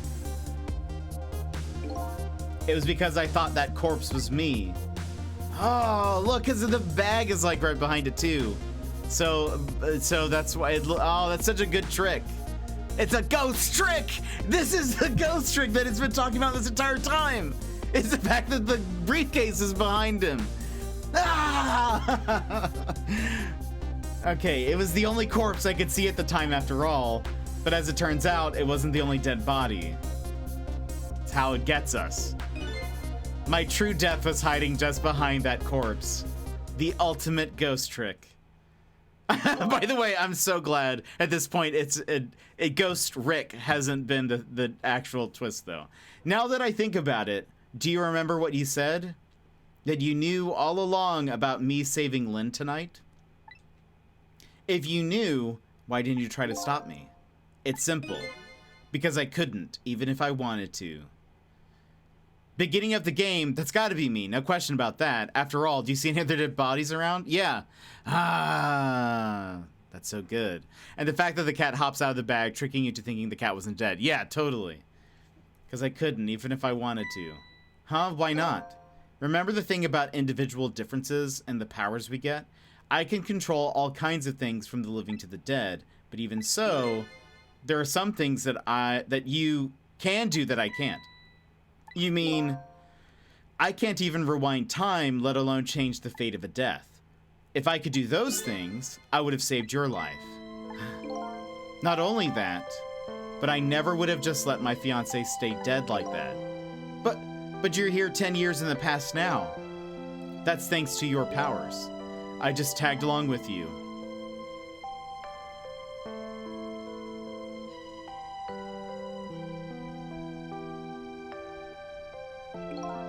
In any case, now the starting point of this entire tragedy has changed dramatically, altering fate. The fate of your death, the kitten Cecil's fate, and I can just bet you the fate of the woman you love has changed too.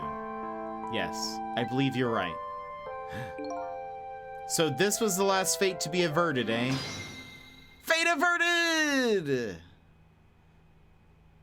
So the cat is the strongest of them all. It does make sense. So, Yomiel, it looks like your plan for revenge ended in failure. Yes, and I'm glad too.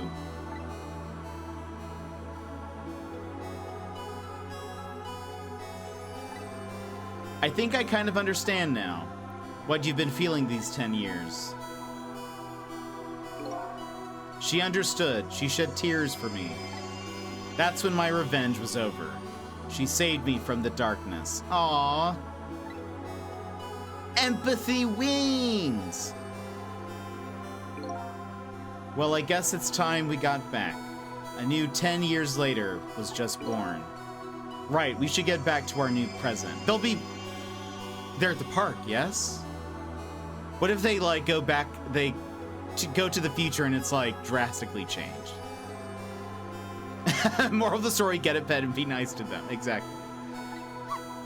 I can't wait to see Miss Lynn and Miss Camilla again. So these past 10 years will now all vanish. Well, not completely. The memories of all of us here will remain. Oh my goodness. Including the memory of what I did, my crime. That's the way this game of the dead works, eh? And no matter what the reason, there's no denying the fact that I took Lynn hostage and tried to point a gun at her. I have no intention of running away from that either. The most inexcusable crime in my new life. But you also saved her. Hey, Cecil. Yes? When we go back, our fates will no longer be interconnected. It will be like we never met. So before that happens, I just wanted to say one thing. Tonight, I stole away your life with my own hands. I'm truly sorry. That's already a thing of the lost past. Our fates have changed now, right, Yomiel? Thank you, Cecil. I'm so very glad I met you. Me too, Yomiel. Cecil, are we ever going to see each other again? I couldn't stand it if we weren't. Don't worry, Missile. I bet we'll see each other again someday.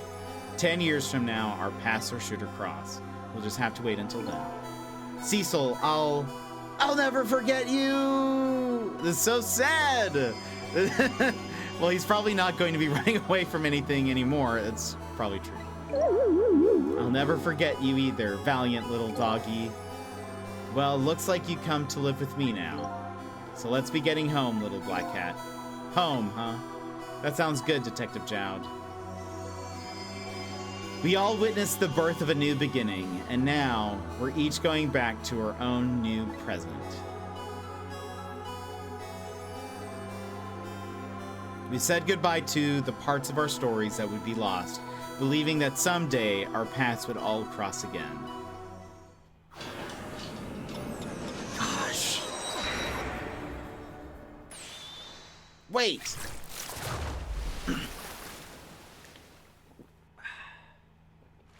Let this hydrate VR tears. Yeah, exactly. He better let him. He better get him the good cat food for this. Yes. So Missile isn't even born yet in this timeline. How will the memories work for him? You see, that's very trippy and confusing for me, because I was thinking that too. Yeah, Missile doesn't exist yet. So wait.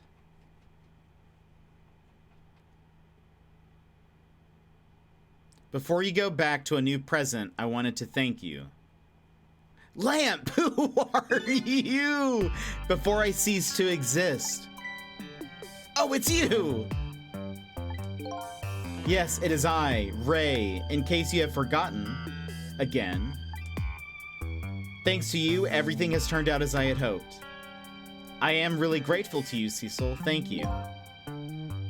Any last guesses before we find out? Who the lamp is? Someone named Ray. Maybe or may or may not be named Ray. Is Ray an alien? Is Ray, like, who could Ray be? Hold on. There's so much.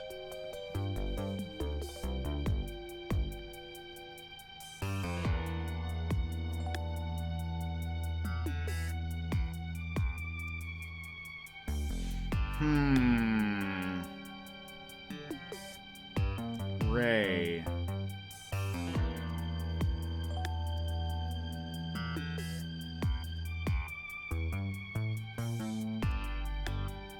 Ray Romano. It's Ray Romano. Everybody loves Raymond.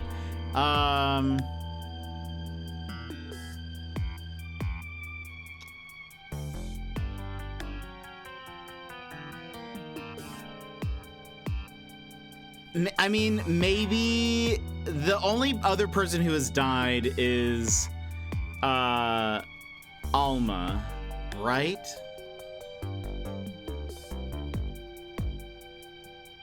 It's gonna be. There was another briefcase. I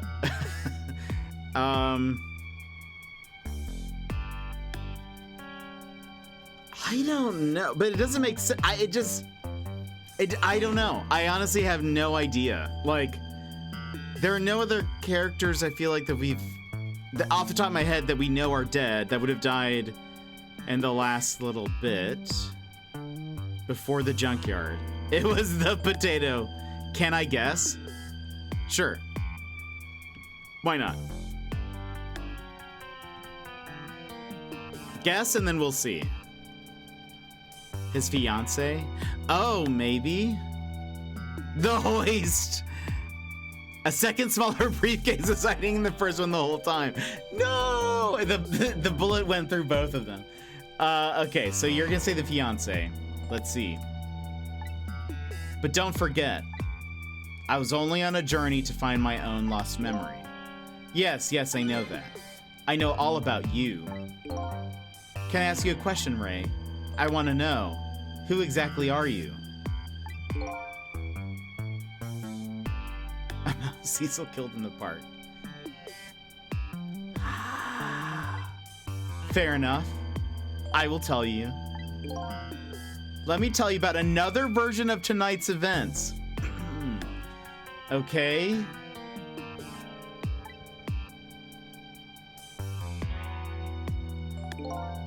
You changed the fates of many people tonight.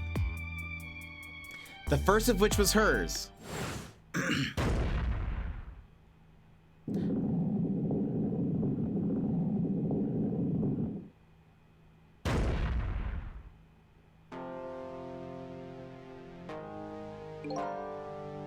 If you had not been there for her tonight, her fate would have been to die in that lonely spot on the outskirts of town. If that had occurred, what do you suppose would have happened?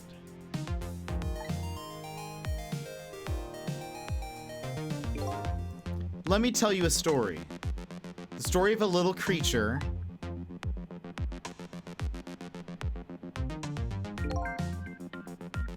after they stole her life that night.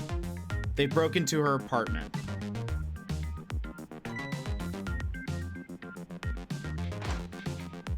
So this is like had we not stopped anything. Oh my gosh, missile. They stole the wooden box from the ceiling hiding place and left. And in the process,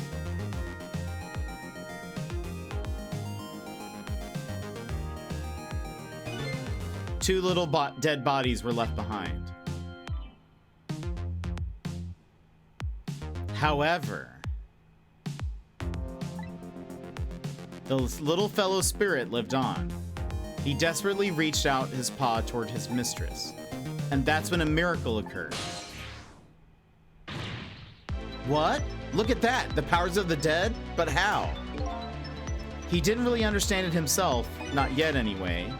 But with all you know now, I bet you understand it, do you not? Hey, wait a minute. Oh. Right. That's right. He died inside the aura of that strange energy. But unfortunately, with his meager powers, he was unable to save his little mistress. There just wasn't anything he could do with only the power to swap objects. He needed the power to manipulate objects in order to save the little lady. The little fellow chased after the men, but there still wasn't anything he could do.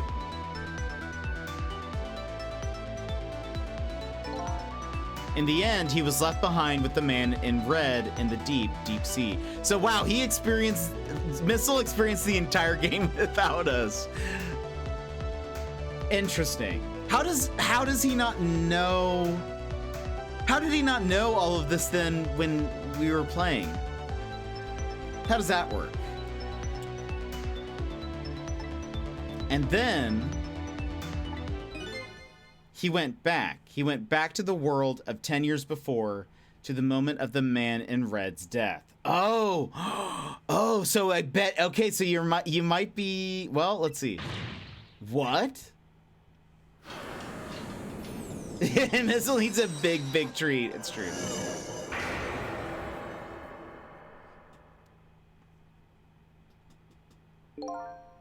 He decided to wait it out. He decided to wait until that night came again. Emmers, I think you might be right. That's the other version of the story of this night. A story that has taken these 10 years to be retold. So that was you, huh?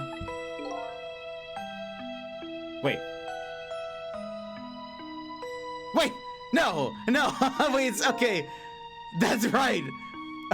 Oh my goodness! It's Missile? Oh my goodness. He's accomplishing his best, truly the goodest of boys. What? Oh my goodness. I thought what was about to happen was Missile waited in the past and then like saved the fiance. But goodness. Okay, so many twists in a single game. Truly the goodest of the boys. Yeah, I would not have guessed this at all. That's right. I'm Missile. 10 years is a very long time in dog years. You couldn't change the fates of these people on your own, so you decided to wait out those 10 years out. Wow. Exactly. And then at last, this is like, it's the equivalent of like Old Man Logan from the comics. It's like old dog Missile. Exactly. And then at last, that fateful night rolled around again. Wow. Old Steve Rogers, yeah. Who would win, Old Man Logan or Old Dog Missile? It's a good question. By this time, I had grown old and my powers were weak, so I decided I needed to find somebody to help me this time around.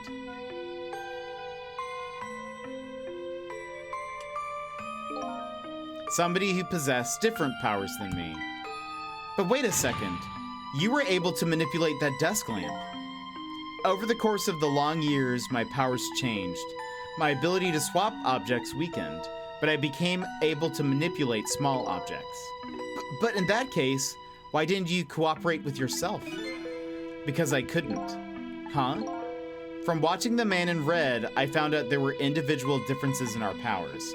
I couldn't do any of the things he could do, like travel through time, like travel through the telephone lines. I can read. For example. What?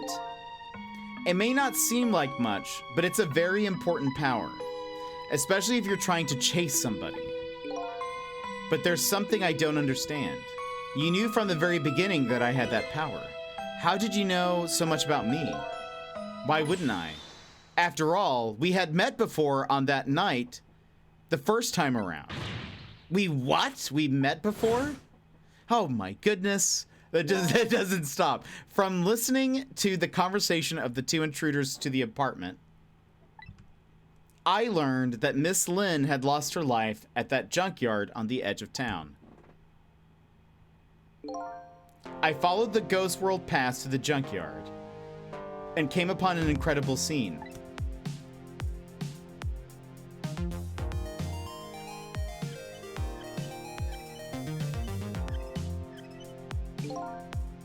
Imagine, if you will, there in the darkness, a twisting and swiveling desk lamp. It made my fur stand on end, I can tell you. That was me? So I was shot on that night the first time around as well.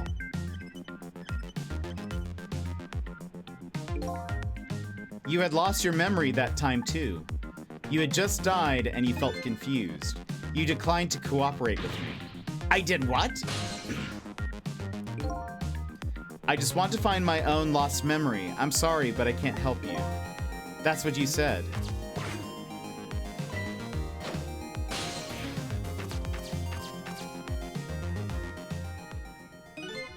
And then you disappeared. Away over the telephone line. I'm really sorry I didn't help you. That's why I decided that this time, I would use that desire of yours to our mutual advantage. Mutual advantage? The only thing you were interested in was finding your own lost memory. If I could guide you along the right path to doing that, we would both benefit. And namely, the right path would be the path to the Man in Red, to Yomiel. What? I gave you the information you needed to know to set you in the right direction, and then I gave you a time limit. A time limit? That's right. As you know, I said you only had until tomorrow morning. That was a lie? If I hadn't have done that, you wouldn't have found out the truth tonight. And the Man in Red would have been sealed away at the bottom of the sea forever. If that had happened, it would have all been over. Then you mean that thing about ceasing to exist? Oh, that? completely made up. A little naughty of me, I know. Oh my gosh. Missile. But I just wanted you to use your time wisely. Oh boy. I hate to admit it, but this little doggy really outsmarted me in every way. Let's just call it the wisdom that comes with age. Oh my goodness. And now it's time to say farewell. These past 10 years will cease to exist, and with them, so will I. Missile. I believed in you. I always knew you could do it, and so you did. Thank you. Thank you from the bottom of my heart. Missile. So you waited and waited these 10 long years, all for the sake of your two ladies, Lynn and Camilla, eh?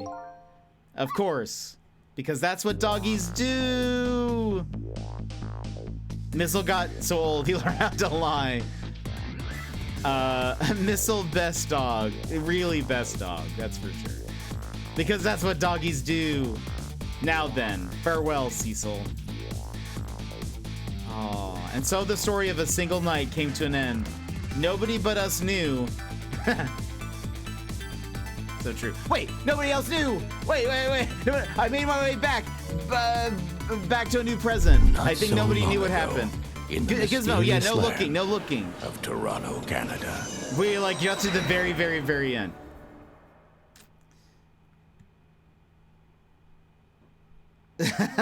My eyes are my keyboard. Great. You keep it there. Yeah, you can't listen to me because I might say things. Okay, I'll run away. Go! Wait, I'll just turn on the lights here.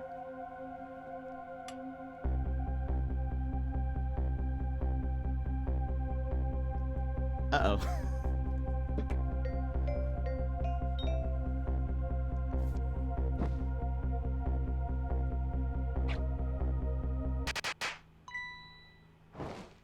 Kabang!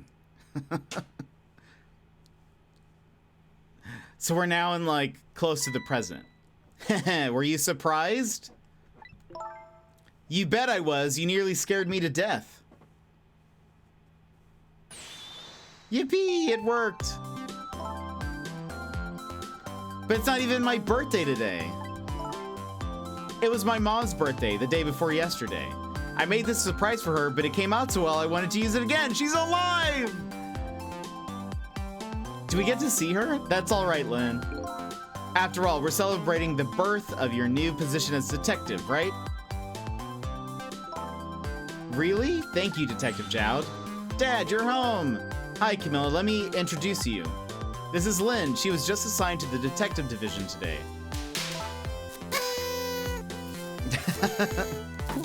Hi, Camilla. It's nice to meet you. Nice to meet you too, Lynn. Congratulations on becoming a detective. Huh? Is something wrong? You have one of those badges too. Oh, this? Yeah. I have one just like it. My dad just gave it to me the other day. But yours looks a lot older than mine, though. How long are you going to keep wearing that toy badge, Lynn? What's wrong with it? To me, this is the symbol of a real detective. It's been 10 years since then, hasn't it? Who would have guessed you'd actually become a detective one day? When you gave me this badge, I just knew. I knew it was my destiny somehow. Destiny, eh? And now that I'm a detective, I'll find out where that destiny will lead me. Haha, that you will. That you will. Ew. Oh, hello. Don't tell me you're that same little kitten. That's right, the very one. You know what? This is a very, very special cat. He's 10 years old, but he's still a kitten. Still a kitten? Yep, he never got any bigger or anything. Wow, what a mysterious little fellow. I know, right? His name is Cecil. Cecil. It seems to me I've heard that name somewhere before.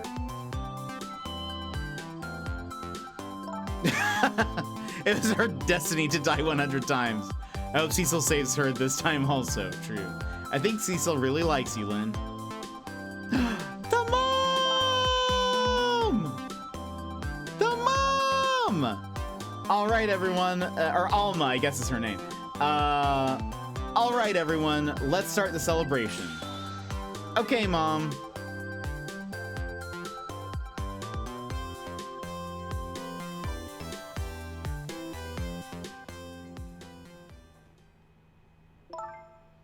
I bet you're just like me. Your destiny led you here somehow, too. More than you could ever know. And so we meet again, Cecil. She knows, she remembers now. Hoist, hoist, hoist, hoist. From just that single night as a human, I got a glimpse into their world, and I learned something. Their fates, their lives, they were all interconnected. Somewhere, somehow, in some way.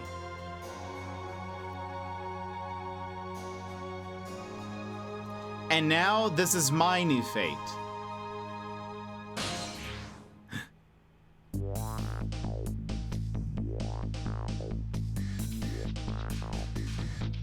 Look at all that spaghetti. I guess I really am a cat. It suits me just fine to curl up and watch the strange and beautiful patterns of their lives as they unfold. And it looks like I'll have plenty to watch here for quite a while. Da da da da. Da da da da da. Someone had to get hit with the meteorite. I guess, yeah, it makes sense. Because the cat was up behind the bush. Oh my gosh, look at Missile. Happy birthday to our lovely Lynn. Like I said, it isn't my birthday.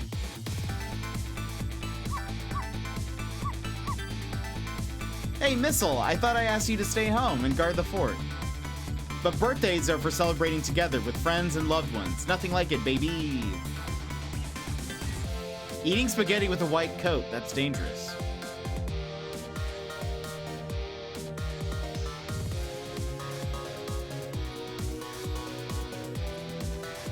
Is there more? Are there more little vignettes, or is that the end? Gosh. Wait.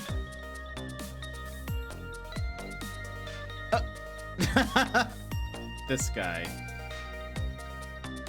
There. How do you like that? Not bad, huh? But definitely not good. Maybe now I can be a great detective, just like Inspector Cabanela. What kind of example is the inspector providing for his men?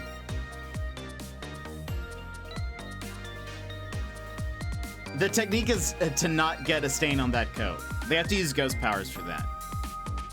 He does love chicken. This guy sits like me, and I appreciate him. He wasn't in it much. Here's your food, gentlemen.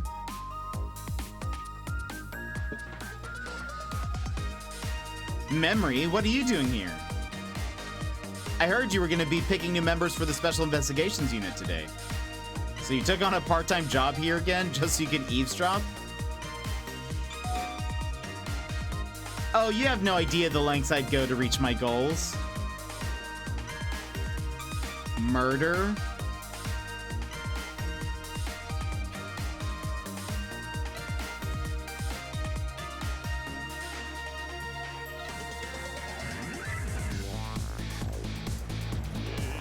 Everyone eats chicken like a menace. La la la, I've never cooked this way before. So exotic, so exciting. Turmeric, coriander, cumin, and fenugreek. Yep, I don't know what that is. Is this really necessary, this new curry chicken menu item? Oh, but our very best customer requested it. Now, good luck with the taste testing. It's gonna be that guy. Oh, I love food. Don't worry about it.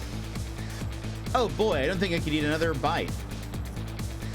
Just who exactly is this very best customer anyway? It's him! That smile. I wonder what the rocker's gonna be doing. Is he playing the music? That'd be a twist.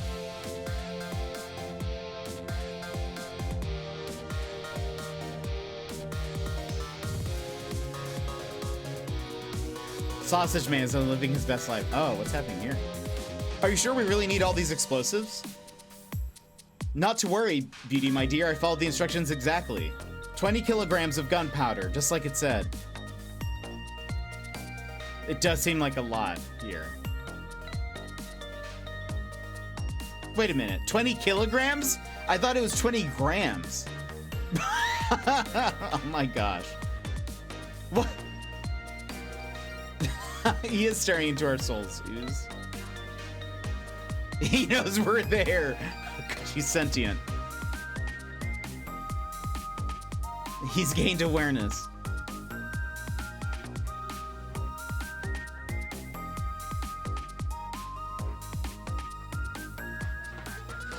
So this is where you work, huh, Papa?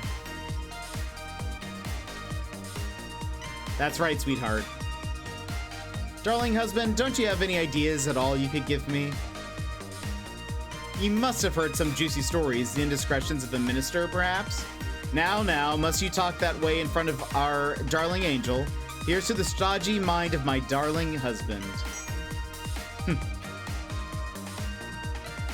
Everyone's happy! I wonder if we're gonna see Yomiel.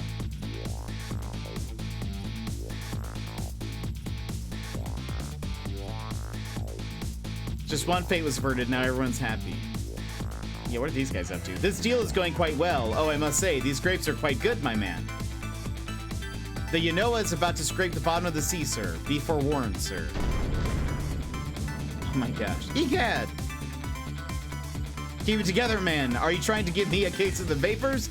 I believe I nearly died of fright just now.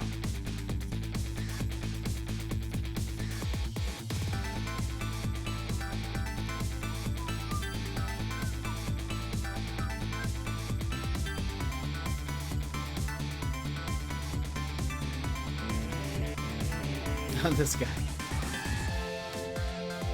Love, peace, and pigeons. Long live rock and roll.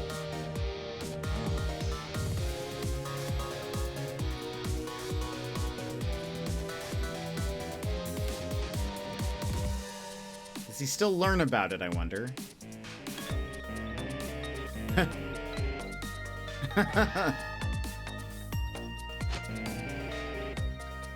Stop the park from charging admission. Protect the rights of those who live here.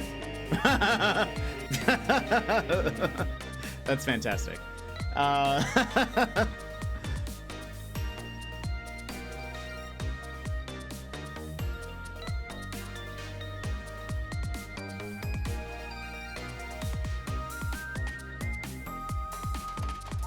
Oh, these guys. I totally forgot about them. Today's the day, you know, he's finally getting out. You know, everybody's starting to get real tired of seeing you do that. Then let me show you a new dance that's been passed down in our family for generations. We do this when we have a stomachache. We call it Dance Away the Pain. Oh, I'm real interested in that one. Think you could show it to me, say, next week? You got it.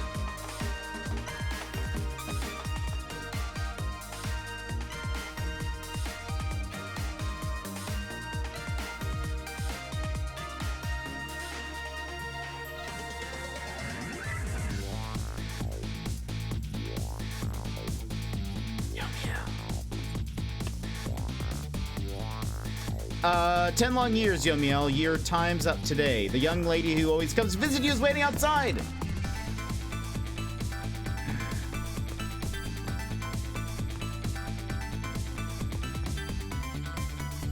Thank you, Cecil.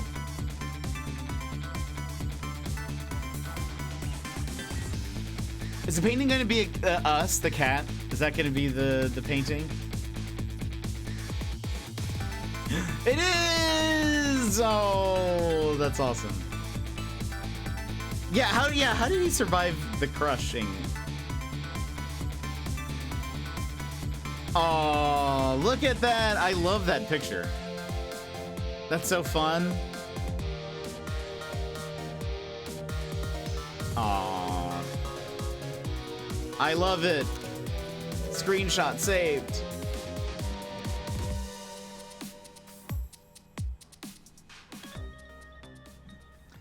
Aww.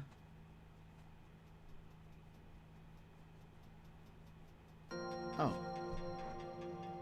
Here, it's that way. That was so good!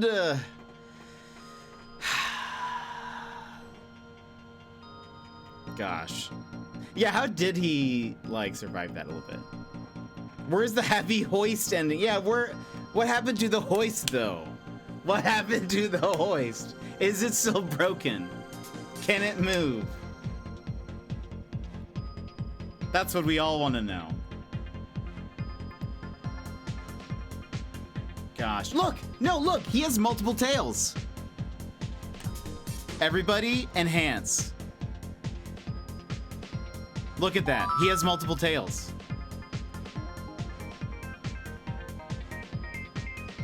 I did not lie. I did not lie. He has multiple tails. Look at it. You cannot look at this and say he does not have multiple tails. The spirits have been hoisted. No explosion in this timeline. Hoist is fixed. The room never got blown up, so the hoist must be okay. Four-tailed. He's a Vulpix. He is legitimately a Vulpix. Oh, there's a rat crawling on the screen. I'm ruining everything. Hold on. Oh, whoops. Hold on. I'm ruining everything. There we go.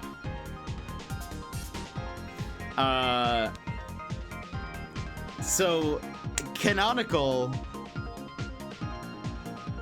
Missile is a Vulpix. One tail for every timeline. There's 2 more we didn't see. Yeesh.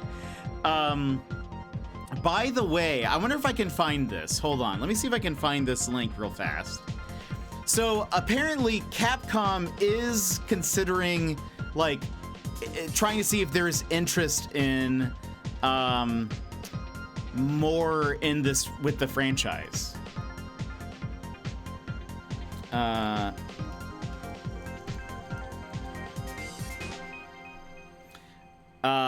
And here, hold on. Fate averted. I got a thing. Hold on. Let me there is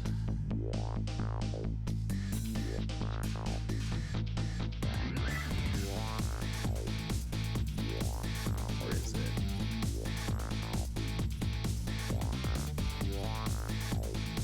Capcom. Or with a new cast, or does Len die again? I would assume they'd have to bring people back. Could you imagine an Ace Attorney crossover with this? Goodness, that would actually be really fun, I think. You play as,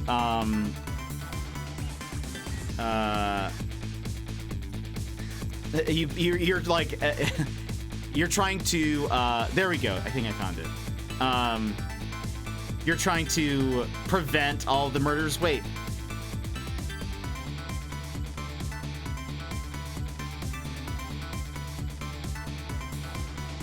Wait, the link is gone. I wonder if I can find it. Hold on.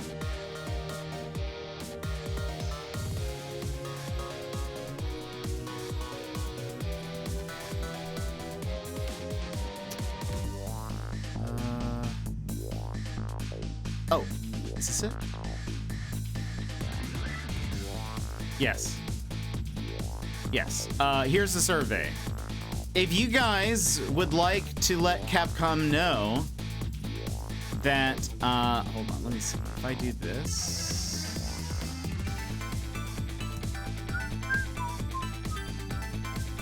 If you would like Capcom to know that you want a Ghost Trick sequel, you should fill out that form. So everyone go fill it out. Because I would love, if there was a part 2 to this, or like a continuation, absolutely would love that. Could you imagine an Ace Attorney crossover with this like they did with Professor Layton? That would be awesome. If they're dead longer than 24 hours, you have to defend the suspect in court. If it's been less, you fix it. That would actually be dope. We need an ending fist bump? Absolutely, I will do one.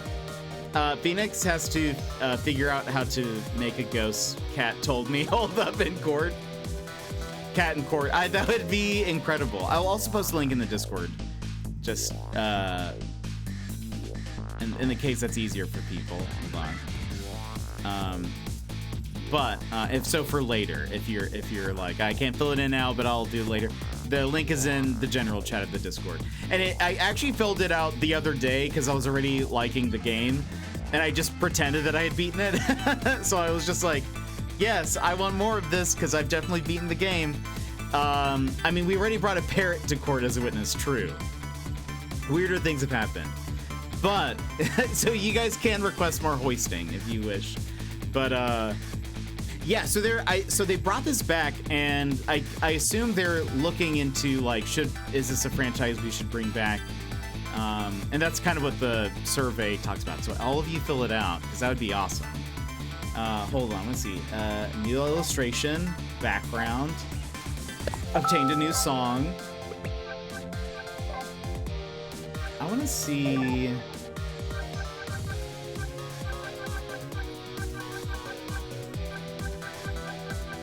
Oh, so cool. I love concept art. Oh, wow, wait. What's this? Did we not do all? So...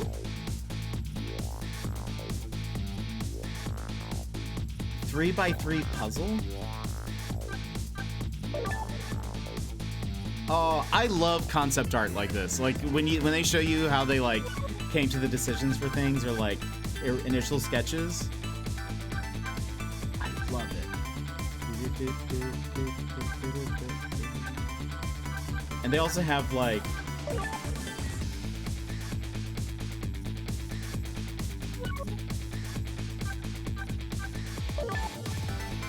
oh my gosh, could you have imagined if it was like a pit bull? Missile died 3 times, Lynn died 5 times. Super cool. Oh, this was some concept art for Lynn, it looks like. The one on the far right looks very... Oh, you guys can see it. The one on the far right looks very... I feel like Professor Layton-y. I can't believe I never heard of this game until it got put on the Switch. I'm such a huge Ace Attorney fan. I know, I'm actually surprised. Yeah, I'm very surprised. Oh, I kind of like the far right one also. I feel like that one's kind of... The little hair swoop. Look at this. That's so precious.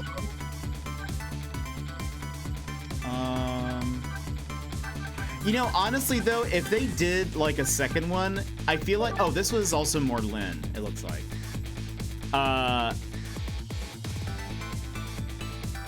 If they did a second game, I would be interested in them looking into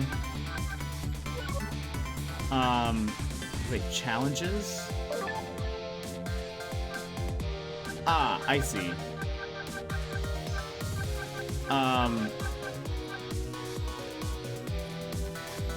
Careful of the crimson light.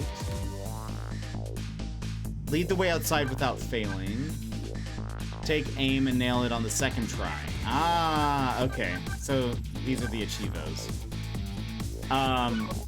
If they went more into the, like, what's going on with the, like, the foreign country and all that sort of stuff, I feel like there's still stuff that they could, like,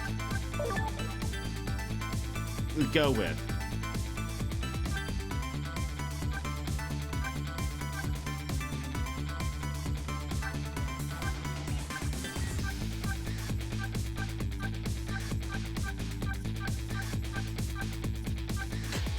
Guardian of the Park was hilarious. The Fated Jailbird. Gosh. Wait, Ghost Puzzle. Hold on, let's just see. Oh no, it's a sliding puzzle? Oh, goodness.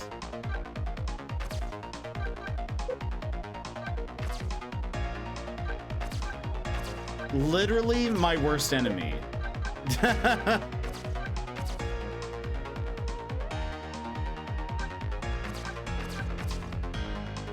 Oh my goodness, I hate these things.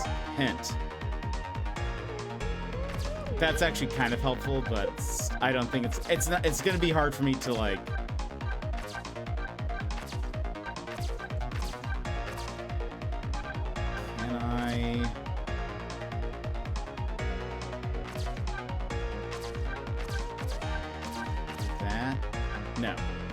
we're not doing this. I hate sliding puzzles. I love these things. That's the real getting. I I can anytime, like, I feel like I'm fairly good with,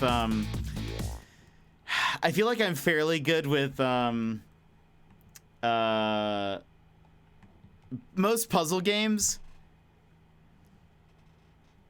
Sliding puzzles, though, will get me every time. I just can't do it. I wonder who controlled the robot. Maybe that can be in the second game. But friends, we should, because we beat this game, do a little fist bump. So friends, thank you so much for being here and hanging out with us during this whole playthrough. It's super, super fun. If you would like a fist bump, please go ahead and punch your screen on the count of 3. 1, 2, 3, wha-bam. I used to not like them, but then I did that one House and Wind Waker where you do like 20 of them, and now I like them. I cannot, like, I can't wrap my mind around it. Anytime we have to do one in a game, it's just because I've spammed it. Like, I just keep moving them, and eventually it ends up being right. But, like, I hate them. I think we played a game that's really great, but it does have a sliding puzzle, which is Later Alligator. Highly recommend that game. But there's a sliding puzzle, but I think after a certain point, like if you take too long, it will give you a button to just skip it. And I eventually used it. I think I tried, because there's like 2. I think I tried getting it on the first one, and I might have, because it was a smaller puzzle, and they're like, great, now that you did that one, here's this one. And it's like a huge puzzle, and I was like, no thanks. No thanks. If I can skip it, I will. And I have hiccups. But, wow, that was a very good game. I did not realize it was gonna take that long. But, here we are. Wow.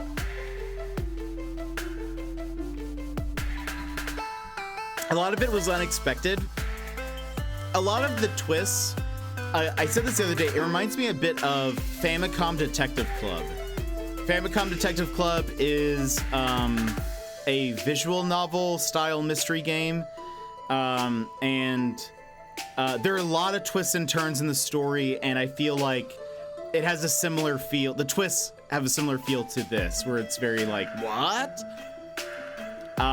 It's now finally getting attention. I can talk to people about it now.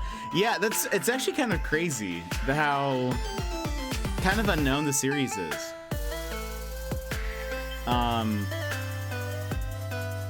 But yeah,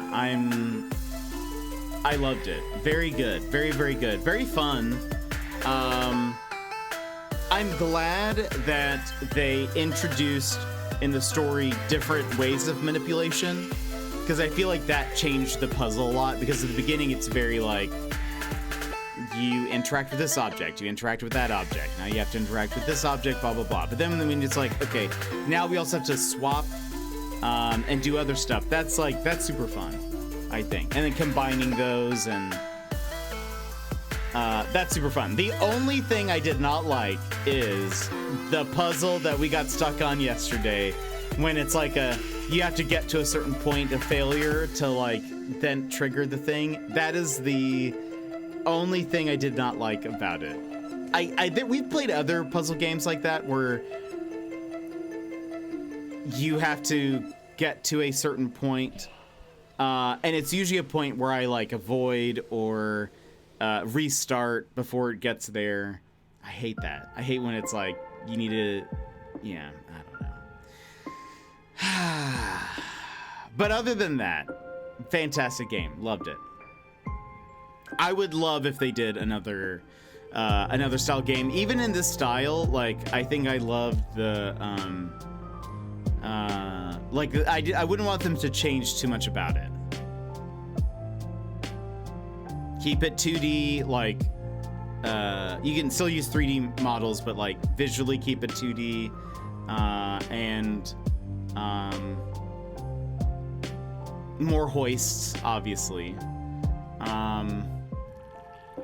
But yeah, I loved it. I thought that was super, super good. But friends, thank you so much for being here and hanging out with me today, and letting me play this game and cheering me on and all that sort of stuff. Next week, I'll figure out what our plan is for the full week. But I know on Monday we'll be starting a game called Crime O'Clock, which is a mystery puzzle murder solving game. And it looks pretty fun. We were given a code by the devs. We were gonna start it this week, but Ghost Trick is a lot more involved than I thought, but we'll be playing Crime O'Clock. We'll play something else as well. I'll try to figure out what the other game will be.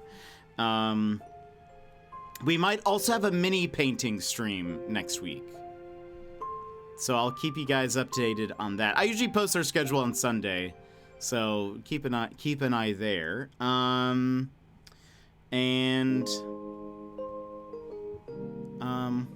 Mini painting? Yeah, we might be doing a mini painting stream next week. I'll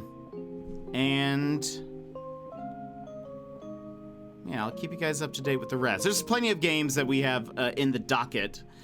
For sure, I want to try to get once we have a couple months, but Super Mario Brothers Wonder, Super Mario RPG, and Detective Pikachu are all games I want to play. Terror Class, thank you so much for hanging out with us. Glad we got to meet you while we played this game. Hope we'll see you around. But we also we might play like the next Professor Layton sometime. I'm gonna head off. All right, we're going to raid out, but also before we go, let me give out a couple of thank yous. Let's see. Wait for it. Retro Vix, thank you so much for the resub. And Yimit, thank you so much for gifting a sub to Ooze. We appreciate it. We will bring back Tears of the Kingdom as well. That's gonna be a game in the meantime. But I'm trying to figure out, everything. But all right, we're going to raid out, and I think I know who we're going to. There are no riot gifs. It's fine. You guys can't riot because we have no riot emotes. Finally get my guidebook tomorrow. That's awesome. Apparently there was a Tears of the Kingdom update this week. They updated the game a little bit.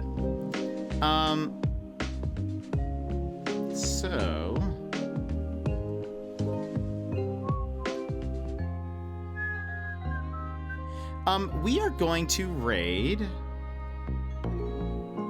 We're gonna raid Ellistrom. Ellistrom has come in and hung out with us in the past. She's actually playing Animal Crossing, which we got started playing.